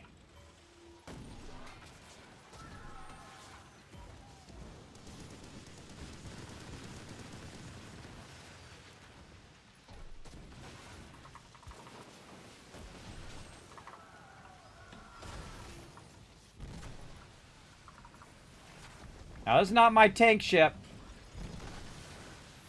This is my thing. Come on. Oh, bye-bye. By the way, you can put dots on them that burn them up. All right, so I took out the bad guy who was trying to attack my ship. Now, when it's in runaway mode like that, it will, you can't interact with it. So when peeps come out and they're doing a bunch of stuff like that, it's not good. And here comes another guy coming in because now I got the Lepes thing. Now I got to take out this Lepes guy as well. So it's not always worth your time, but... Oh, right into the wind, of course. I'm just grabbing all this extra loot. All right, dude, come on, let's go. Let's party at the disco.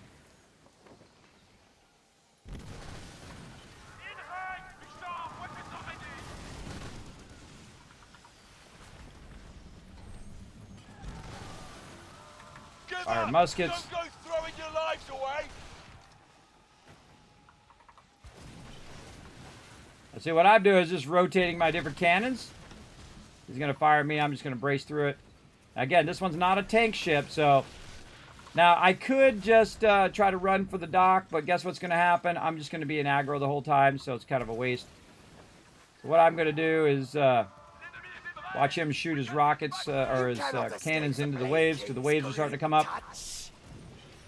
Oh, totally missed. I thought it was different cannons. Fire muskets. Your mothers won't hear you scream. Ah, the waves are starting to get annoying.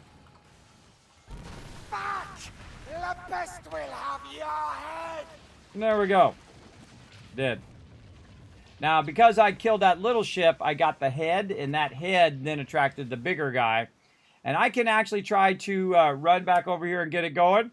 Now, this guy's probably going to go out there and kill the vendor, even though I just saved his butt. But oh well. Then we get back over here. And again, this is part of that La Peste event. Now, they had it where you can actually kill La Peste when you had, like, say, 5 peeps. And then they scaled it up to where it sucks.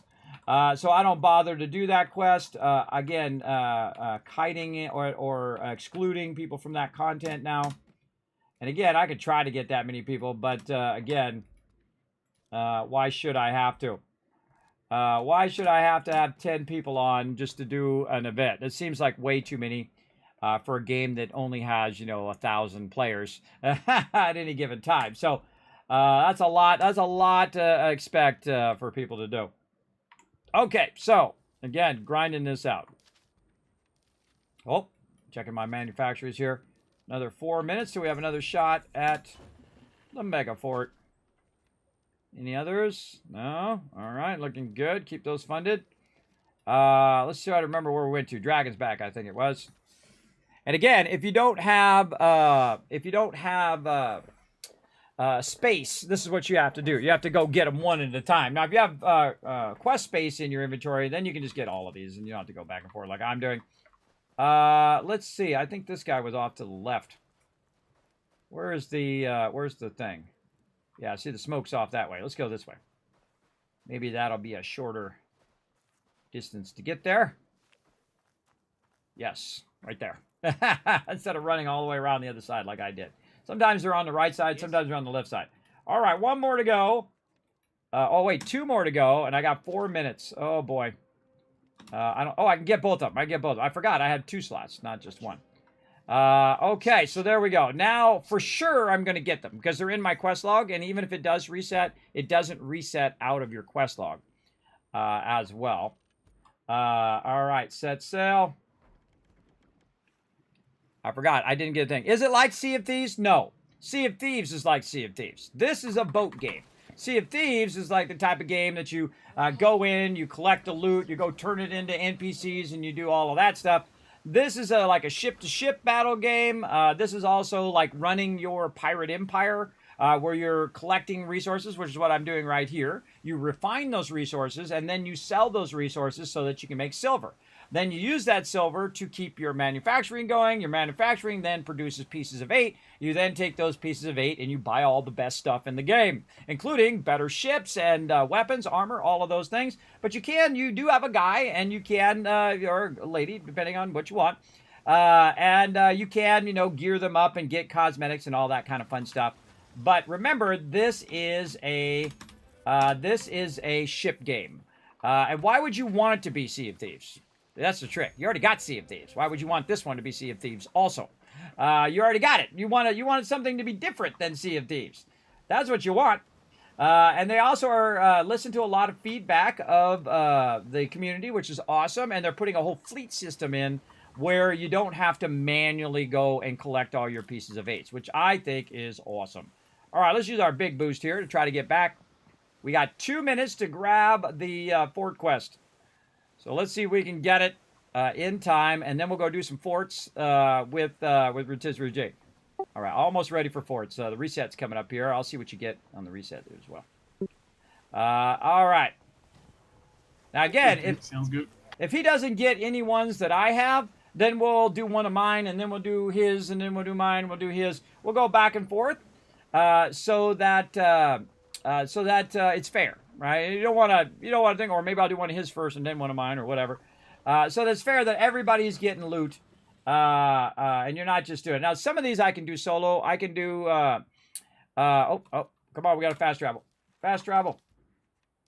Back to, let's go to St. Anne. Oh, he's in my way. 1 minute. It's got to be quick. So I got to fast travel to St. Anne. I got to wait for it to load. Then I have to fast travel into the thing, which is way faster than me running off and trying to find the guy. Then very quickly running up here, I probably have like 30 seconds. Skip. Attacks all the way at the bottom. Come on. Fort Deuster. Woo! Boy, that was a close one.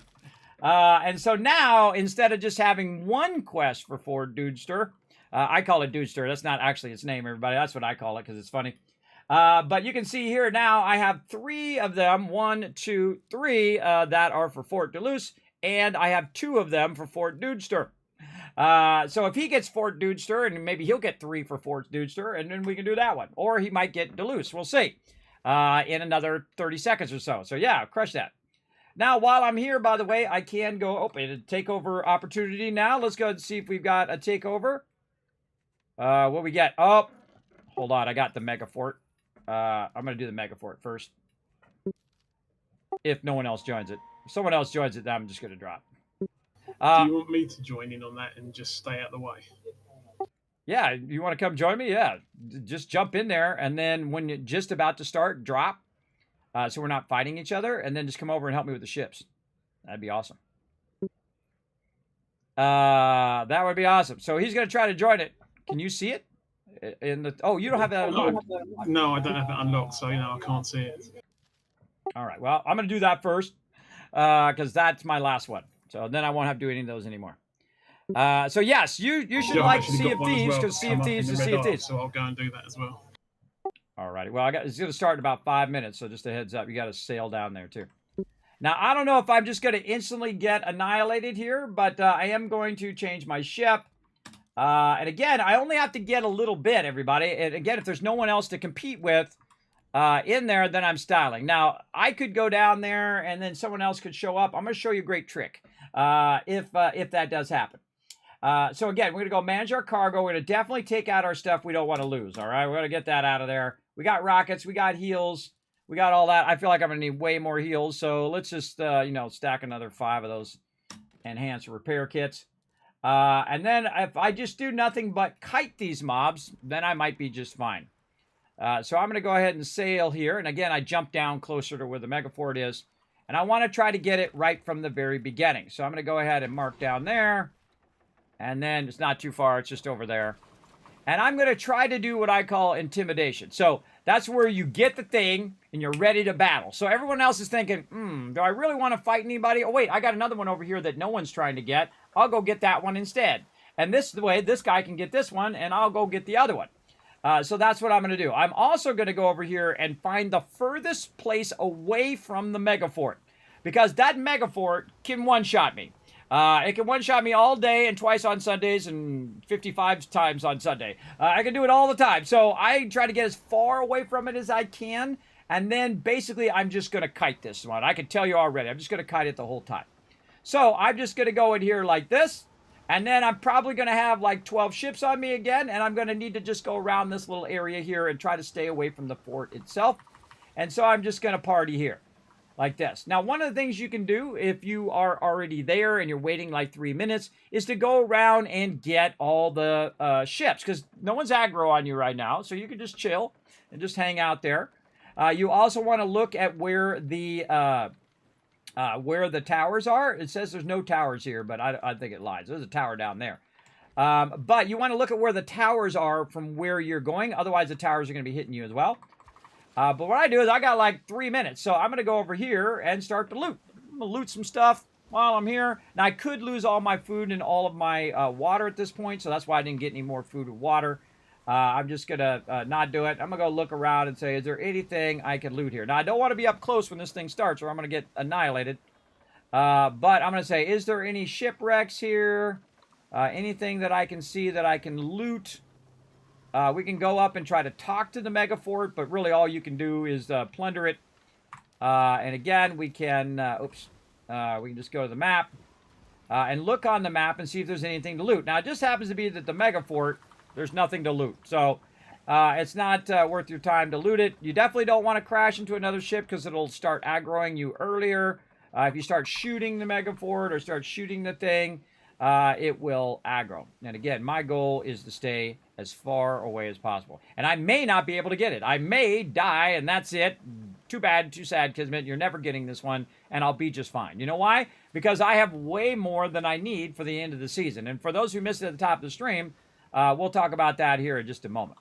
Now, I kind of feel like over here is a really good spot, so I'm going to just kind of, you know, sail around a little bit, get a lay of the land. This part over here is completely blocked from the mega fort, so I could basically just hide back here in the corner like this, let's say. And so if it's bombarding me with rockets or whatnot, I might be safe there. But what's going to happen is all of these other ones are going to aggro. Like all of those ships right there. Well, not all of them. The ones that are camping in, one of them is going to aggro. There's also a tower over there, right? So probably better if I turn myself around and do the hokey pokey here. Maybe just a little bit forward and then stop and then turn. Do the hokey pokey to get away from that that tower. Now, towers have a level as well. We look over it. This is a 13 guard tower, which is higher than my level. So we probably don't want to come over this far, right? Just to avoid getting hit by that tower. And I cannot brace through that that damage, so I definitely want to maybe get it where I'm like this, right? Oh, wrong thing, right there.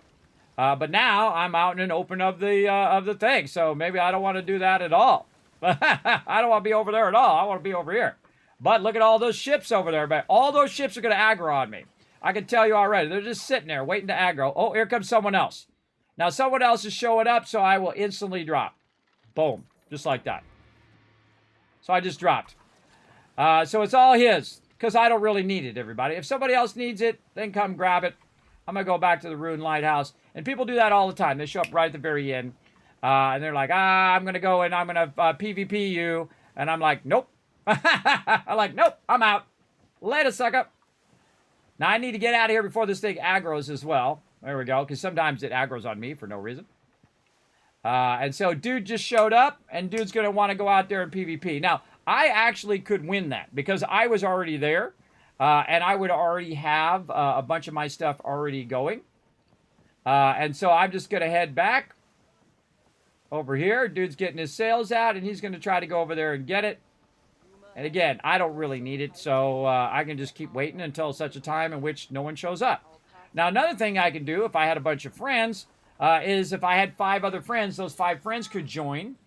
And then those could block the ability for anybody else to get in there, which is what we're going to do in the reset. If someone says, hey, I'm trying to take this one over, I'll say, hey, you can have it. I'll come over and I'll help you do it. Now, the one I really want to finish up all of these would be the Legendary Heist. The Legendary Heist, me and Dude could do, me and Rotisserie G could do, and then we would be good. But I actually could have probably won that one because I had already started there. And I would have had a boost by the time he got there, and I would have already had like 5 or 10%. But then I would have had to fight the guy, and the guy's probably been doing PvP the whole time, and boring. I feel like that kind of PvP is boring. Now, if it was like a whole team on a whole team, like we defend this, you got, 3 people, you have like 2 sides, 3 people defending, and then these 3 people get the fort against the 3 people who are attacking. And if these guys get more points, then these guys don't get anything and these guys win. I think it's more fun if it was a group activity than if it's just, 1 versus 1 or 2 versus 1 or whatever. Now, again, I can also call my team over and it'd be 3-on-1. And so they wouldn't shoot me at all. They'd just shoot the other guy. And then, we can win that way as well. So we PvP together as well. But they'd have to be in the event to do it. So that dude's going to do that. And in about 5 minutes, that dude's going to have it. So that's fine. That's fine. I'll try again in another 21 minutes right over here to see it. Now, I had my chance already tonight. I could have took that chance earlier. But that's okay. Again, if I don't get it, I'd be just fine. But all I need is one more location, and then I have every single one in the game, which is pretty awesome. Hey, sorry, set a takeover opportunity in 21 minutes and 15 seconds.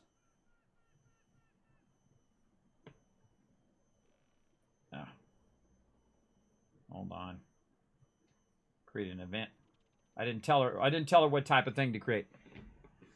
Hey, sorry, create a timer called takeover for 21 minutes. There we go. I didn't tell her to make a timer, so she made a calendar event instead. All right, you can see that all of these are popping and locking, everybody. Look, these have got to go for a very, very long time. Nothing I need to do that. And again, sometimes you get out there, you get it going. All right, somebody popped in at the last moment, which they love to do, try to get PvP going on. But I canceled it. So what forts did you get?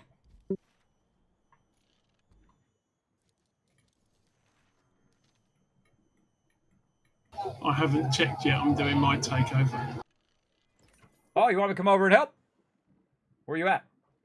Now I'm at 95%. All right, nice. You doing a PvP one? Nobody there, right? Just you? Yep, just me. So sweet. I mean, especially right now when you're not any. It's not really heavy competition. But I really want to get the legendary one, the legendary heist one. That one's really fun. I prefer to do that one. I wish they did that one every single time, and I would do that one every time. Because that's a guaranteed one. If you get the thing from the guy, and then you take the thing and you run it back, boom. Everybody who's in the group, all 3 people, get themselves a factory. Every single time. You'll see me do it after the reset. I can't do it now because I don't have any more. And I don't know if this one is part of that. Usually I find if I hang out over here, that's when I get them. But in theory, I could never get it again if that one doesn't have, if it isn't part of that legendary heist. I could never get legendary heist again. And then also this could be the last time I get that too. I don't know. But again, if I don't get it, I'm fine, everybody. I needed to get 16 territories. I have 17. I needed to get 70 manufactories. I have 75 right now. So I have plenty. Now, again, if you missed it earlier, I was talking about the reset. And then this is the thing you really want to know. So over the next 5 days, you have the opportunity, and I'm going to move over here first. You have the opportunity to get 16 territories, which I have, and that means you're going to have 6 world leases, world helm leases. And that means that you can pick 6 locations on the map right at the very beginning of the reset. So you just go ahead and say, I want this location, I want that location, this one, this one, this one. Boom, you're done. That's how many I'm going to get. 6. I've got mine maxed out. I spent the last 4 or 5 days, 6 hours a day, boom, grinding that out. And then over here, manufacturers, you need 70 manufacturers to get 75 upgrade parts. That's all new in the game.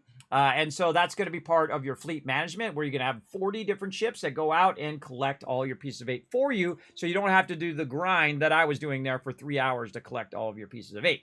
Now, if you have over 300,000 pieces of 8, they are going to get reset. So they said, go buy a bunch of armor, a bunch of weapons, high-end stuff.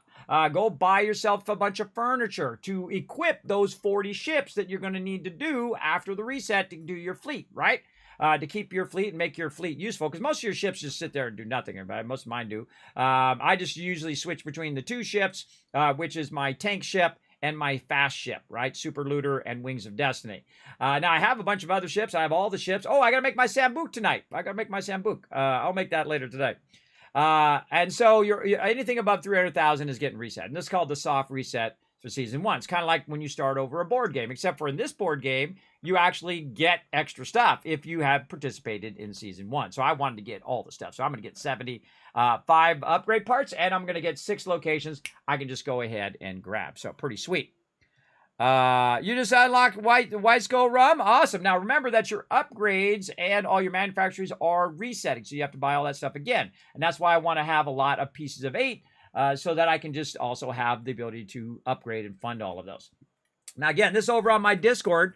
I'll throw this in the chat for you guys, the links there to all that social media, and you go check it out on my Discord. It talks about what's resetting and what's not resetting. Again, above 300,000 pieces of 8, that's going to reset, but you'll have 300,000, or if you have an amount below 300,000, you get to keep whatever is below 300,000.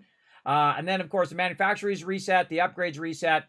Silver does not reset. Your sovereigns do not reset, so whatever amount you have there. And then, of course, you get those head start items, both the world leases, where you can just pick one of the helm locations, and then also the GeForce driver. Not now. Come back later. And also you get the upgrade parts. Now, the upgrade parts are part of this system right here. Let me open that up. This system right here, which is your fleet system. And this is actually, you're going to have 40 ships that you can do. You can upgrade those ships to a certain ranking, right? And then you upgrade those ships and they go collect your piece of 8 for you. So you don't have to do it all day, every day. So you come back in, you got like a bazillion pieces of 8. And it's cool because that's what this game is all about. Everybody, it's an empire management game. So you're managing your pirate empire and you're having collect loot and generate loot, which is different from Sea of Thieves. This is the type of stuff I like because it's the type of thing where you can jump in game, do a bunch of this stuff, maybe not for 3 hours like I just did, but you can jump in for an hour or two, set up a bunch of stuff, log offline, and it still runs while you're not online. That's awesome. That is very awesome, everybody. I love games that are like that because it takes into account my time and how valuable my time is. It is your most valuable asset in your life is time. So I go in and I can queue all this up. I'll move over just a little bit. I can queue this up. Now, it's 1 ship per location, they said. So you're going to set up your ship, make sure that you've got it upgraded so that it needs rank 9 to do this particular one. And so you've got it upgraded. It goes over there and automatically collects it. It says the delivery amount down there at the bottom is 510, and it's going to take about 10 minutes to the nearest den, it says, which is most likely a travel point, which is up there at the top. So you can start a bunch of timers, too, if you wanted to know when this stuff was finished, and then you do it. Now, I don't know if you have to manually tell it to do it every single time, or if it's just going to be automatic once you set it up. You just say, hey, automatically go collect my pieces of 8. I don't know. I feel like it's probably going to be manual because auto would be insanely OP. But it'd be nice if it was automatic. It would be nice if it wasn't manual where you had to say, okay, go get me some more 8s. Go get me some more 8s, which is what you have to do now. You have to set up the manufactories to go every so often. And I feel like that's probably what the same thing is you do with your ship. But I don't know. It might be automatic. They didn't say. So we'll find out. We'll find out about that. Now, there's another one over here. If you're looking for where you upgrade your ships here at the shipwright, it's going to have that option. I grabbed these screenshots from their dev stream. And then here's where you actually upgrade your ships. I notice over here that it takes 1 upgrade at level 4. You can have 6 upgrade levels. Again, this might change, though. Well, you know, everything's up in the air until that patch comes in, everybody. That's how I always look at it. Now, also you can see down here, there's some upgrades, level 0 to level 1. Now, I don't know if your ships are going to automatically, boom, drop back down to level 1, and now it's all about the upgrades that make the ship high level, or is it still about your gear that makes it level, like your weapons and your armor and whatnot? I don't know. They haven't said that either. So they're leaving that to the imagination. I'm sure they're going to have another dev stream where they go into detail about those kind of things. But those would be the things I would want to know. Now, I'm going to know for sure on Tuesday, which is when the update comes out, next Tuesday, the 28th. So be ready for it, everybody. Get in there, grind that out, get some manufacturers. Again, the more manufacturers you get, the more boost you have for next season. Like right here. Again, the more of these territories you get, awesome. Even if you don't get territories, at least you're going to, I think that even more than the World Hem Lease, we can always get that in game. But the ship upgrade parts is probably going to be a huge advantage. So even if you go and get 1 location, you're still going to need a lot of ship upgrade parts. How do you make those ship upgrade parts? I have no idea. They didn't say. They didn't say how.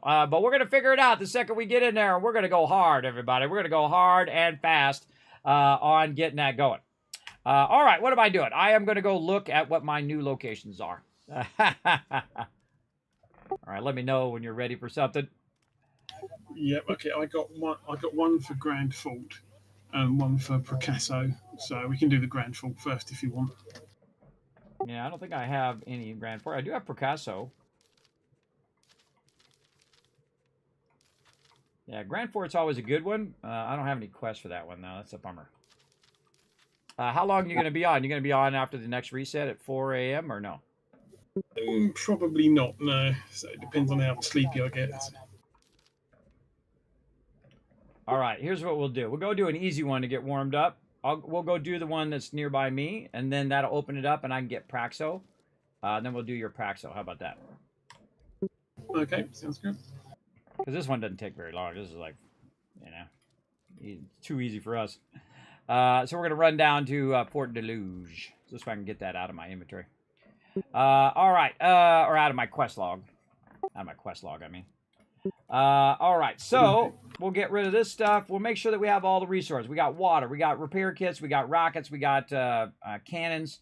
I'm on the Wings of Destiny, which is my snow.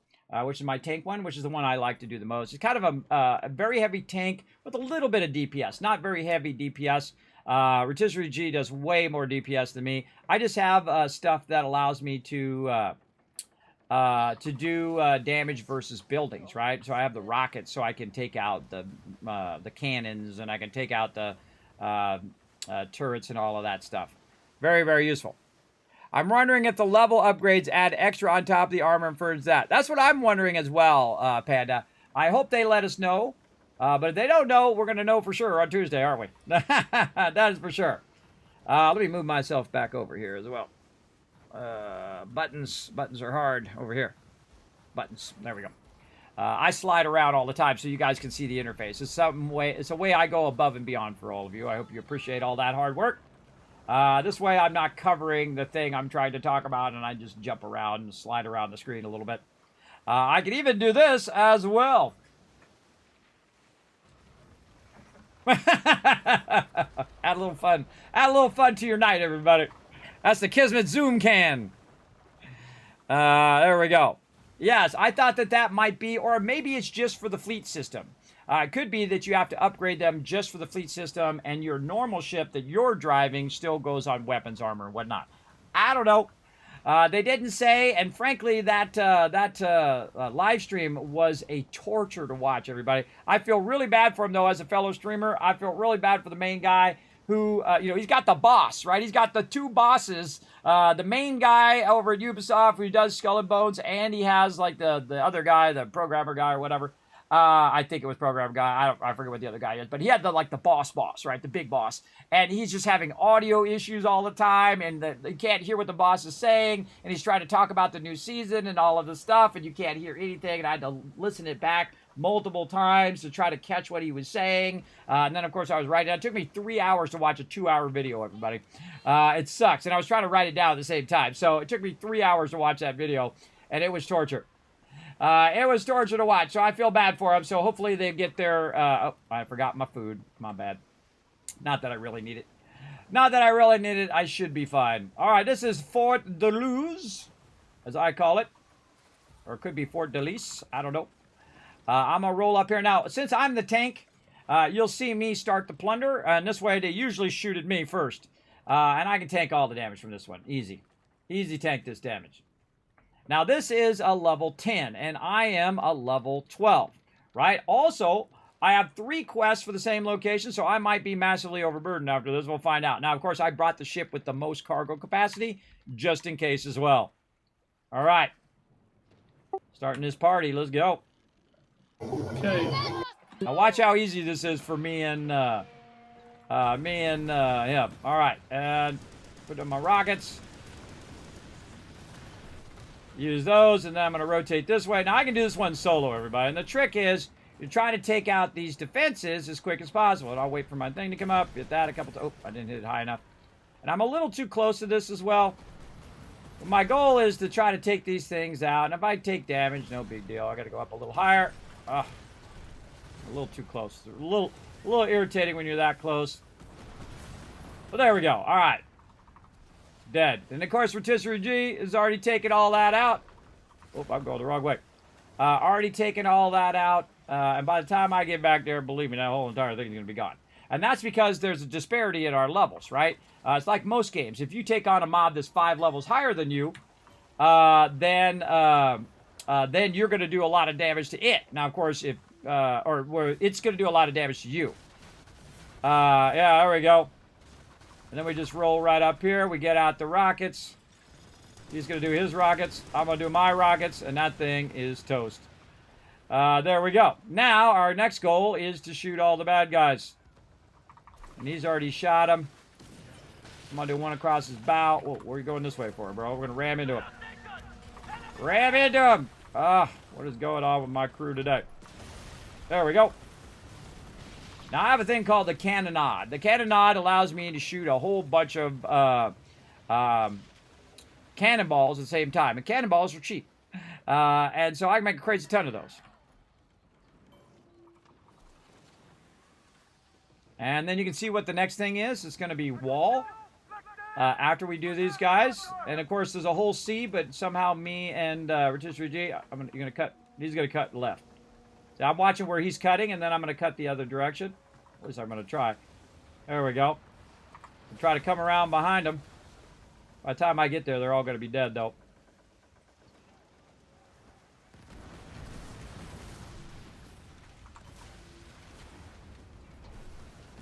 See, he's high DPS, and I'm mostly tank. And I can go high DPS too, but I don't like to take other people's stick, everybody. If somebody's doing DPS, I won't go do DPS too, because they got their jam. I'm going to let them do their jam, and then I'll do the other part of whatever the jam is. Now, I don't even need to be a tank in this one, everybody. I could just bring my my straight-up DPS ship and be just fine. Of course, I haven't made my DPS ship yet, the Sambuc. I don't want to make eventually. What's the ship you're rocking right now? You rocking the Sambuc? No, I've got the badly named streamer one for siege weapons. Totally missed him with my rockets. That was awesome. Awesome shot. I don't know which one that is. The Baruch one? What's the first letter of it? It begins with PAD. P-A-D. Oh, does it mean something bad? I didn't even notice. I'm so oblivious. No, it's one of those names that you have to be careful talking about. Oh. Oh, here comes another dude. Wants to party at the disco. Come on, dude. Let's party, bro. Yeah. Paddy Wakang, that's the one. It's basically the siege ship. Oh, right. I know that one. So I get huge bonuses to destroying defenses and forts and stuff like that. My main thing is I don't want to be overburdened after this, so I don't have to slow run back. Now again, since this one's 2 levels below us, everybody, the ships are level 11. You know, this was easy. This was super easy. Now, of course, I have 3 quests for the same location. That means I'm getting 3 times the loot as well. I like to hit them in the sails because you know you're pretty much going to get them. And when they slow down like this and they're in one spot, you just rain fire on them. Like that. Ah, I hit the thing. I was trying to ram him.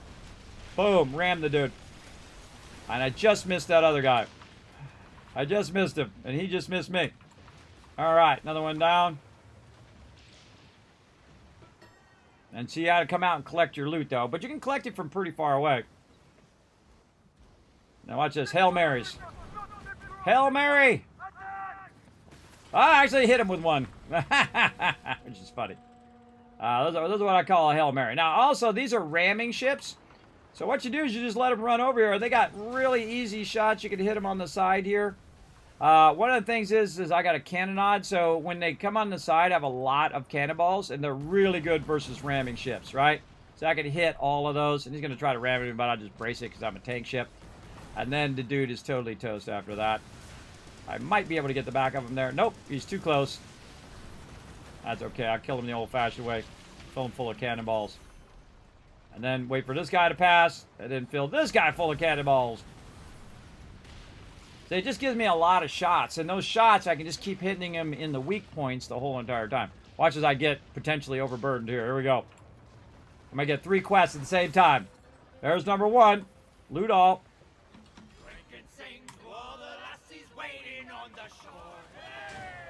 Plunder complete.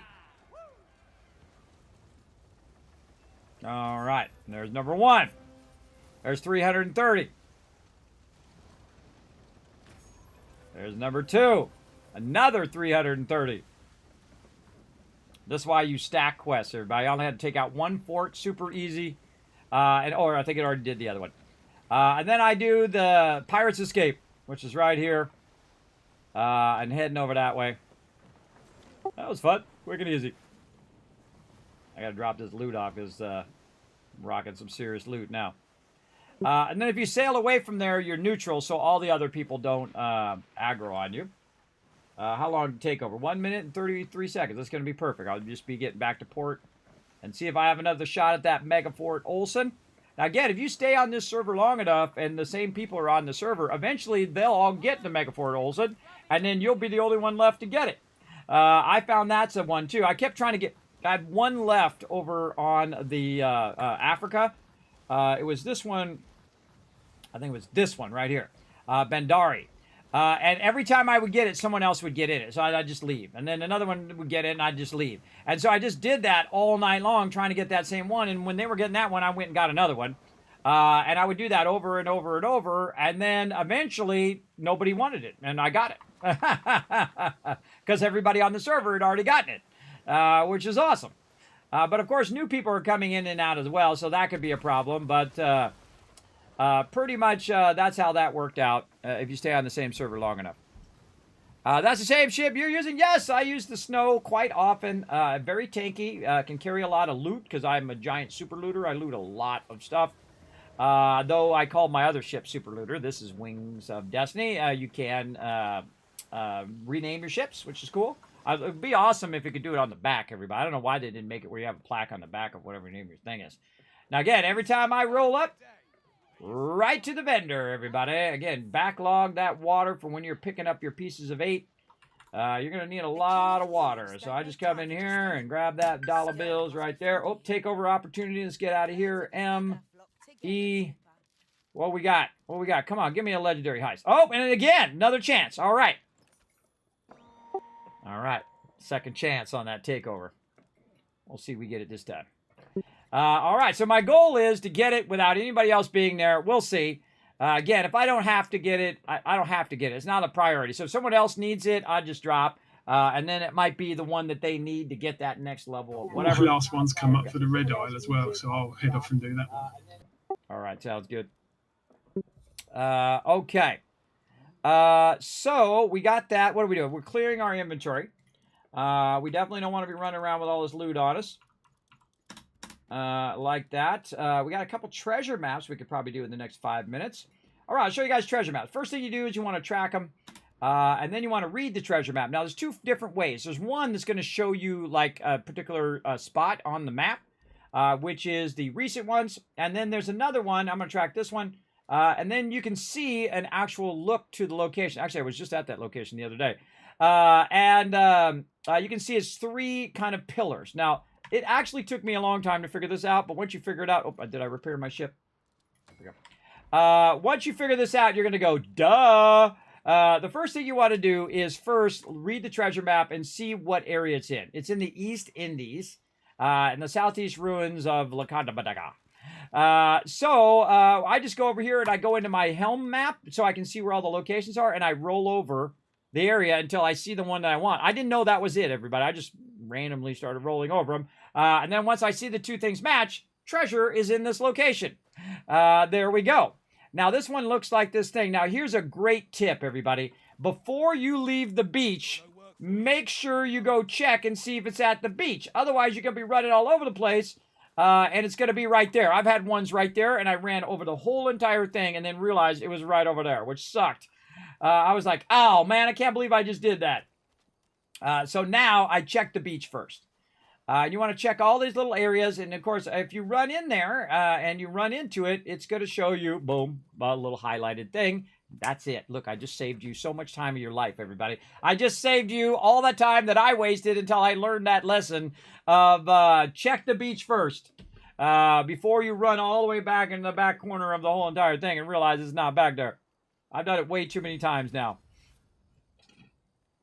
All right, so now I got me a treasure chest. That gives you a lot of cash, everybody. Some of these give you 4, 5, 6,000 silver. That's a great way to get started, by the way, if you are out there and you find some treasure maps. I wasted, I don't know, 20 treasure maps that I never went and did because I didn't know how to do them. Now this one, these are the ones I would normally get. The ones that have this kind of map on it. So this looks like kind of a bottom of a thing. We've got a river going here with a circle. Kind of looks like a Star Trek thing, you know, the little communicators. I don't know. That's what it looks like to me. I'm not that big of a Star Trek fan, but I can recognize a communicator when I see one. So now what we want to do is look for some stuff. Oh, and we forgot to read the thing. Hold on. Let's read the thing. Let's see if anybody else has gotten in this Mega Fort Olson. Nobody. All right, hold on. Now, it's got 2 minutes left. I should go try it. I should go try it and see if it does the thing. Because it's not very far. All right, manage the cargo. Get rid of any extra cargo. I don't like to run with any extra cargo, just in case. We got all of our stuff, food, buffs, all that stuff. We definitely want to get our Minka going. And we are in our snow. I don't know why I got out of there. We're out there. Oh, we put our cannonballs away. That's not good. Get our cannonballs back.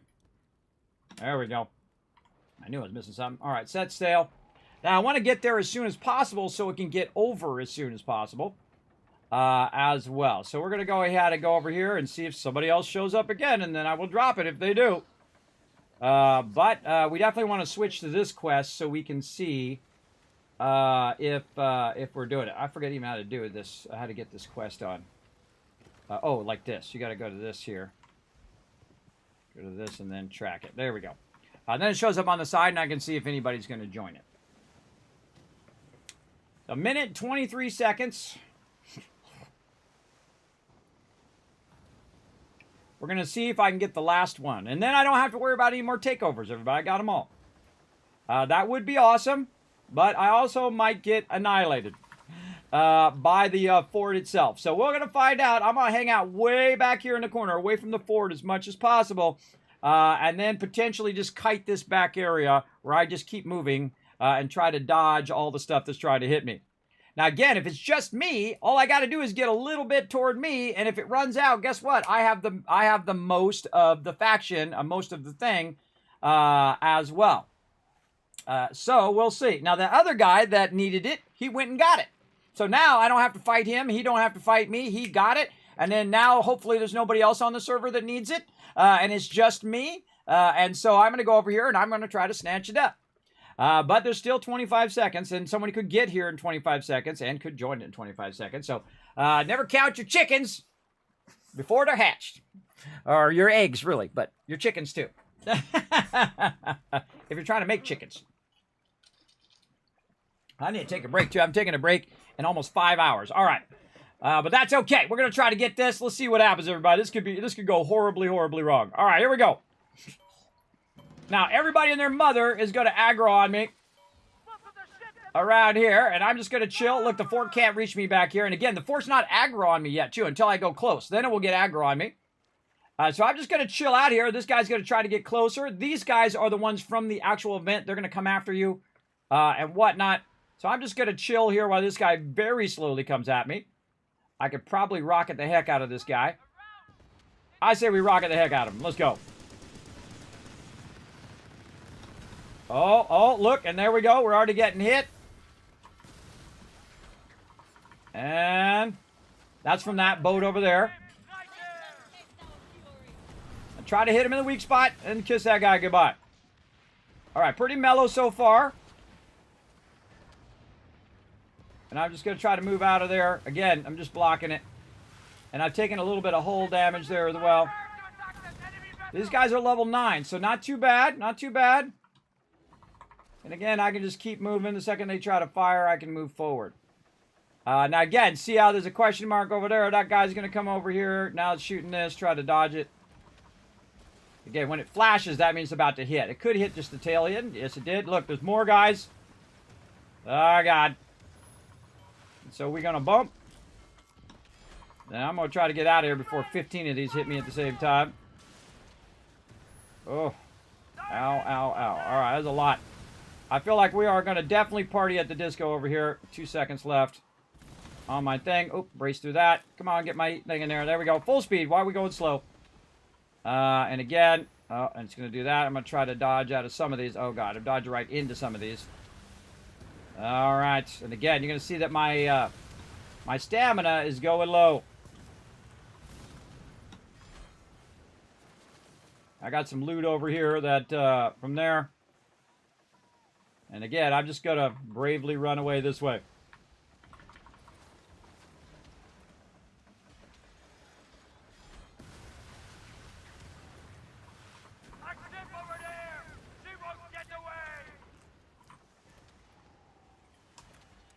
Oh, can't see.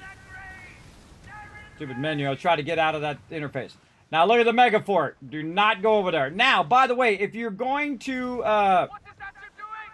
try to take over the mega fort, this is your chance. I'm going to heal myself up. And I've got a long cooldown, 117 seconds before that cooldown goes off. And here we go, another ship. Now look at them. I'm just kiting them all along with me. We're just ring around the rosies. Take a few hits from that guy and then get my stamina back up again.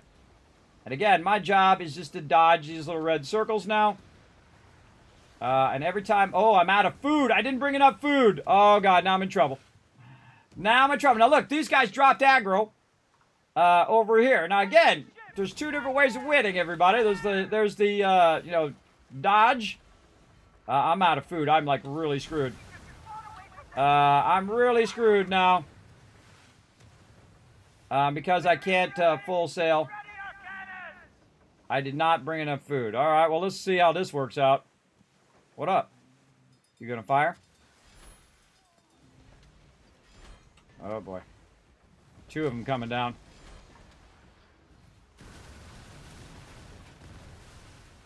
I got 55 seconds until I can heal, and I have no way of... See, I don't have enough stamina to block their shots. See, I gotta have my stamina up. So I'm gonna be driving around really, really slowly. And wait for him to try to shoot at me and block it. I've never done it this slow. That's the drawback of not bringing any food. Again, just try to block it when I can.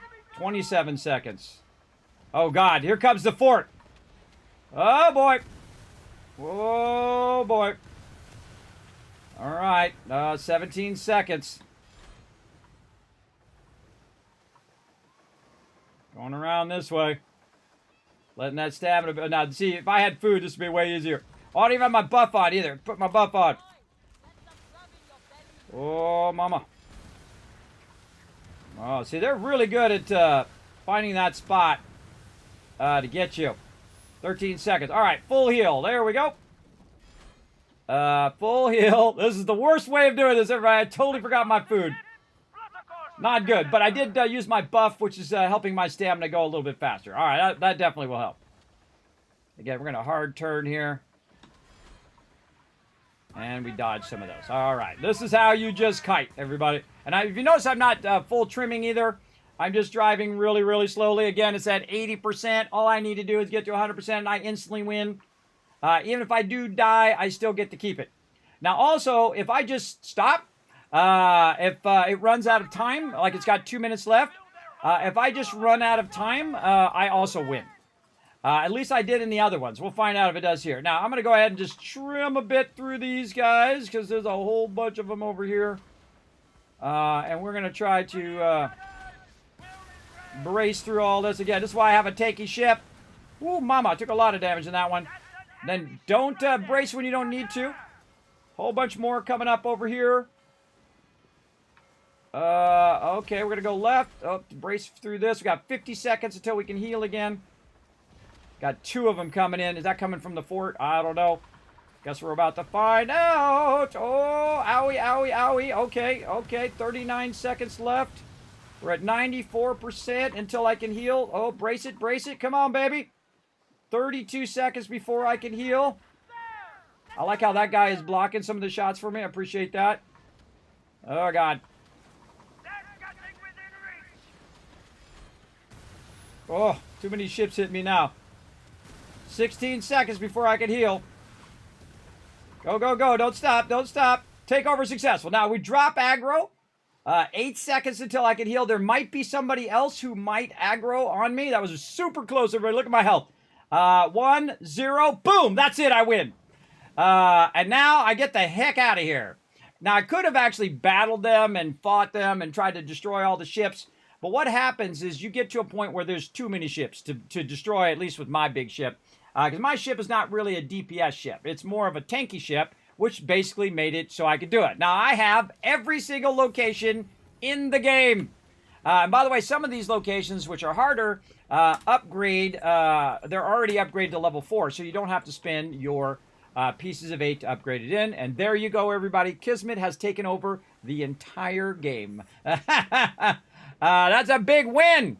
Let's see them GGs in the chat, everybody, for taking over every single manufacturer at the very last minute within the last 5 days of the thing. You're like, well, Kismet, how does that benefit you? Well, it'll help me get close to 300,000, maybe even over 300,000. We'll see over the next 5 days. And then I'll spend any extras that I have before the reset on buying gear and stuff like that. But I basically invested 30,000 into it, and then of course my time of collecting all of the stuff, and then I've now turned it into 100,000+. So basically, I've got 4 or 5 times the investment back. So it does tell you that it is a really good investment. Where the heck is the location over here? On this side. It does tell you that that you get it back. So again, you can just kite them like that. And again, especially if you have a tanky ship like me, make sure to remember to bring your food, everybody. I did not have my food. I'll move over here. You can see that my food's out, which right now is on the one that's facing this direction. You can see I ran out of food. Now, it would have been even easier if I had my food, because I could just keep doing that. And I could be fighting them the whole time, but the problem is there's so many mobs that while I'm trying to shoot one, another one is hitting me and knocking me down. And I have the enhanced repair kits, which repairs a little bit of my hull damage as well. Also, you could have other kits that remove conditions, like say you have burning or something like that. Oh, there's a shark. Shoot him. Get that free shark meat. There we go. That you can basically use to remove those conditions that you have, like fire and stuff of that nature. So, very useful. But there we go. Kismet I just won this game, everybody. I just won. I won the whole thing. Now, of course, it's also thanks to my crew coming in and working together as a team. We have, all boats have risen together. Oh, there's that kit, too. The restoration kit. Removes all status effects right there. Okay, so we got all that done. Now we're going to go ahead and do the other one. Let's see. We repaired our ship. We've got our rockets. We got our cannonballs. We got all of our stuff. We're going to do this treasure map. That's what we're going to do. All right. Looks like the Star Trek thingy. I forgot what it's called now. Communicator. All right. So it comes out a river, and there's a little island at the end of a river. So let's see. And it's going to be shaped the same way that that's shaped. I would bet it's over here. Oh, we're going to read the thing. That's what it was. Hold on. We're going to go in, and we're going to read the treasure map. And it's going to tell you kind of where it's at. Boarded us off the Tentacles southeast of the Mother of Shipwrecks. Okay, so the southeast of the Mother of Shipwrecks. So it does give you a little bit of a hint. Mother of Shipwrecks way out here in the middle. Right here. South and then east is going to be this way. So we can kind of look over here and see if we've got anything that looks like that. I don't see anything that looks like that. What are you talking about? Oh. Right there. Right there. That totally looks like it. I'm going to go to Fort Lewis and see if that's it. Well, no, because it'll say a treasure is at this location. And since I only have one map, I know it's that one.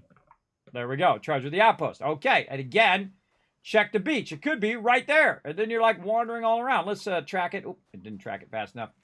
Hold on. Let's track it. Over here in our thing. Click it here. Track. I thought I did track it, but apparently not. Also, by the way, every time you run up on the beach, if you got the cash, talk to this guy or whoever's standing right here, whoever's on the beach. Buy and sell. Not that. Water flasks. All of them. Boom. Thank you, thank you. Keep that water. Keep that water rocking. Definitely worth your silver. For sure. All right. Run around. See what else we got going on. We got a trader over here. We can talk to him, but we're trying to find this location, and it's got like a cross there. That cross thing is of 0 help. All right, there it is. Well, maybe a little bit help on that one.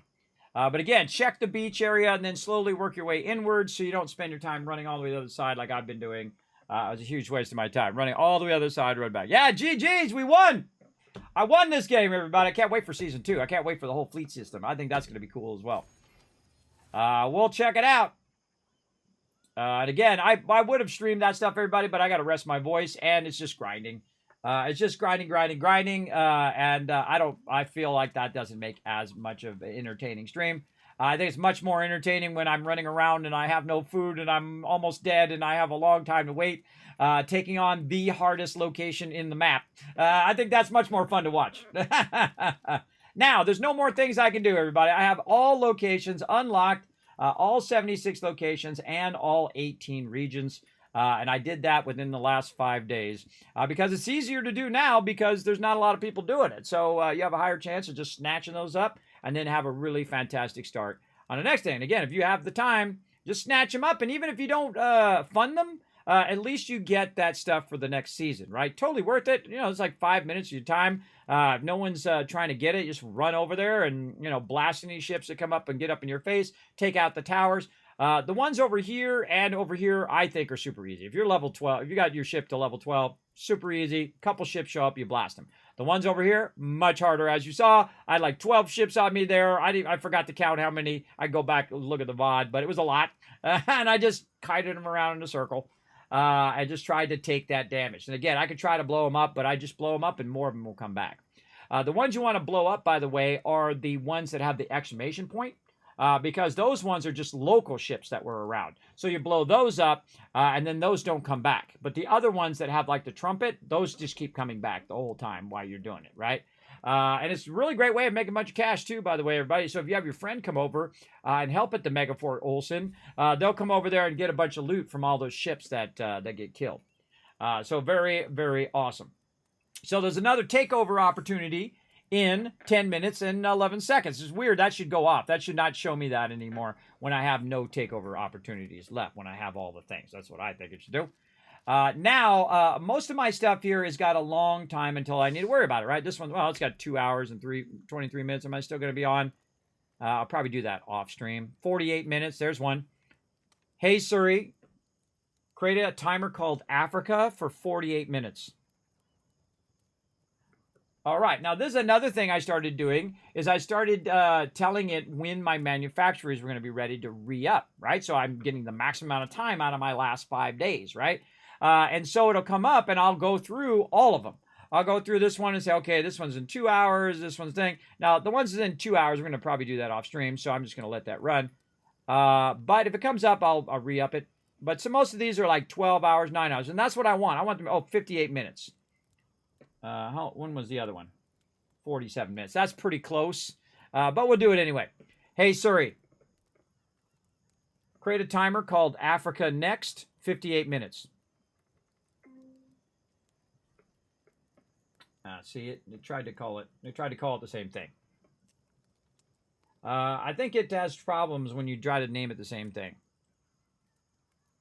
Hey, Siri, create a timer called Africa Mark II for 57 minutes and 35 seconds. 57 minutes and 30 seconds. No, yeah, it's too stupid. Let's see if I can do it like A2. Let's try that. Hey, Siri, create a timer called A2 for 57 minutes and 22 seconds. No, it's too stupid. It's too stupid to figure that out. All right, it just called it 57 minutes. All right, and then I go in here, Africa, and then I'll manually put in the 2. There we go. So now I know it's Africa 2. Now I start at the top and work my way down. So I'll know it's, you know, somewhere down from the first one that I did, and so on and so forth. And this is 1 hour, 5 hours, and whatnot. Now, the goal is to find the one that is going to be all the way at the end of your play session. So if you're going to play for 3 hours, well, then you find all the ones that are going to finish by 3 hours, and then you try to queue those up before you go. The same thing with a lot of these over here. These are like 4 hours or whatnot from now. So 4 hours, 4, 5, 6 would be 7 o'clock in the morning, and I got to get up and stream again tomorrow. This one's 57 minutes, so that's in an hour. I could probably do that one, and so on. So I'll do timers for all of those and let them run. And then sometimes I'll get to a point where I miss a takeover because it didn't give me an option or someone else did it. And so then I have like 30 minutes, and I'll just AFK for like 15 minutes at a time. I'll come back and re-up my guy because I'll be doing converting. So I'll start doing converting of resources and converting of rum and opium and whatnot, and I'll do all of those as well to get that out of the way. But Rotisserie G is waiting on me, so we're going to get this going. All right, Rotisserie G, let's get this going. I'm chatting it up. I just realized I'm burning up your time here. You ready to do another thing, or do you got to take over? What do you want to do? I'm all done on my takeovers now. We can hang around to the top of the hour if you want, and then see if you get anything for a grand full. That sounds good. Well, top of the hour is not going to reset. It's going to reset at 4, so it'll be an hour and 7 minutes. It's every 2 hours. Every 2 hours. Ah, okay.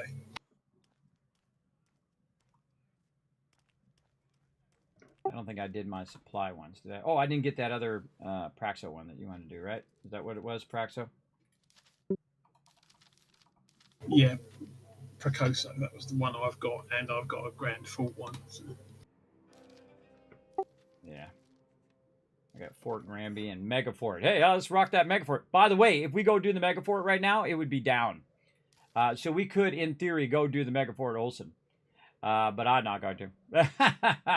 If they want to, make it where we can't just go and do it, that sucks. But it feels a little cheating to me. But, if someone does the Mega Fort Olsen. It's Olsen, easy on paper until you actually get there. Well, I noticed that even in the takeover, the ships are not 15. The ships are level 9 and 10 and 12 and whatnot. But the Mega Fort Olsen itself is 15. So that's the reason why you die.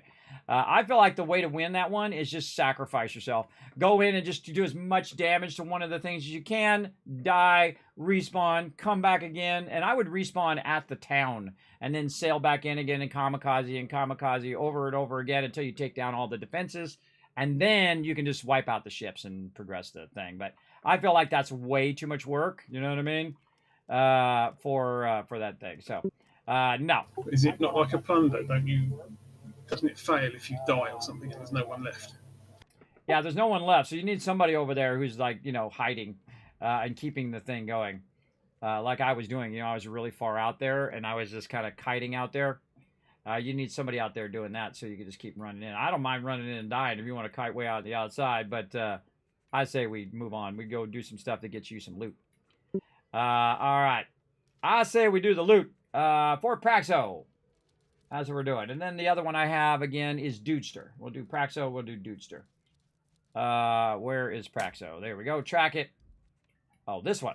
All right. I don't remember where they are by heart, everybody. I have to, look at it. Oh, that one. Okay, I know that one. Let's try to remember some food this time, though. That was, of all the ones to forget my food on, everybody, the hardest one in the game, that's the one I forgot my stamina food. Let's see. This is 40. This is 40. Let's get, okay, or we just eat that. Okay, feel free. No, I just wanted to transfer it, but whatever. And do we have our Venabimenka? Yes, we do. And what other food do we got? We got some 45 here. Let's get that. There we go. Now it keeps your stamina because you're just feeding your crew, keeping that stamina looking sweet. Okay, where am I at? I'm up here. All right, so I'm going over this way.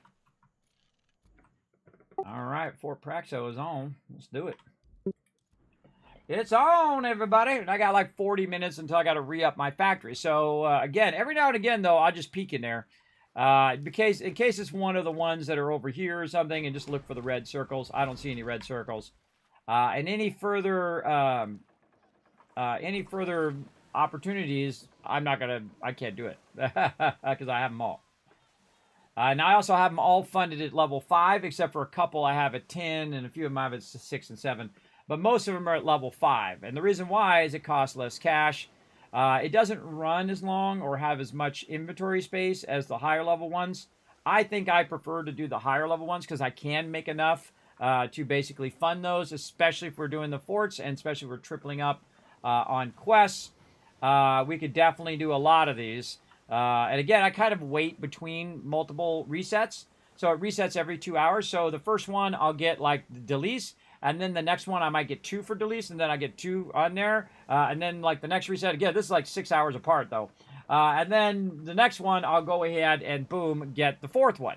And then I'll go do it by myself. Unless one of my crew is on. Very, very good use of your time there as well.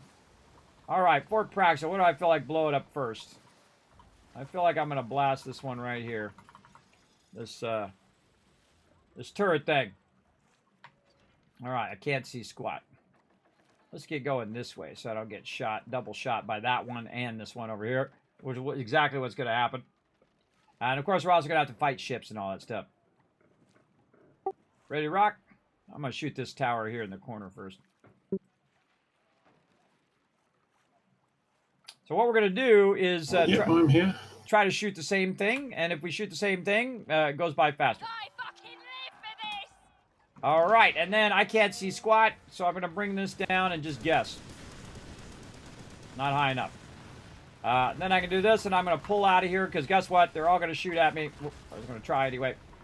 They're all going to shoot at me, and also try to zap me with their stuff here. Why are you stopping? I hate it when he just, like, decides to stop. I don't know what's up with that. All right, then I got some long guns. I go ahead and do some serious damage with those. And then just try to drag some of the aggro on me. And then I'll kind of stop. Take some of those hits there. Again, while he's trying to take that out. And then head back. And there we go. That one down. And then as I'm going by, I'll try to hit one of these. Ooh, that was a good one. That was a good run. And then, watch out again. Here comes spacebar. Ah. Oh, still hit me. Oh, I was out of the circle. That's hacks. All right, now we got some baddies coming in. Why are you stopped again, guy? I don't know why sometimes he likes to stop. Grab that loot. All right, and then I'm out of here. Get your stamina up. Take another pot shot. Oh, that was a good one. That was a good one. All right, now Rotisserie G's sailing around this way. I'm going to try to hit some hits here. Slow down a little bit, speed up. It really messes them up when you slow down and speed up all the time. I'm just going to do, a few cannons into the side there. I'm going to go wide. Okay. Rotisserie G's going wide at the same time I'm going wide. That was awkward. Now I have to go out of the zone. Get back in the zone. I was trying to go wide so I could do the same thing he's doing. Sync thought there. And that's to hit this one here in the corner. And then take a few pot shots at it. There we go. And then from the back of my ship. There we go. I just keep kind of going around and shooting what I can. Waiting for my my cannonades come up fast, everybody. See that? I can get a lot of DPS in with those cannonades. Wait for my rockets. And just kind of keep doing that over and over again. And I just kind of ignore the ships most of the time. Come on. Where's my... Oh, they're not up yet. Just kind of slowly do that. Also, my long guns do a lot of damage if you can hit it at the right spot. Like that. Not as much as Rotisserie G, but we do what we got to do. Now, Rotisserie G's having some fun over here. Playing footsies with all these ships. Oh, look at that toast.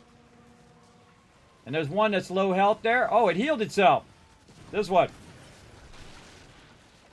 Yeah, it healed through this. Wait for it. Wait for it. Boom! Later, sucker!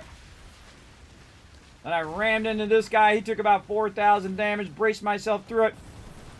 Wait around. Wait till you get the weak spot. There we go. And then hit him in the weak spots. Oh, trying. Very awkward when the thing is moving. Then muskets. We gotta brace. Ah, wouldn't let me brace in enough time. Hit him in the weak spots.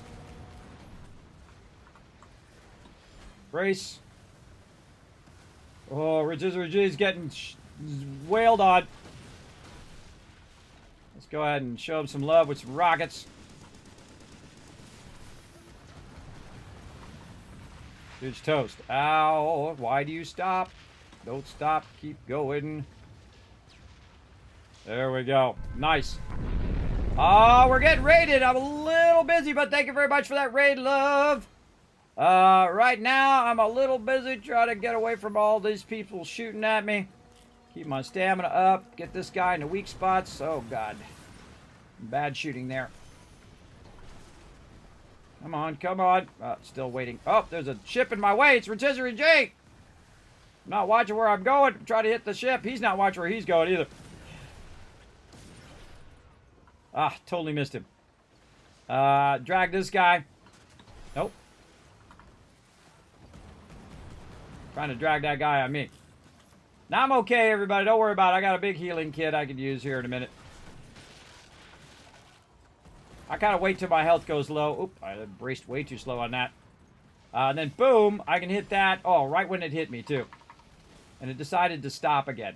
I hate it when my ship just decides to stop. I think it's me hitting S, but I don't know. It's just really annoying.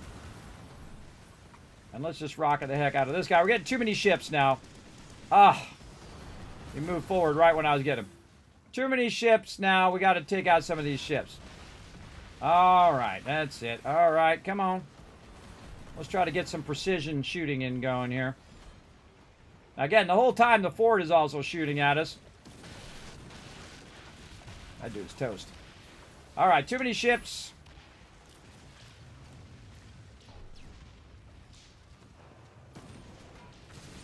Try to lead it a little bit there. No, not so good. Alright, back over here. Kite those ships out there a little bit. This one's getting low. Let's go in and try to wipe this one out. And we don't have to have these cannons firing at us. There we go. Nice. This guy's coming right in. Bringing that exposed side right in there. Bye-bye, sucker. This guy, same thing. Right where I can see the exposed part of his boat. Hit him in the weak spots.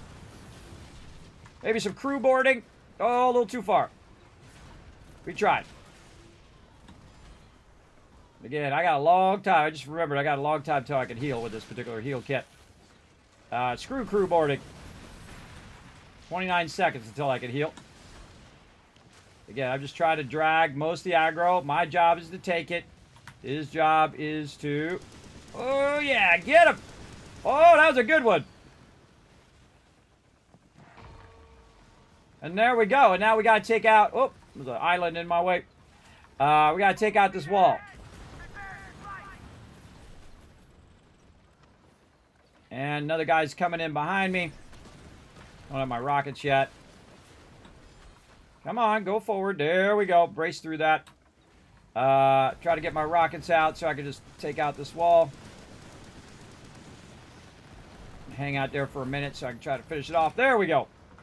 And then there's like 3 ships on me, 2 towers, there's a whole bunch of stuff. It's like Lord of the Rings up in here.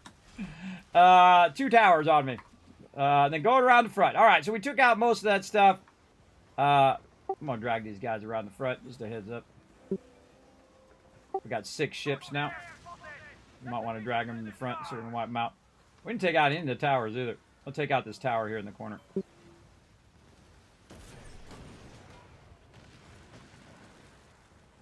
This tower shoots you while you're over here. And so all we gotta do is take out 2 more ships. But I'm gonna go out here and he's gonna try to shoot at me. He's too far. Brace through that. Come on. Yeah, he's a little too far where he's kind of out of the zone. Alright. Heal. Okay, now we got 5 ships we got to eliminate. Let's go to work. First thing I like to do, ram into them. Hit them in the weak spots. Rocket the heck out of them. And then ram them. And then cannonade the heck out of them when you can see them. Hopefully in the weak spots. Whoa, look at that. Hey, it's magic. Hacks. You are going to the bottom. NPCs are using hacks, everybody.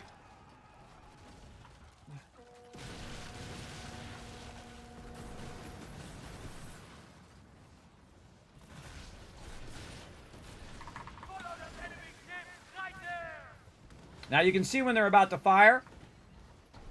We get on this side where I have more shots. And then from the back, these little ships are tanky. I'm not boarding squat. Oh, and this guy's shooting a thing at me there. That guy's toast. All right, toasties. Oh, I'm not watching my health either. 50 seconds until I can heal. Wait, there's still a thing there. There's still a cannon thing. 3 more guys. Still a cannon thing on this side. Alright, did we progress that? I think we did. Looks like it's progressing. I forgot to take out the cannons on this side. I'm on it. 25 seconds until I can heal. I gotta get over here where I can see it. Come on. God, I can't see squat. Brace, brace. There we go. And fire, fire, fire, fire. Go forward, ship. Fire again. Oh, full heal.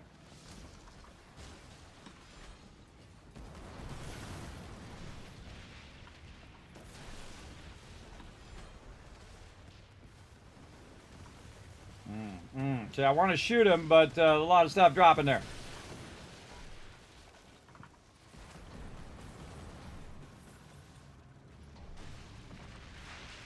All right, bye-bye. One enemy left. Got to get that one enemy. Let's get him. Somebody else shows up.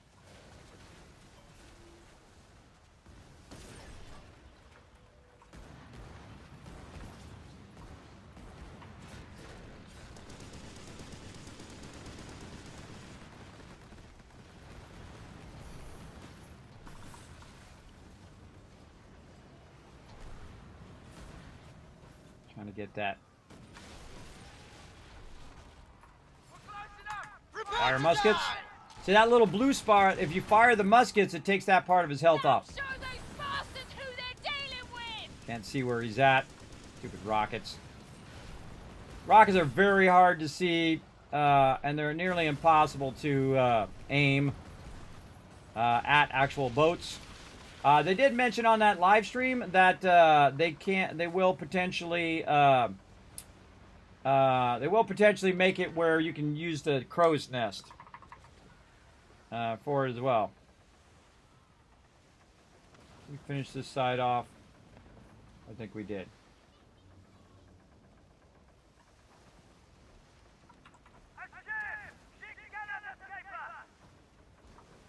Now the trick is not to keep aggroing a bunch of random ships, but only the ships that you need to kill for your quest. That works pretty good. Again, when in doubt, aim toward the front. Number one with your rockets. There you go. And then also aim toward the weak points. Come on, you should be dead.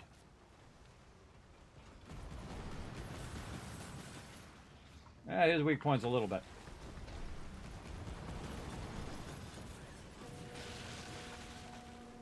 Oh, I hate it when they're so close to being dead. Fisher G, get him. Riding that line, everybody. Riding that line. I got a full heal, and I'm going to use it. I don't like to be low health. All right, one more group of ships, and this is over. All right, let's annihilate this guy. You ready? Let's do it. I'm going to try to take out his sails first. All right, get him. He's still. So that was a battle tactic where you take out his sails, and then he's just a sitting duck. And you just roll up here and just fire muskets at him. He's shooting mortars in his spot. And then I'm just laying into him with just rockets or with cannons here.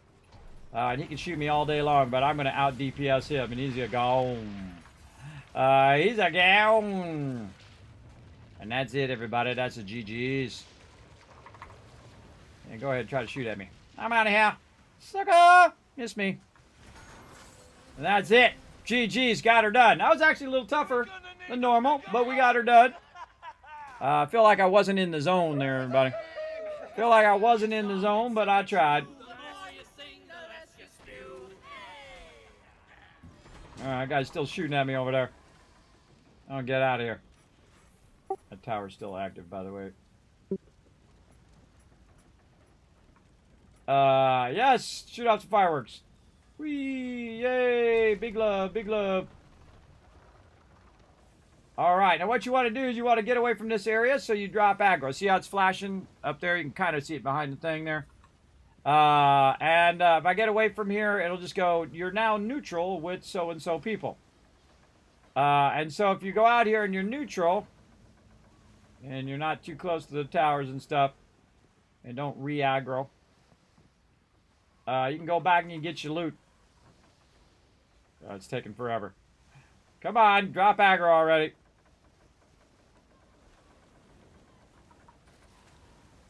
I don't even care about the loot. I don't even care about the loot. I'm out of here. Too much effort. But it should. There it goes. Now I dropped it. I don't care. I'm good. I got enough loot. I grabbed it. See, I try to grab the loot while I'm running around blasting stuff. And if I miss out on some, it's okay. I'm doing fine. I'm doing just fine. And also, I got bonus helm materials from that quest. Look at the lightning. Big lightning storm out here. I've actually been hit by lightning on my ship. And I don't know if it did damage or not, but it literally hit right where my ship was. I ran right into it. All right, there we go. That was done. Alrighty. Repair. Here's my bonus stuff. I got 330 poppies there. Let's get rid of all this and these. These are cannonballs. These are mortars. Probably make some more cannonballs. Don't need this. Oh, wait, that was a mending. That's status effects. Status effects. Plenty of food. Things and whatnot. We got to do our supply thing, but we have 45 minutes to do that. You want to do another one before it resets? I haven't got anything else to do unless you've got one unit you want to do. Yeah, I got Dudester. Dudester's pretty easy. It's the one where we, go down, take out the towers, and do all that. Well, it's not easy. It's somewhat easy. I've got those two monster ones to kill again, as well. Oh, yeah. The sea monster ones. Yeah, maybe we do the monster ones instead. Let me do my supply reds. I should do that, or I'm gonna get distracted. Yeah, it goes. I'm gonna do my supply reds. Don't forget to take a break too. I think I'm gonna take a break after you log off at this point, because again, I want to maximize my time. But yeah, we'll take a break here. We'll do this. How about I'll do the supply red, then we'll take a break. That's what we'll do. That's all right. cool. I've got a few of them to do as well, so I'll do them. All right. Now, here's the thing. Since I only have 2 quests, you can have up to 6 quests. I can get all of my roving quests in a row. I suggest not to do them too fast. I've actually been screwed over on several of these because I got them too fast, and it just basically wouldn't give me the one. And then I went out and came back in again. I didn't have it in my quest log, and it wasn't in here anymore. Oh, that's it. Watch. It's going to do it right now. Watch this. Yeah, see? It just screwed me out of one of those. So I didn't get the 4th one. I only got 3 of them. So I got screwed. But, that's life.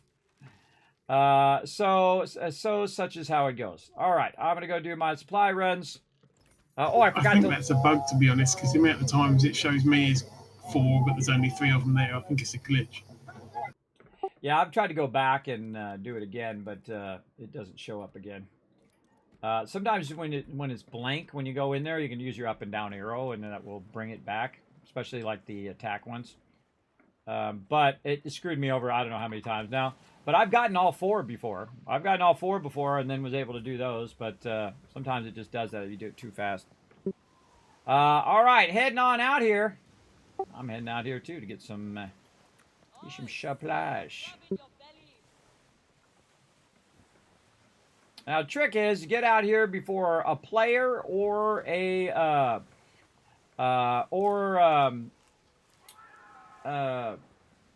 player or another mob attacks the supply guy. And again, I grab all the gin and whatnot. There's actually a good amount of stuff you can get by going back and forth. There's another one.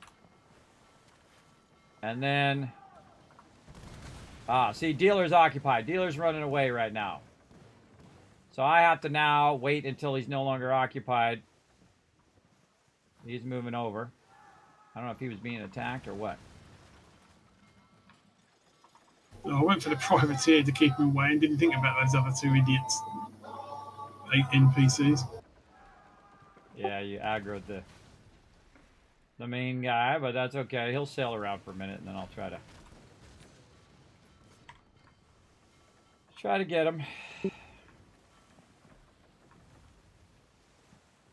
He's sailing right out. Why are you going out there, dude? Stop running. There we go. All right.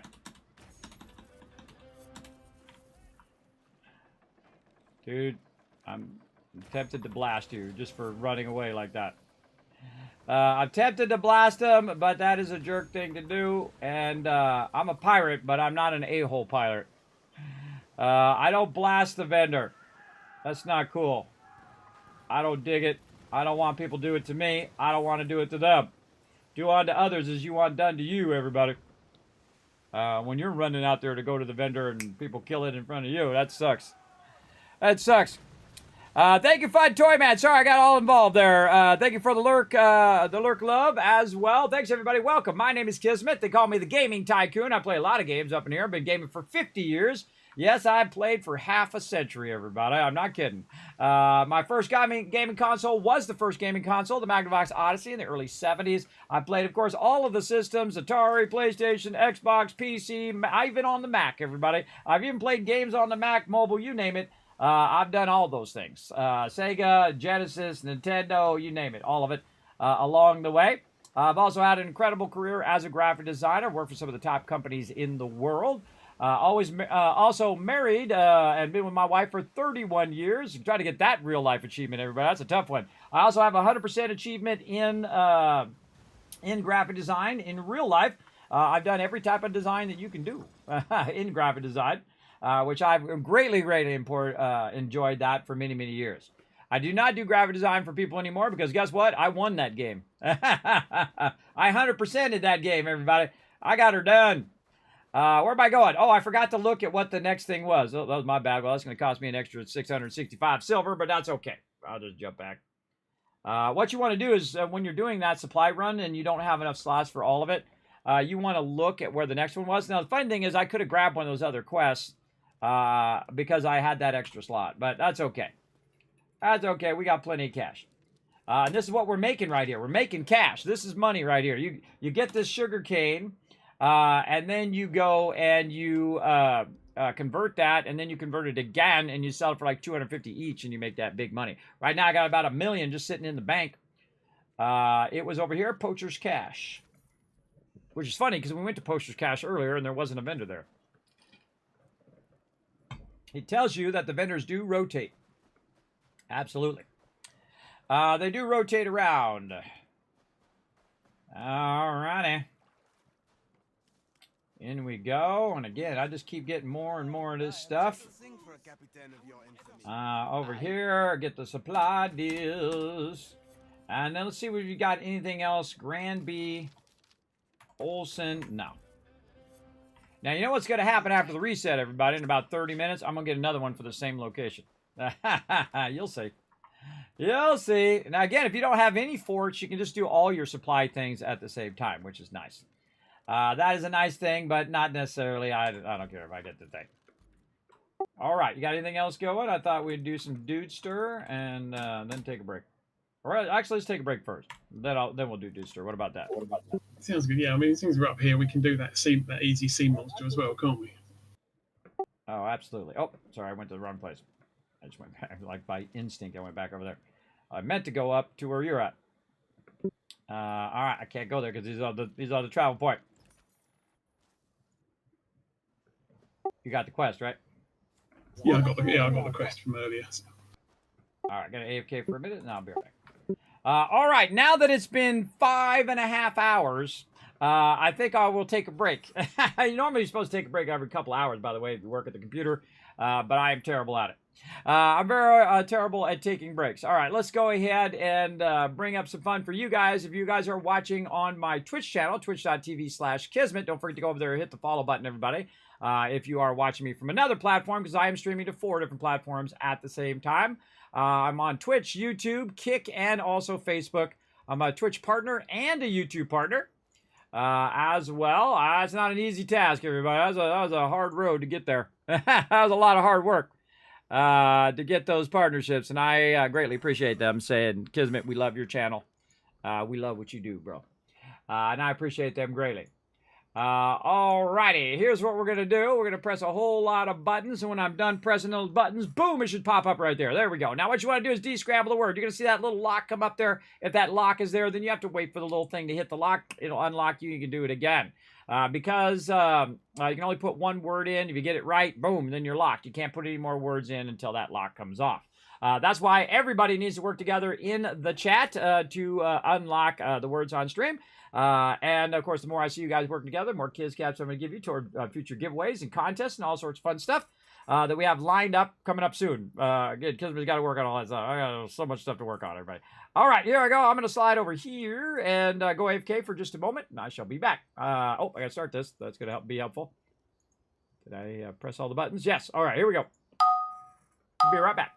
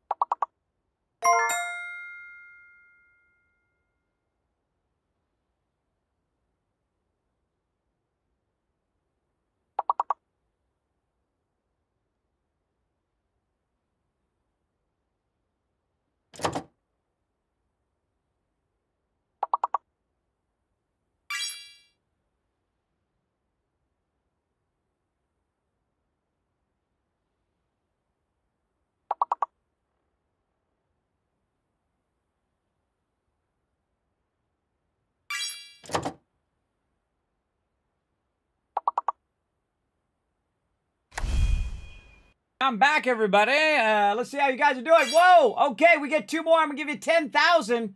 We get those last 2. It's got to be either after an L word, because it's alphabetical. So that's got to be an L word or an R word or anything in between L and R. What else we got? There is nothing. Oh, could be an O word. Oh, come on. There you go. Last chance at the high school dance. Oh, so close. I couldn't think of any words, everybody. I couldn't think of any. Good job, though. Good job working together, everybody. All right, let me shower you guys with a bunch of Kizcats for being awesome. And working together on that while I was AFK there for a minute. Always good to get up and walk around a little bit, stretch your legs and whatnot. Always a good time. All right, we're going to take that out of there and get back to some Skull and Bones, which I'm enjoying, everybody. I enjoy the game. I especially enjoy the fun we get into together. That's my favorite part. We get into trouble. All right, we're going to fort plunder this sucker over here. Oh, wrong button.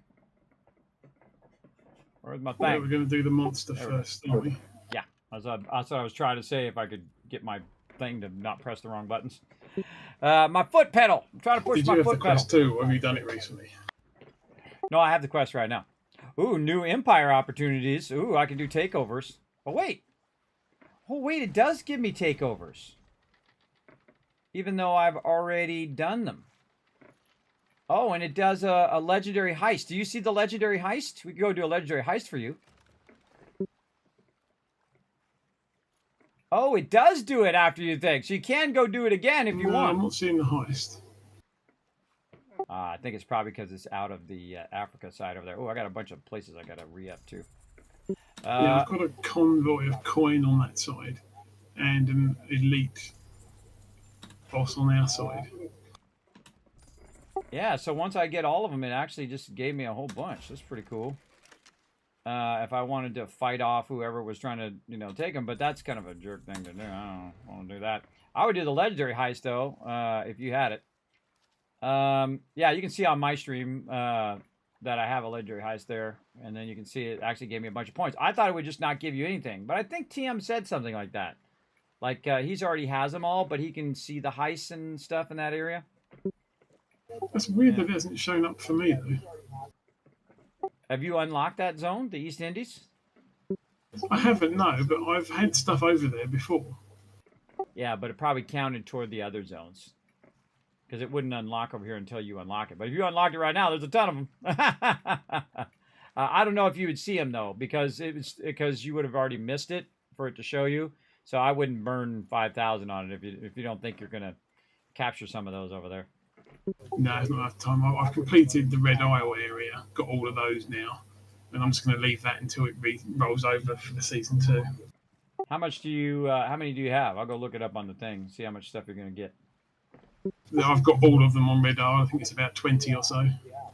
Yeah, if you bring up the map, it'll tell you on the left-hand side how many territories you have and how many manufacturers you have. I think I've got 5 of 18 territories, 19 of 76 manufacturers, and 21 trade routes. Okay, so you have 9 territories, you said? 5 territories out of 18, it looks like. Okay, so you're going to get to start with 3, and then if you have 19, you need 1 more to get 18 ship parts. So I get at least 1 more, wherever you can get it from. You got Africa unlocked, right? No, I haven't unlocked. I've only unlocked the Red Isle one. So I'm not going to worry about it now. So I would do it anyway. Because you know what? You're going to make an absolute ton of pieces of 8 in the new season, I bet. And it would be worth it to get 1 more because the ship upgrade parts, I'm not sure how you get those. So, you know what I mean? You might have to do PvP or whatever to get those, or maybe you just craft them. I don't know. It's up to you. They're your pieces of 8. All right, let's go kill this monster. Yeah, I think for the moment I'll just concentrate on this one and not waste the 5,000. I'll just build up what I've got, see if I can get another couple of runs out of it and get another 60 or so thousand. There you go. Almost brought the wrong ship. There we go. Almost brought the wrong one. If there'd been a couple of weeks left, I might have unlocked one, but not with 4 days. I'm out of cannons again. I'll just make a bunch of cannons. I think a 300 should be enough for this boss, and I gotta make some more after this. All right, let's do it. Polypop Rewards is Dashu. Yeah, I already did that earlier. I'll give you your Tycoon caps for that. I do that once a stream. It's a little running joke we got here in the stream. I set that up, and I was going to get around to doing it, and then I said, just take it out of there. And I took it out, and it just keeps coming back like it's magic. And my channel points. And it's really, I think, Polypop doing that. But then I tried to change the name of it to, Make It Rain or something like that, and then it just changes it back to Polypop Reward. So I don't know if there's something weird in there, and I don't have the time to, hunt it down. So I just I'll just leave it in there. And then anytime someone claims it once a stream, I give out 1,000 caps. And then if you do it again, I just return your other Tycoon caps. So there's two different types. There's Kiz caps and Tycoon caps. Tycoon caps are your channel points. Kiz caps are for giveaways and things of that nature. All right, from the deep. Let's track this quest.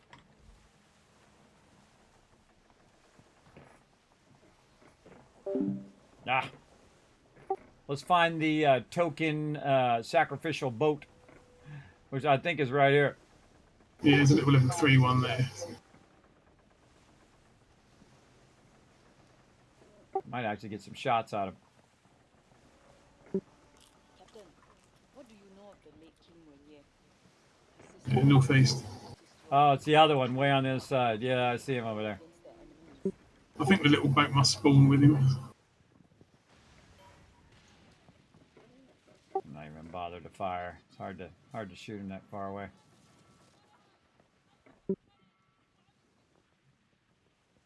That's just a random ship.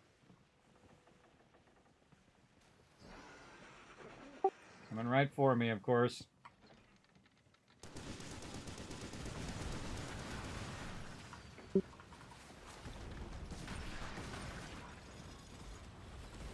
I think that's the most I ever hit him in a sequence. Oh boy, here it comes. He's gonna do that pop-out thing. Oh, he went that way. And now I gotta turn around and go back toward him. Here he comes. Can't see squat. He's under the water. I'm gonna tank him. Like a boss.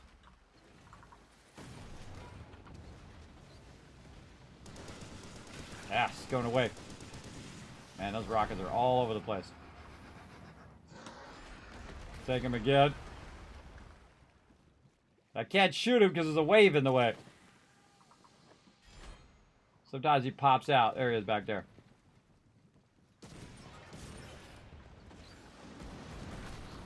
There we go. My job is just to kite him long enough for my team to wipe him out. That's what a tank does. All right. Grab that loot. Find the port. That way. Oh, the whale. Blood in the water. Get out of here before the sharks show up. Heading back. Let's use the boost. Boost it a little bit.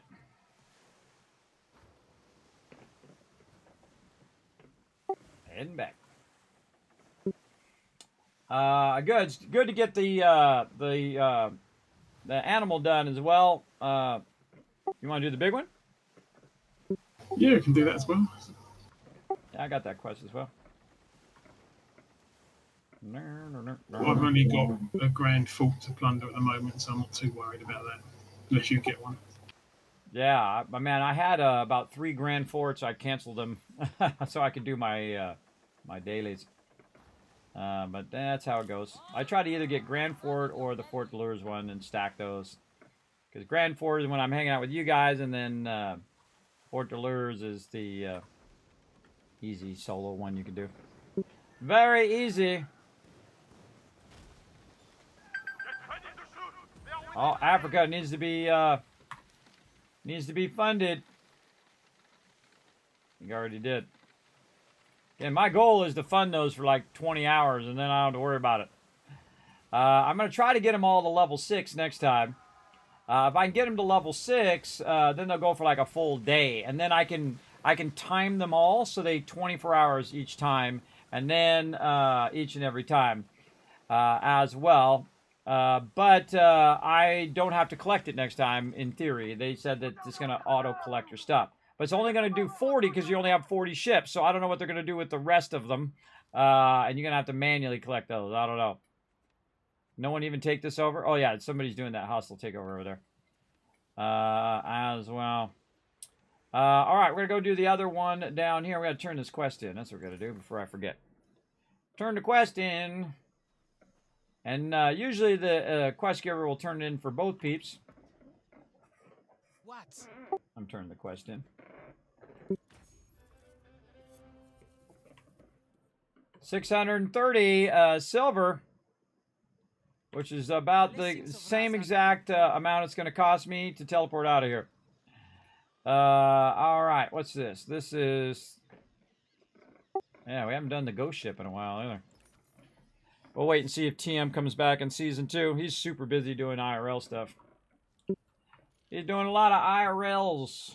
You know, you got to take care of that IRL, everybody. Yeah, I figured he was busy. And there we go. All right, set sail. Now, this guy's a little tougher. He will annihilate you. Oh, I should have looked at how much water and stuff on I'm me. just going to make some ship armor quick and then I'll be over.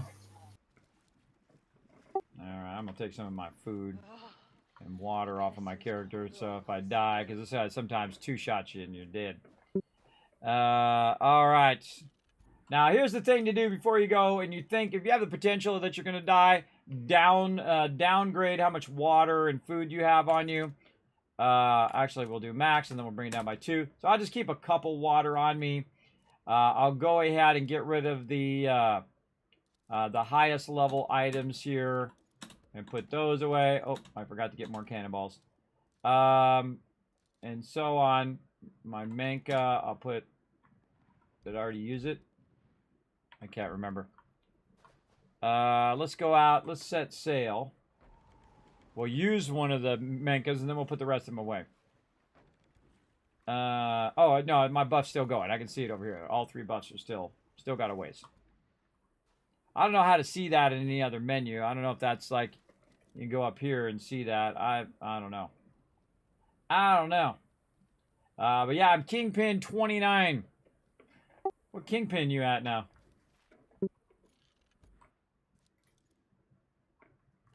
I gotta make some cannonballs. Keep putting my cannonballs away by mistake. I just hit 29 on mine. I bet you there's some people who are like 950. That's some insane number. Some insane, I've got way too much time number. Yeah, I'm 33, but to be honest, you don't get much out of those chests anymore. It's all just really low level stuff. True. True. Let's see. What else you want to do? Oh, we want to check our indies because we had one coming up. Yes, right there. Our Africa one. Max that sucker. Now again, that thing's gonna be going for over here, 17 hours. Don't worry about it. Oh, another one up over here. My goal is to have these things run as long as possible so they fill up, and so the next time I come in, I can go and grab another 60 grand, and then wait another day and 60 grand, and another day and 60 grand to try to get 300 grand, which is totally possible if I'm super diligent, right? So every time they fill up, I empty them and then let them run again. And over 5 days, I should be able to hit that 300,000 cap, which is pretty awesome. And then I'll carry that over into the next season from all of this hard work that I did. And that would be nice. That would be nice. And again, if I get extra, then I'll just start buying really nice stuff. But that's my goal, is to keep that going as much as possible. And you can see that these are about halfway. Now, I could upgrade this one to 10. I'm a little tempted.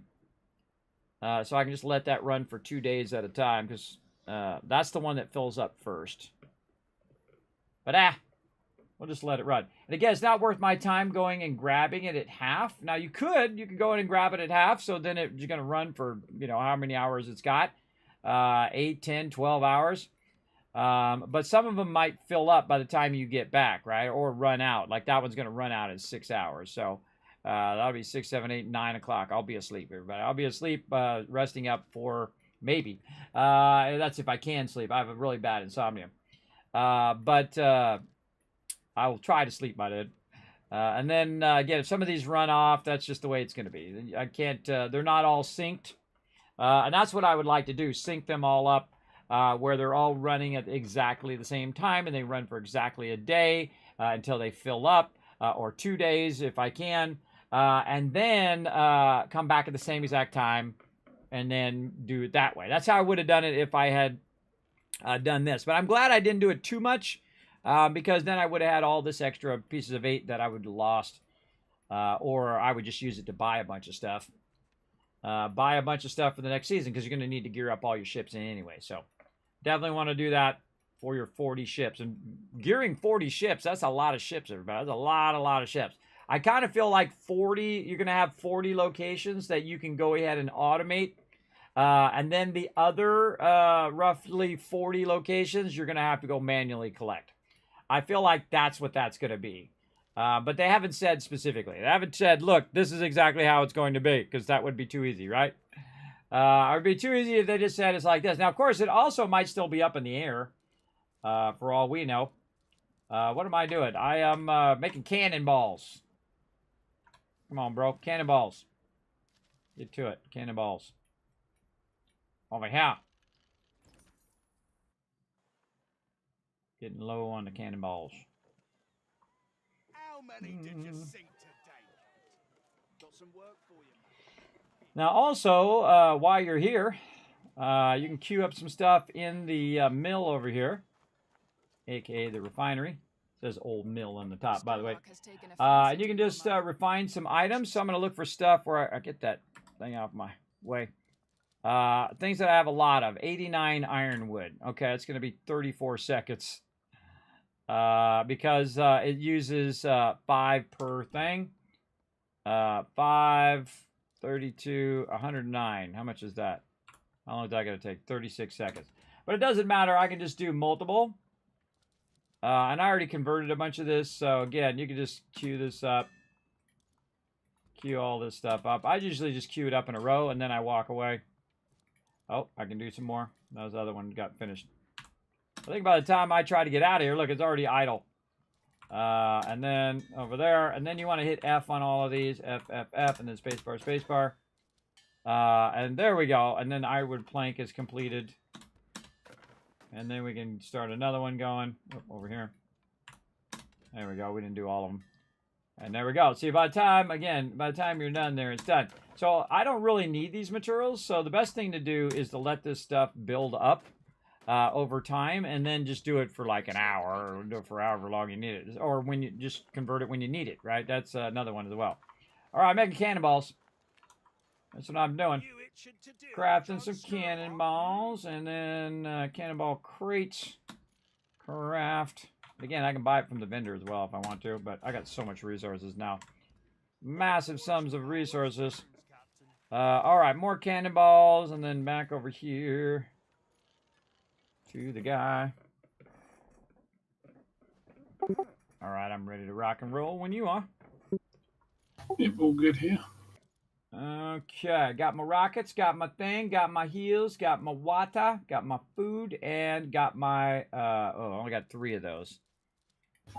Just constructing my second Ouroboros hull for my plunder cat ship. Well, we're going to have to make 40 ships, so we'll see how that goes. Again, I think it's going to be like, because since there's like 80 manufacturers, I think like half of it you can automate, and then half of it you have to collect manually beyond that.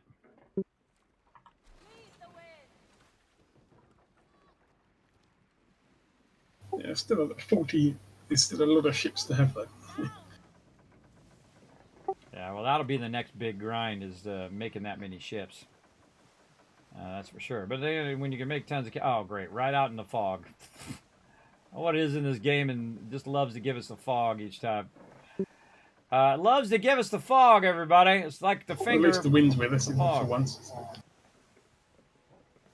Yeah, That didn't really help my ship. My ship's not doesn't have issues with wind. It goes slow no matter whether it's wind in my face or not. It goes slow. Oh, we can give it a boost though. Oh, Boom. we're going the wrong way, by the way. Oh, my bad. I have my marker on the wrong thing. It's giving me that other quest. My bad. My bad. I forgot to mark the right thing. I was thinking about all the things I need to get done. Yeah, I'm loving that Ouroboros hole that I picked up last week as well. It's really good. Awesome. Yeah, I think I picked it up, but I didn't use it, so. Very cool. I think that was more, it was another Well, it app heals one. you on bracing after you finish bracing, and it also repairs severe damage. So you don't have to worry about that. Man, that would have been useful when I was doing takeovers. Whoa, there's a ship in my wake. Sorry, my bad, bro. My bad, don't aggro. Look at the sea monster.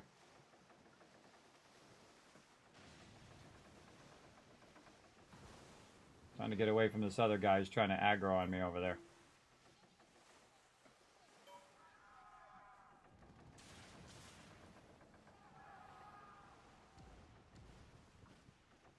Can't see squat. Oi, get some grub in your belly. Coming right for him.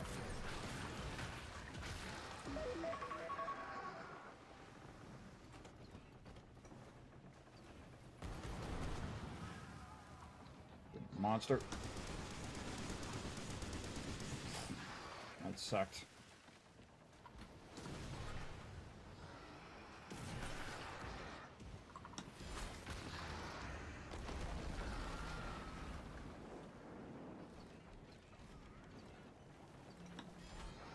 This guy.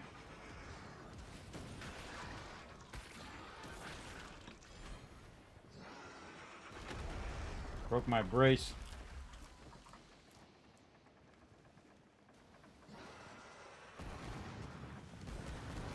So hard to hit. I got residual dudes coming at you, brother.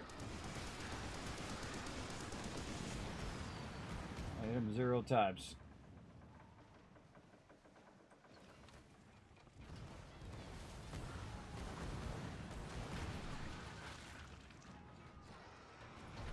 Whoa! There goes rotisserie Jeep.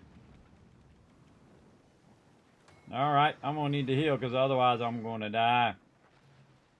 Yeah, it's just 2 hits and that's it. I can't. All my bracing's gone after the first one. Wow, I took my entire brace off. Yeah, it does that to me. It's like 70% of my health and all my bracing.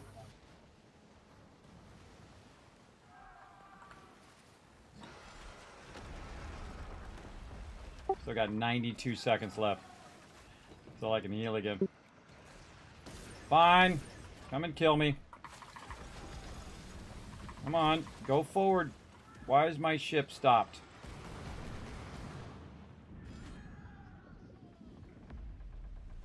Yeah, look underneath me. Boom. 70 seconds until I can heal. It's like you can't even get a shot in this guy because he's so low in the water.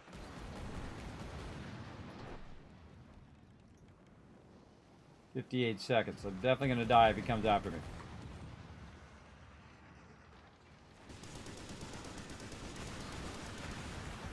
I hit him a few times there. 45 seconds. Might as well just get some shots in.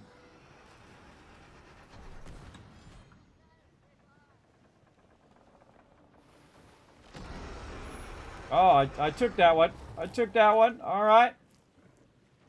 Wait for my brace to get back up.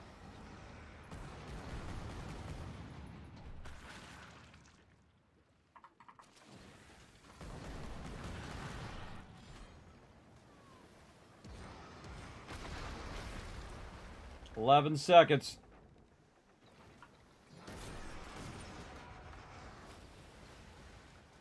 Oh, I'm not surviving this one. I don't think I'm surviving that one. Oh, maybe. 6 seconds left. Gotta be careful in case he comes out of the water. There he is. Come on, heal. There we go. Brace it.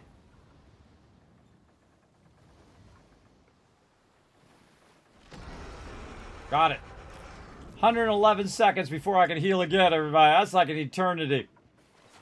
Trying to drag him toward Rotisserie G. Come on, you bastard. I totally missed him. Why my ship loves to just completely come to a complete stop. Oh, right through my brace. Where's Rotisserie G? Over there. Dude is all over me. Don't stop. Don't stop. Why are you stopping? Stupid ship. Don't stop. 70 seconds left.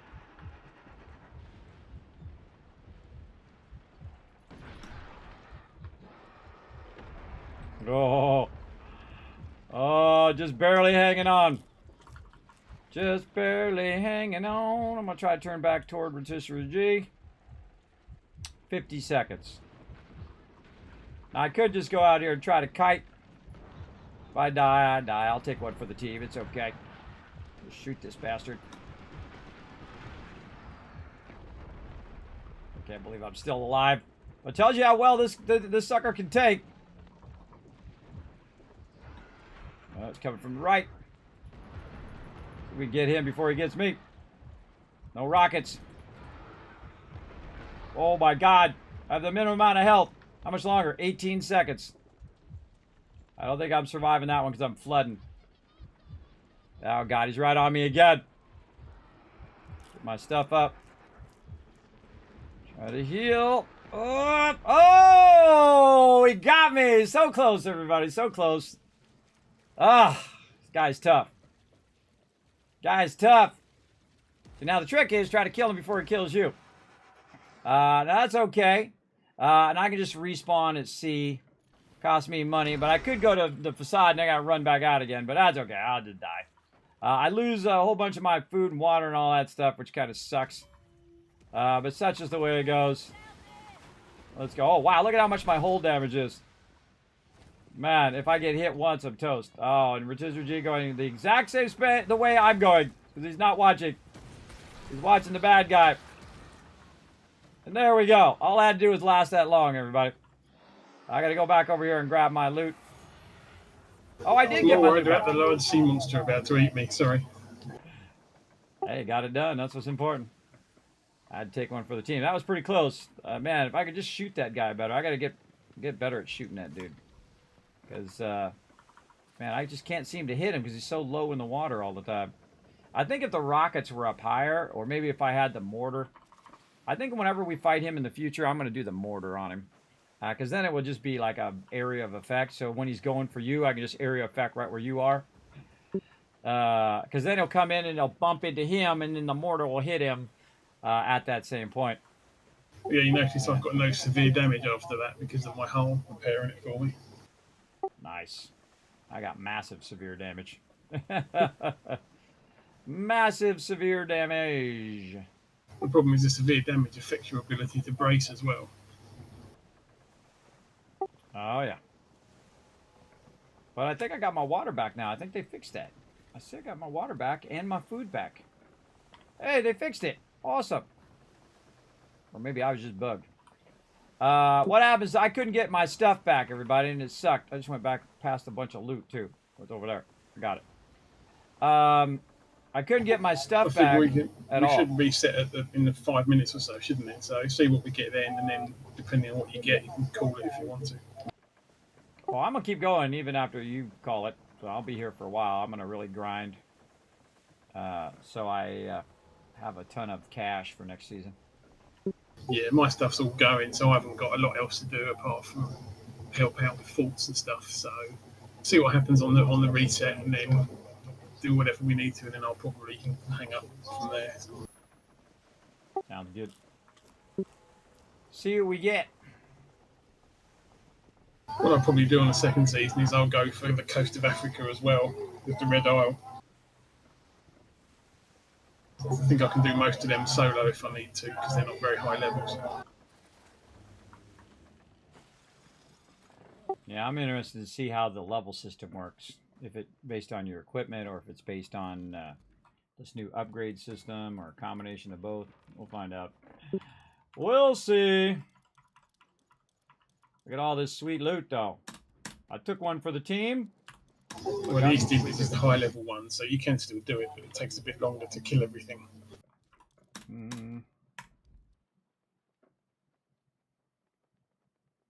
All right, there we go. Took a little death there for the team, but no problem. Tried to tank him as much as I could. Let's see. I definitely feel like that one's more of a mortar one, because I could then mortar right where I am and then wait for him to come up, and I'm mortaring right where I am, and then he hits me, and then the mortar hits him. So I might get my mortar out next time for that. All right, cool. I'm gonna jump back and wait for that reset. All right, we got like 1 minute, and we're gonna have a reset. So we're gonna go over here into the helm. And it's really nice when you have lots of silver, everybody. You can just bounce around in the game. You're not worried about this running out of cash all the time.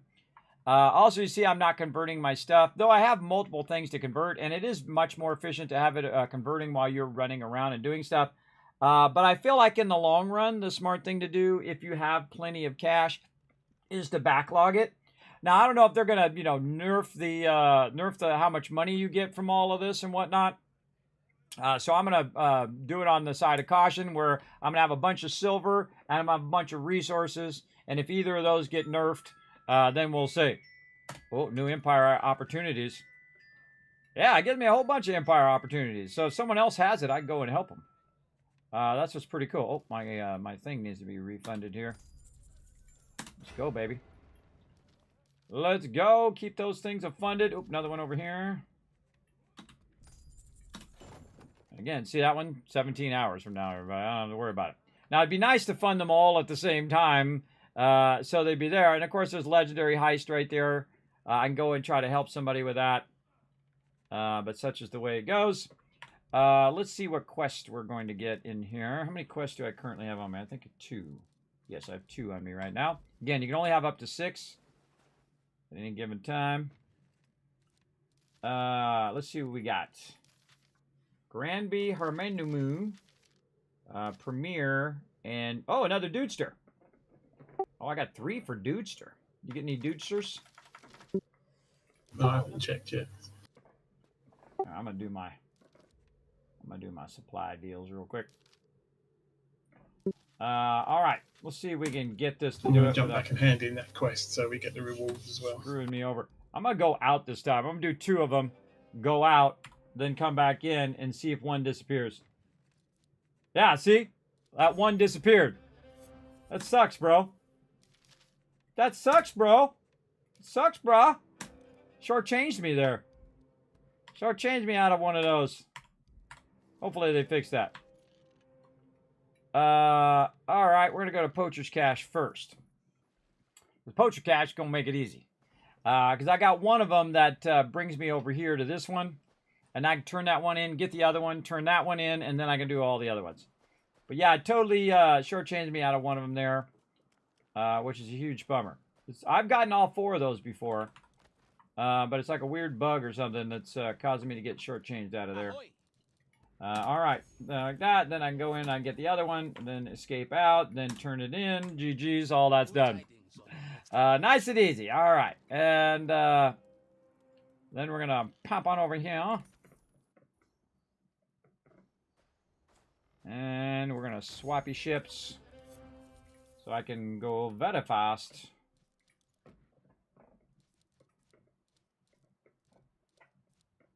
What's the name of the ship you got? It's the Paddy Wakang, I think it is. That's the siege one. Huh. Oh, that's the name of it. But what's the actual type of ship? Like snow and stuff. I don't have that one. Oh, it's a DPS ship. Huh. How many ships are there? There's 5, 6, 7, 8. I have 8. Where'd you get that ship from? I can't remember. Have a look in the codex. It'll tell you where it comes from. Yeah, I'm gonna take a look at that. I don't even remember that ship. Yeah, it's I have 11 of 11.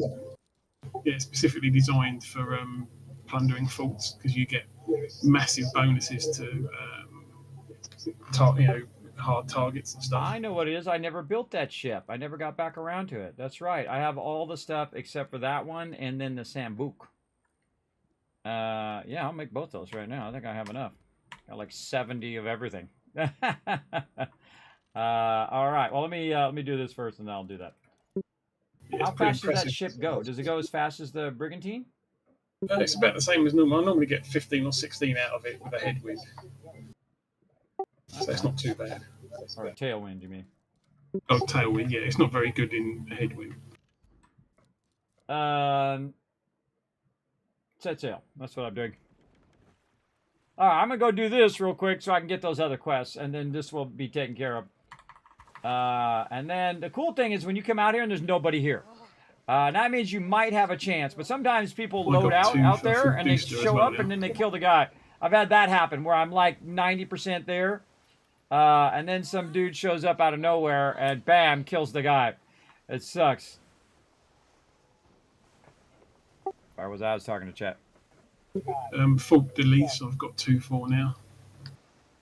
Oh, no dudester? Sadly not. But we can go and do that. If he's got 1-4, we can go and do that. It's no problem. I got 3 for dudester. Ah, now he's running away now. Because the dude is attacking. See, I got all the way out here, and then the dude starts attacking my guy. All right, La Peste. Time to die, sucker.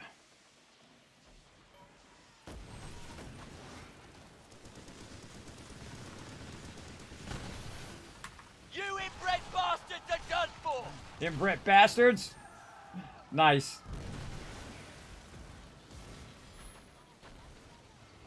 You're screwing up my supply lines, you bastards. You just get you with the back guns. Boom, boom. That's all she wrote. All right, let's see if my dude stops moving over there. I'm gonna stop chasing him though, so he stops moving. Oh, now I picked up the La Peste thing. Hold on, I'm gonna drop it. I don't even care. Did I pick it up? No, I didn't pick it up. All right, cool. I didn't pick it up. So it should drop aggro. All right, dude's coming back. Or is he going out? I don't know. All I know is I want my supplies. Get over here, bro. Interact. Hasta la later, bro.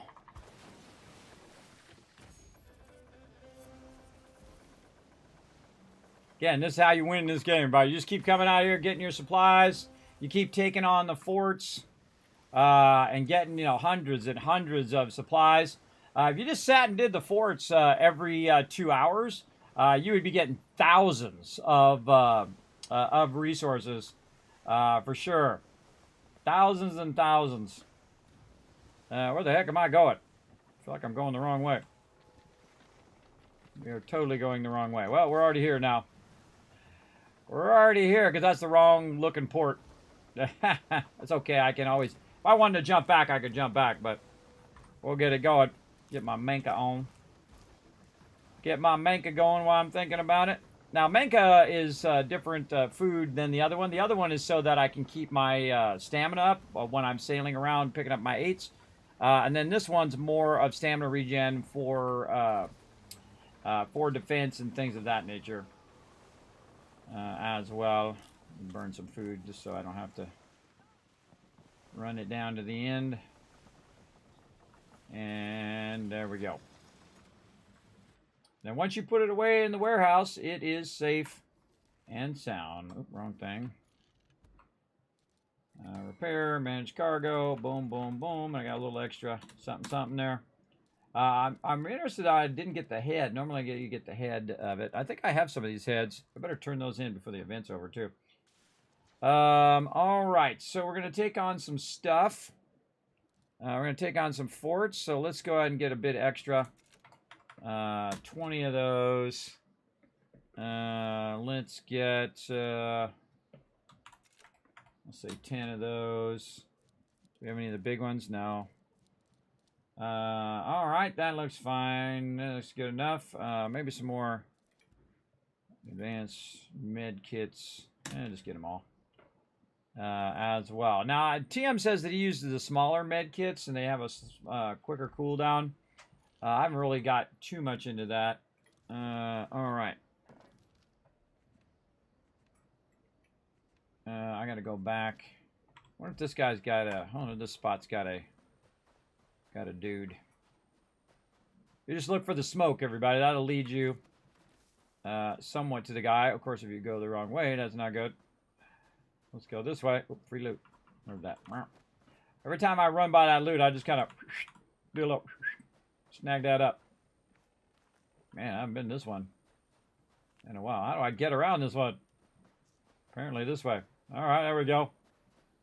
Sometimes it takes a little bit. Oh, you got to go up on the bridge. I don't come to this one all that often. Oh, and the bridge is kind of glitched out a little bit too. Sometimes there's like invisible thing that's in your way. You got to go around it. Oh, it's got the helm guy, but the wrong helm guy. This is the rogue overlord guy. And then he doesn't have any availables. I don't know what his deal is. You know what the rogue overlord gives you? Have you got anything from that guy? Sometimes I think he has the helm stuff, but mostly he's just a vendor. I didn't have anything for me, both vendor or opportunities. It's like nothing. Show helm opportunities. I look in there and there's nothing in there. Okay, probably means you haven't got any at all then, I would guess. No, I haven't. Because I still have more forts and stuff I can do, but... it might be bugged in. Yeah, it might just be the supply one and not the forts one. It might be a case of setting sail and coming back in and see if it resets or something. Yeah, I'm gonna just grab this other fort one. All right, let's get another dudester. And now we got 3 dudesters. Show dudester. Where are you? Down here, dudester. Right there. Where is Necropolis? Right there. Oh wait, no, this one. So we're off to go and do Dude, Where's My Fort then, are we? Yeah. Dude, sweet. Dude, sweet. Gotta love that movie, everybody. Weird movie, Such a good movie. but fun. Absolutely. Oh, now I just realized I don't have enough rockets. Oh, God. Okay, go back and get some more rockets. Actually, I'm just going to buy some from the vendor. Where are you at, vendor? Come here. Vendors usually have, like, I've cannonballs, probably got a few if you need some. but not always rockets. So, I'm glad when they do have rockets. Yeah. Yeah, I got a bunch in there. I had about a couple hundred. I got it. That should be enough. That's Yeah, all I I tend need. not to use them too much because they're one of the more awkward ones to try and craft because they need a lot more stuff than just cannonballs. Yeah, and that's why I usually use mostly cannons, because those are cheap and easy to use. Especially when you have the ones that have all the, the RAM ones that have the weak points on the side. And so all you really need is 1 cannonball per weak point, and you're getting like massive bonus to that every time. Look at the volcano, The everybody. only thing for me is that the rockets, I've got the Termite 3 on my siege ship, and that gives me bonus to structures as well. And the regular rockets give me fire damage on my other ship, so it's kind of annoying. All right, we're going to go out here and take these turrets out. These towers. Now, it'd be nice if someone came over here and did a thing. Behind you, if you mark the stuff, I'll come in and help out. I should have been... Food Producer's got to be re-upped it, too. It'd be awesome if I had seen a takeover opportunity for Dudester, and then, like, it was already taken out. We might want to think about doing that in the future. You know what I mean? Just wait till they do a takeover and then go grab it. It's strange that some of those things are showing up for you and not for me, like that legendary heist thing. I haven't seen one of them for ages. You got to have that area unlocked to see it. All right, I screwed up. I got the wrong ship. Screwed up. I got distracted with my rockets and I didn't switch my ship back. Now I got to go back against the wind. Yeah, I got to go back and swap my ship. I'll be a minute. But you can check the cool volcano out again. And the sunset. Very awesome. Very awesome.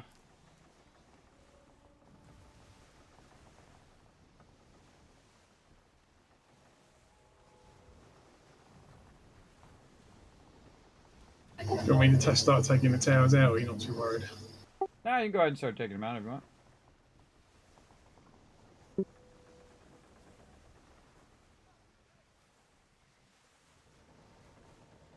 He's going to work on those towers while I go ahead and catch a clue here and get the right ship. Now, this ship's not too bad, but again, I want to be able to tank a lot of the damage and bring it on me while he's doing the DPS. And I just like this ship a bit better for when you're fighting. It's pretty slow, but it is very, very tanky. And I enjoy it. And I got 2 other ships to build. I didn't realize I forgot that other ship. The Patty, I'm going to call it. Patty for short. All right, now we got the right ship. I should have noticed it by the sails alone. My other one is very plain. It's like plain Jane, and this one I actually went in and colored and put some different sails on it and whatnot. Little red, black, and gold theme going on. And let's see, when's the next takeover thing? Derp-de-derp-de-derp. Whoa. Taking lots of damage there, bro.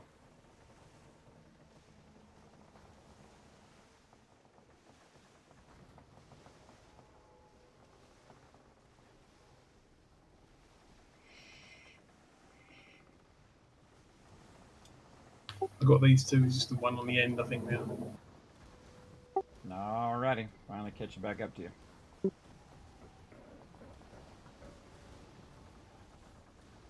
These things drop loot, by the way. See this loot out here? When you blow up the towers, they actually drop loot.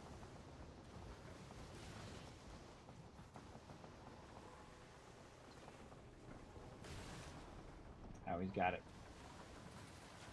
And that one's dead as well now. Alrighty. I've got the marksman furniture, which if I hit something from more than 320 meters away, it doubles the critical hit on the weak points. Nice. That's like my twin cam ballista does about 60,000 on a critical hit now. Awesome. That's a long shot, though. Oh, look. No, the fort is down. Oh, we got to start this up. Yeah, somebody did do it. Man, that was like a Kismet thing right there. Where I called it, you know what I mean? That someone already did a takeover. Yeah. All right, hurry over here, bro. Put it in high speed. We're going to take advantage while we can. Now, see what happened is someone did a takeover. And all of the guns and all that stuff is down. So right now it's regenerating. But if we run over here and we start this sucker, we can get it going. But I got to make sure he's in the zone before I start it. Stop. I got to make sure he's close enough. All right. There you go. Come on. I think that's close enough, don't you think? I'm going to start it. See what happens. You can always come over and grab it. Yep, I got it. All right, cool. Oh, this is going to be easy mode now. He's going to blow up the ships. All right, I see one ship on my side. I'm going to smoke it. Oh, wait, no, it's a tower. Where are the ships? They're behind me. Oh, they're on your side. I'm coming over there. Go look, it's the fog again. What is it with us in the fog, man?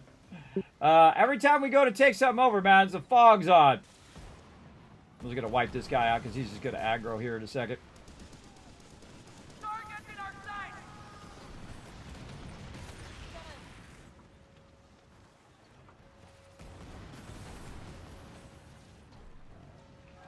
Now, my weapons are particularly useful against these guys because they got a weak spot on the side. And then right here, I could crew board them, but I'm not going to. I'm going to wipe them out. I don't see squat. I don't see the actual enemy we need to wipe out.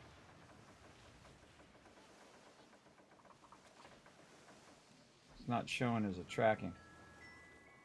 You might want to move your marker if you're going towards that because it's nowhere near the fort.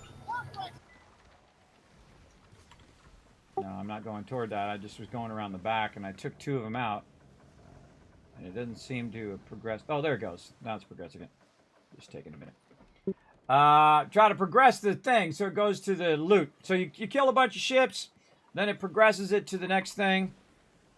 And again, you can see I can go into the wind, everybody, and I'm not taking too much of a hit because the maximum I can go is 13 right now. So I can go in the wind like it's nothing. But of course, I'm not getting that, 16 or 20 out of there. There we go. It usually shows you where they're coming from. Or on the back. Go around the back and get this guy. It usually shows where they are, like that. That's what I was looking for earlier. It says, hey, there is a ship over this way. But yeah, this is so easy. We don't have to take out the stuff. Very nice. So just smoke all these ships. What I like to do is ram them.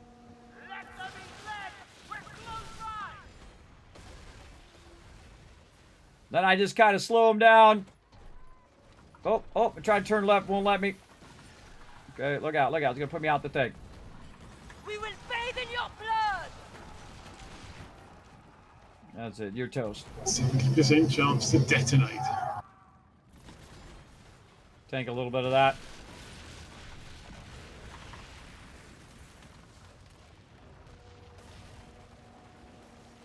Yeah, dude tried to push me out of the zone. You always break right, just so you know.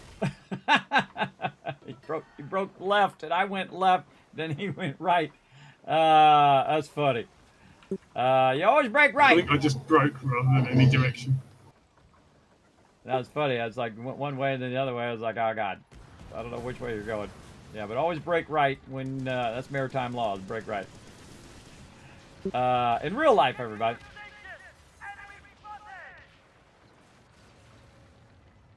Can't see him, but I'm just going to shoot in that direction.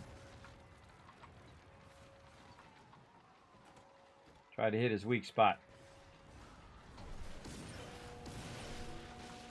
Can't see squat. All right, let's ram him.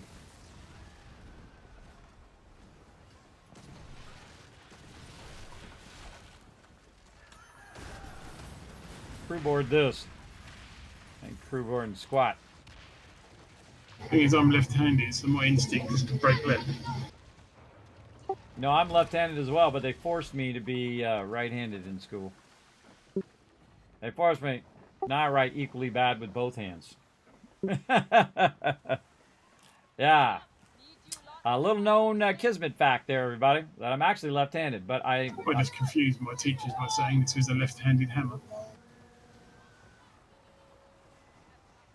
There you go. All right, here we go.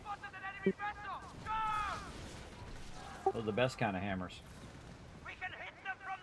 Were you asking for a left-handed hammer, like in wood shop or something? That and some elbow grease.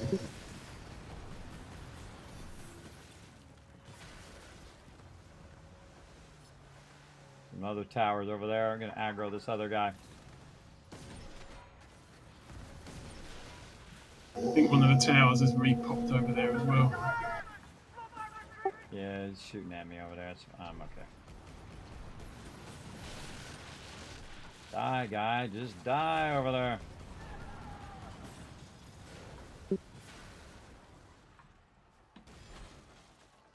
Yeah, I took a last pot shot. Die. I thought he was dead. That's why I stopped shooting. Oh, great. Now we got another ship while we're chasing that guy down. Sometimes I just fire some shots in there. I just fire some shots in there to get it going.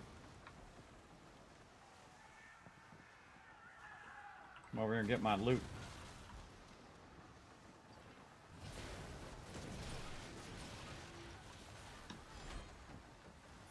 Ah! There we go. Got him. I do about 4,000 damage when I ram them, everybody.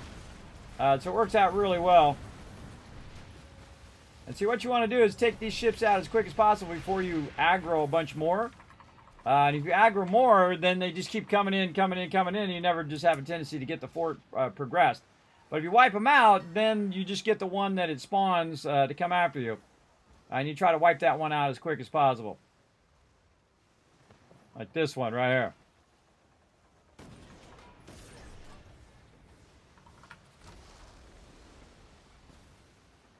There you go again, breaking left. That was a straight line. I was trying to get the guy. I'll rocket the heck out of him right now.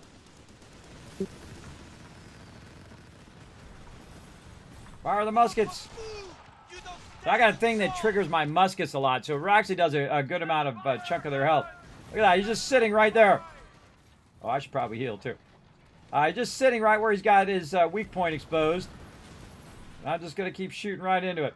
Go ahead, fire. I just tank all that damage. I tank all that damage, brother. Meanwhile, Rotisserie G over here wiping them out. Another one done. I might walk out of here very, very slowly, everybody, when we finish these quests. We'll see. All right, one more coming around. Is he coming around this way? Oh, he's coming around this way. Hold on, I'll just stop and let him come to me.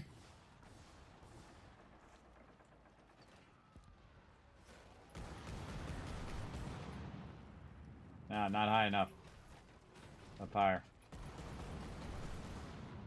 I'd do some tracer shots. No, it's too far. Come on out of there, slowpoke.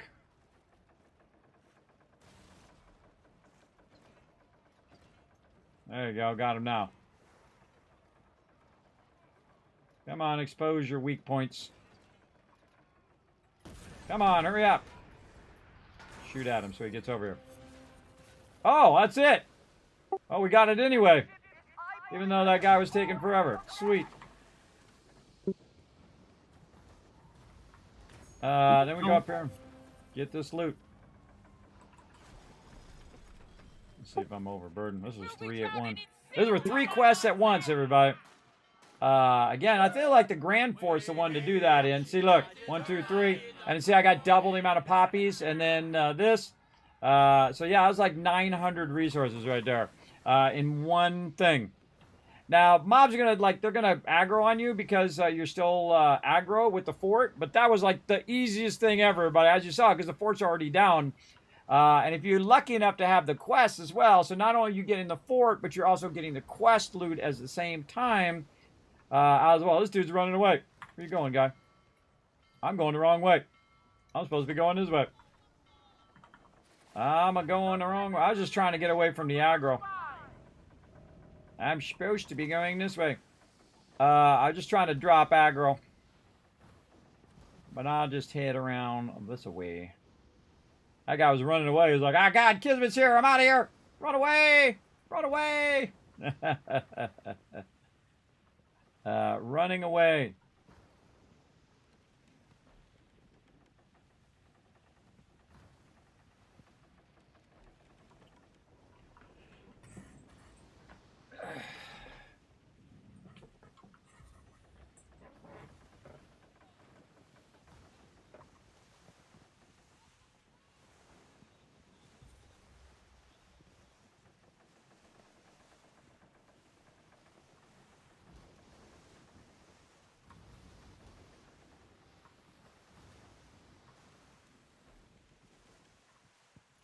Give me that loot.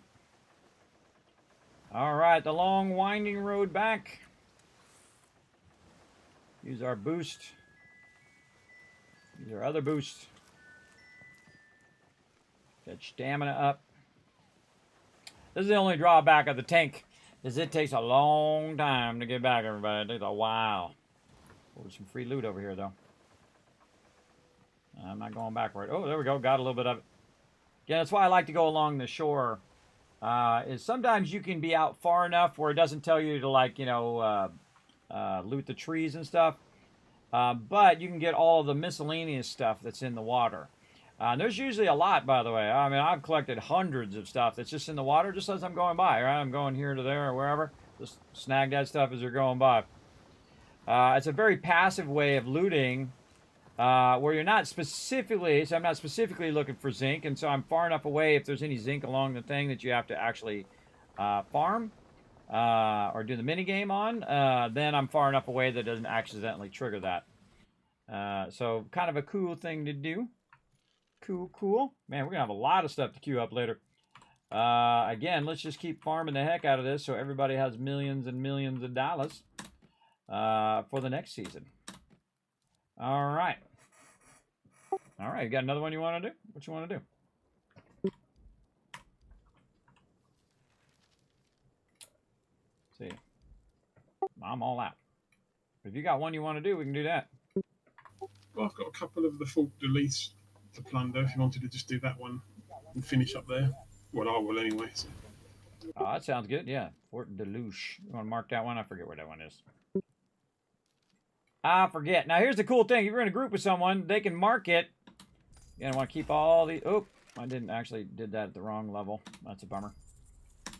Right there. I wonder if you can come back and undo it again. Well, it's still 17 hours. That one was 7 hours now. But that's okay. I'll probably be in back when I get up. I'll come in and re-up all of them again. So by the nighttime, they'll all be full, and then I can run around and grab them all again. For 3 hours. That's a lot of effort. That's 3 hours of grabbing all of that for sure. I feel like you want to get this whole side, but I also was kind of doing some side stuff too. All right, did you mark the one that you wanted to do? Yep, it's just southeast of St. Anne. Oh, the Duluth one. Oh, the easy one. I was just looking up here because there was a bunch of forts just came up here. I was like, ooh, easy mode forts over here.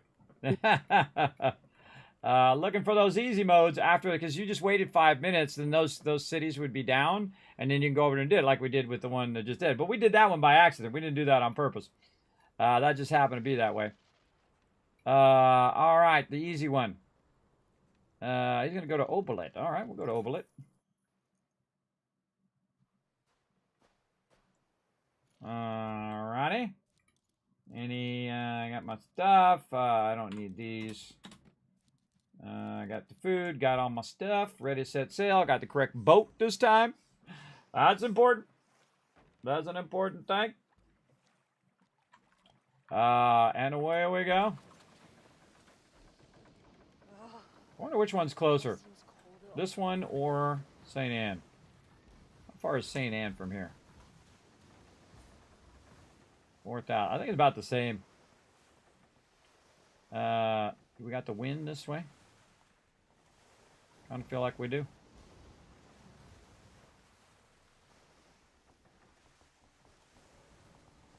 Nice, easy sailing right now, man. Sometimes I just realised the cat I've got on my ship is called Sheldon. Oh, is it? I haven't even looked at my thing in a while. He's not even on my ship. Means I'm now allowed to go bazinga at people. Who is it who has that? I think that's not TDK. Oh god, it went right out of my head. I think it's Mr. Anon. Oh god, I forgot.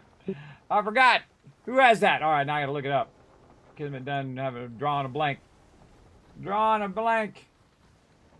Because he's got a special command in the chat where you can come in. I just went through the cosmetics when I was in St. Anne and just bought everything that needed silver. Chat alerts. Insifer is the one who has it. Totally blanking on your name there, Insifer. Sorry. Yes. Yeah, he has his own special thing where he comes in and he can do that command, and then we'll go bazinga. Which I think is pretty cool. Alrighty. I think this might be a good idea. Well, TM's the one with the air horn, isn't he? Yeah, he's the air horn, and then TDK is the one with the other one. I can actually play those too. I can manually play them. Let's see. I'll do TM. Oh, TM's is the... I changed it. That's right. I changed it to the one that's like a magical appearance thing. Yeah, right here. Bazinga. There it is. Yeah, see, Inspir can do that one. And then TM's is this one.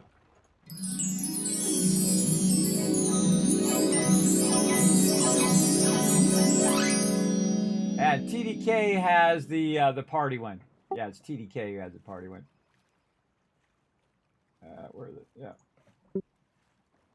I just love the fact that the charity said you get a button with the air horn. It's just so cool. Yeah, that's the air horn right there, TDK.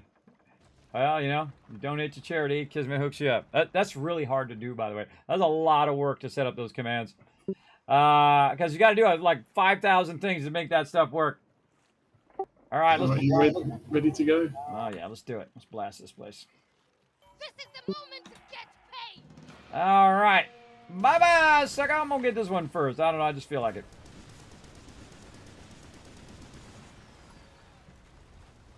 I'm gonna shoot again, and then rotate. And by the time I rotate back again, this other one's gonna almost be done. That Skurlock's long knives, man, they do a good amount of damage. All right, that one's already down. All right, this side clear. Going the other side. All right. They're very hostile now. Get my front ones. Get the side ones. Try to critical each time. Shoot me all you want. You're still gonna die, sucker. By the way, you don't have to hold the button the whole time. I do. I don't know why. But you don't have to hold the button the whole time when you're shooting off your rockets. You can stand still. There we go. All of them down. Comes the dude way out there. Boom. There it is. Yeah, you don't have to hold it down. You just start firing the rockets, and then you can switch back to your other guns. It's something I gotta get down. Oh, look at this guy. Oh, he's a rammer ship too. I feel real bad for you, dude. You're not gonna even make it to me. Not even gonna make it. Bye-bye. All right, I don't feel that bad. I feel just a little. Just a teeny amount. There he goes, breaking left again. I just tease it.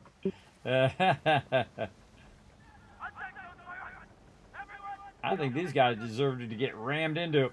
We'll do it.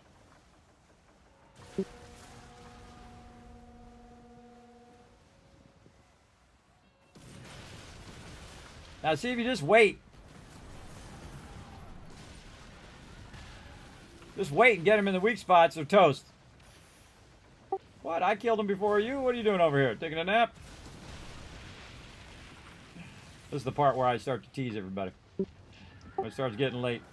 I'll let you get a hit in at least before I just muller it completely. Oh, that's okay. I think I still get credit if you do. Gotta get the wall.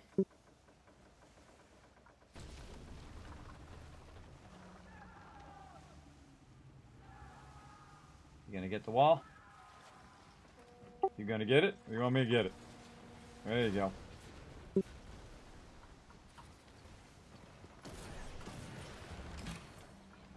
That was like 3 mortar bombs, by the way. That's how much damage I do. Nice.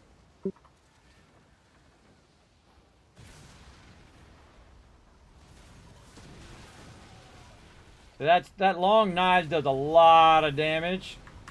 Try to crew board him.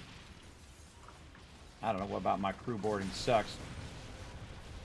I riled up the fort. Oh no, what am I going to do? I've riled it up.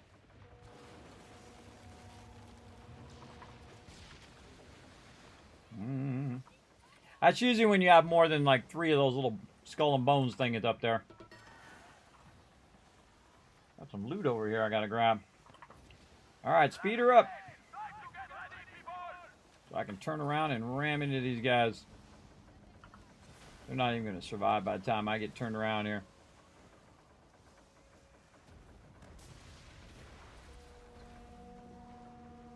So that's the AoE damage that I do. Yeah, I love when they're get together like that.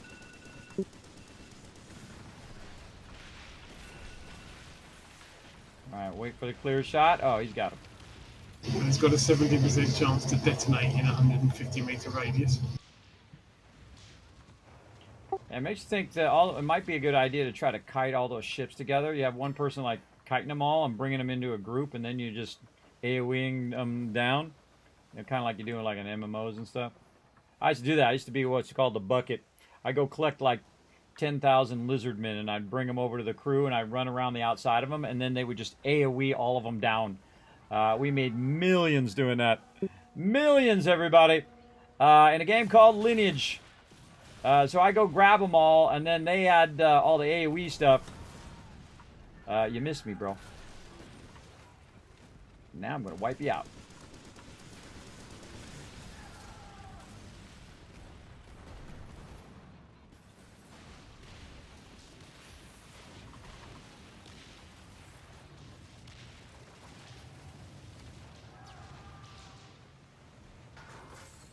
And that's all she wrote. Skip, skip, skip. Oh, I can't skip. Uh-oh, my interface thing is messed up again. Not quite overburdened, but nearly. I think my To the point where the crew just went, we're going to need a bigger boat. That's why I bring the big boat. Yeah, I did 4 of these earlier, and I just barely was under it. But it did work out, so now I know I can do 4 of them with this ship. Well, I think it caps the weight at 1 below the actual limit, even though it's probably more than that. Well, no, it wasn't actually at the red part. It was just below the red part is what I'm talking about. Oh, okay. Yeah. Because I've had it where I've been in the red, completely overburdened, and I'm pretty sure it's more than the actual ship's weight limit, but it caps it at like 1 under. Ah. Yeah, I'm just trying to make it where I know how many I can do at each location without being overburdened. Because, man, that's a slow drive back. Very slow drive. I did at the fort one. Man, I was going about 3 for the Grand Fort. The Grand Fort is actually my favorite, I think, of Group 1 to do. Because, man, if you had 5 of those and you just, or even 6, if you had 6 of those and you got all the loot, I found out that you can actually go back to port, drop it off, come back, and your loot's still there. So pretty sweet. Even stuff that you drop, by the way. If you drop it to not be overburdened, then run back and then run back in. Because that's not very far, that little spot there. And so that's a good thing to know. Because I dropped some so I wouldn't be so overburdened. I ran back, dropped it off. I came back, and it was still there. And I was like, oh, because I dropped stuff that I didn't really care about, cannons and cannonballs and stuff like that. And then I didn't have to worry about it. Bouncing off the walls. This ship turns really slow. But we can make it through. I actually saw a guy come through here, and he stopped and turned around and went back the other way. I thought he couldn't make it through. It was pretty funny because I was like... about to go in there, and I saw he turned around. He's going to come back, so I had to move out of the way. And he came back out of there, and I can't tell him. I can't tell him that he could go in there. I mean, I don't have my voice chat on in the game. I'm never turning those on. The first thing I do is turn off in-game voice chat. Because you always got those people who just ruin it for everybody else. Which is a bummer. A big bummer. For sure.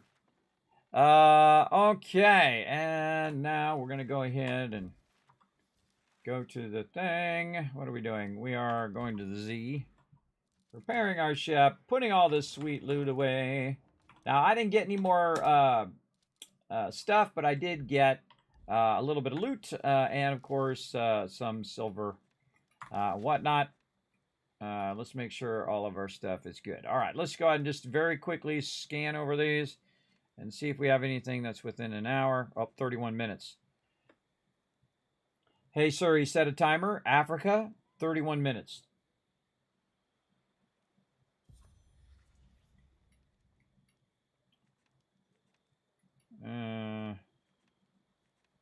When I'm playing off stream, because what I do is I just leave it up, by the way, when I'm doing a bunch of stuff after stream.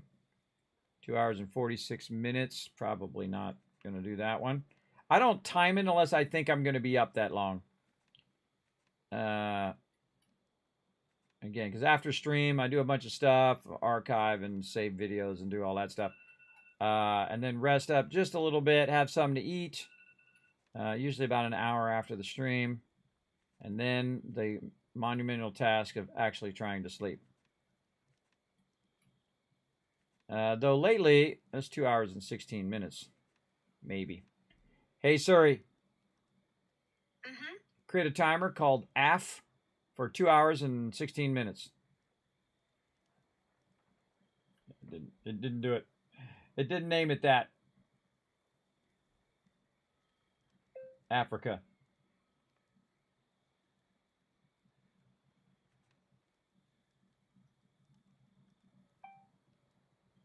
Name it myself. Africa 2.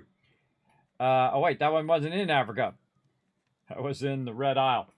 Hold on. Wrong.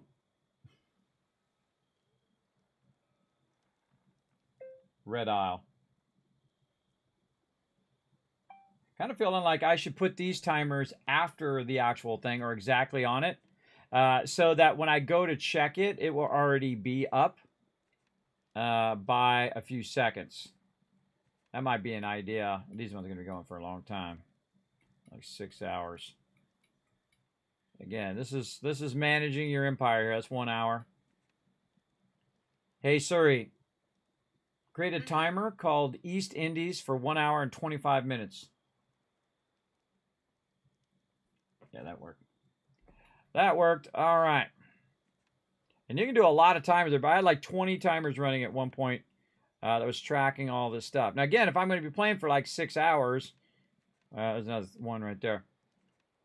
Hey, Suri, create a timer called Indies for 29 minutes and 15 seconds. Oh, look out. Kismet Love Train. Keijin coming in with 28 months of sub love, everybody. Show him some love in the chat. Thanks for coming in, Keijin. Thanks for showing that love. Now, now's a great time, everybody. Once that Kismet Love Train gets fired up, get it going. Shiver Me Timbers, 28 months. Hoist the colors. Give them no quarter. We gave no quarter today. In fact, we got every single location. We won this game, everybody. There's a 27 minutes. I got a 28 minutes. I'll just let the 28-minute run. Again, if I miss it by a few minutes, that's okay. It's 2 hours and 34 minutes. Yeah, maybe on the outside an hour. So, yeah, 34 minutes. Hey, Suri, create a timer. E-Indies for 34 minutes and 31 seconds. Yeah, didn't do it. Didn't name it. It put the thing in there, but it didn't name it. East Indies.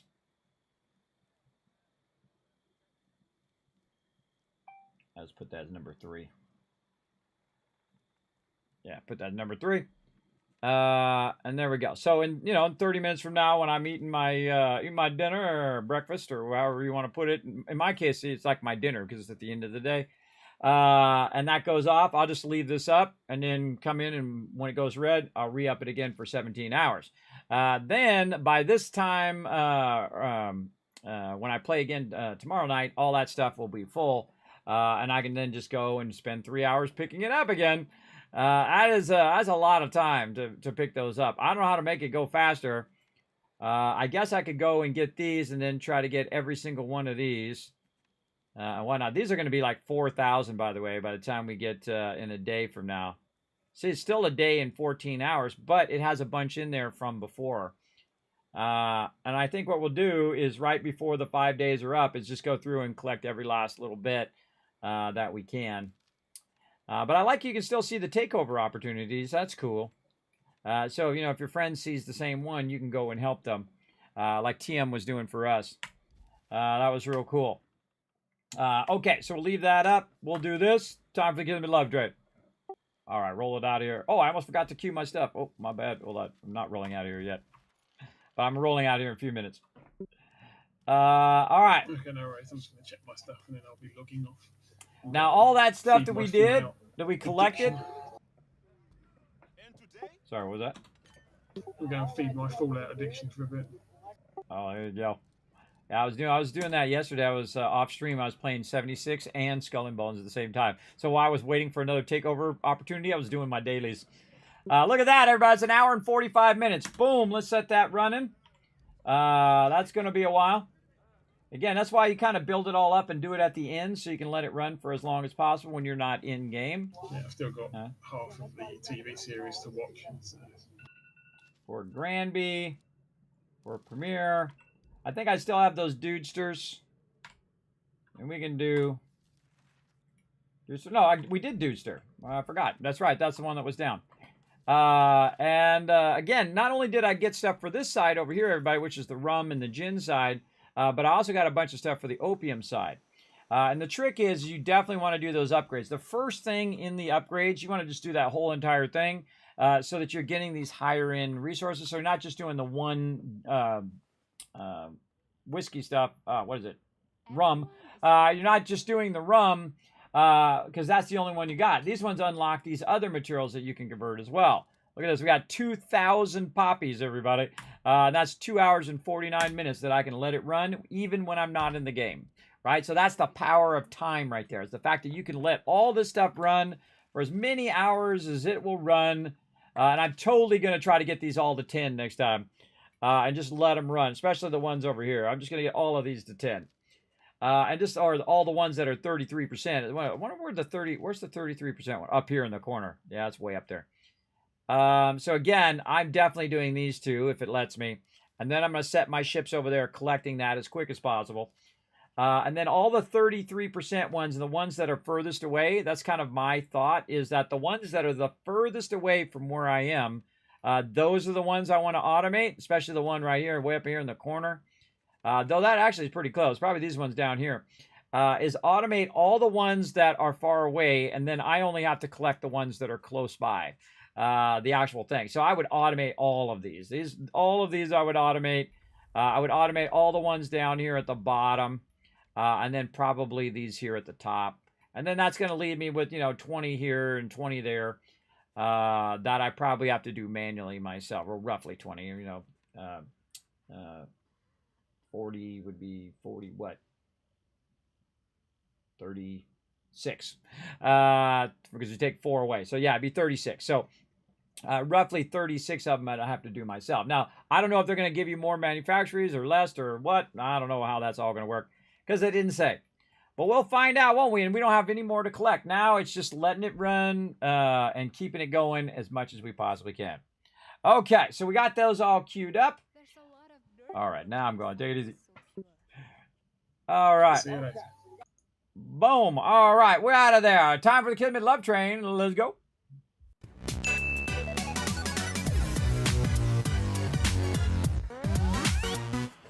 Now, another thing that's going to happen in about 10 minutes, everybody, it's going to reset. So off stream, I'm going to go and grab a bunch more supply things and probably do my supply runs. And then also get any forts that I can do for tomorrow night as well. So basically, I'll go ahead and get, maybe some Grand Fort, maybe some Lice. Depends on how lucky I am. I feel like those are the two we should just grind as much as possible if we have the quest for them. Because the Grand one actually gives you 500 resources per quest. So if you had 5 of those, man, that'd be a whole lot, and it's real close to the travel point. So you could, get a bunch of it and then just slowly run back. But man, you got you got 5 quests worth of stuff or 6 quests worth of stuff. That's a lot, right? That's a massive amount.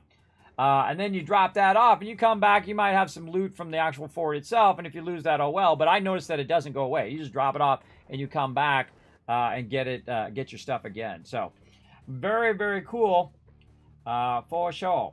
All right, so we're going to go ahead and roll out of here, everybody. I'm going to go ahead and show you my schedule right over here. Is my new schedule right here. Again, we're going to be mainly focusing on Skull and Bones at nighttime this week. While we're trying to get it all backlogged and a bunch of cash and everything built up for Season 2. And then we're going to have a special stream next Tuesday night, 10 p.m. Eastern Standard Time, which is May 28th, which is the new Season 2. We're going to check out what's new in Season 2 as well and answer all these unanswered questions that I have about the new system and how that system works. Also, I'm going to be back during the day at 4 p.m. Eastern Standard Time doing some Fallout 76 so we can do our boosts, which will carry over to Thursday, which we can do as well. We're really going to work real hard on our 76 because, man, we got to get to at least 60. But I'd like to get, obviously, as far as I am. And normally they don't do an update at the end of the month. They usually do it in the next month, so they do it in June. And normally they do it like on a Tuesday. So I'm betting it's actually going to be into June. Maybe we have another couple weeks before we can do it. But I don't know. I haven't seen the announcement for it yet. And I'll be watching for it to see what they say. But if worst comes to worst, we're at 55 right now. If we can go ahead and get, say, 5 more and get to 60, I can just burn my atoms till the end. Do what I got to do, everybody. All right, so that's it for me. I'm going to go ahead and head on out of here. Let me go ahead and shower you guys with a bunch of, oops, press the right buttons. There we go. Shower you guys with a bunch of kiss caps. Now, do me a favor, everybody. Make sure to run over here and show some love over at those links right there. Pop over youtube.com. Unless you're already there, then it's even easier.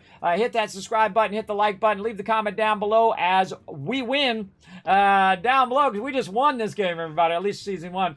And then, of course, twitter.com/KismetBP. Hit that follow button. Make sure to interact over there. Leave comments. Hit that like button. All that stuff does help the stream tremendously. And the more you guys do that, and it's free, the more you guys do that, the more giveaways and other cool stuff I can do here on stream. So I appreciate it. Also on discord.gg, you will find, of course, my community over there. You can check out the deals section. There's going to be deals on games in there, sometimes free games in there as well. Actually, quite a few that I find, whether it's like Prime or if it's Epic Game Store or whatnot. Or you can go over there and get your Humble Bundle, everybody. That's a good deal, everybody. You pay like once per year, and then you get a ton of games all year long. And some of those games are like $60, $100 games, too. So yeah, definitely good. And then of course a whole bunch of gems that you might find that you never know, you might find one you like. And of course, so check out Kismet.gg and especially check out Patreon.com/Kismet, the single greatest way to help support the stream, everybody, and support the Kismet Love Train and all these awesome people scrolling up there. And thanks to all the awesome patrons down below down there as well. You can also get your name as a patron. If you're a patron for 1 month, you get your name down below. As long as you remain a patron, you keep your name down there every stream and every video that I create. So I appreciate that big time. Now I'm going to go ahead and roll on out of here again, everybody. We will see you guys later today, 4 p.m. Eastern Standard Time for some Fallout 76, and then 10 p.m. for more Skull and Bones. We'll see you then. Bye, everybody.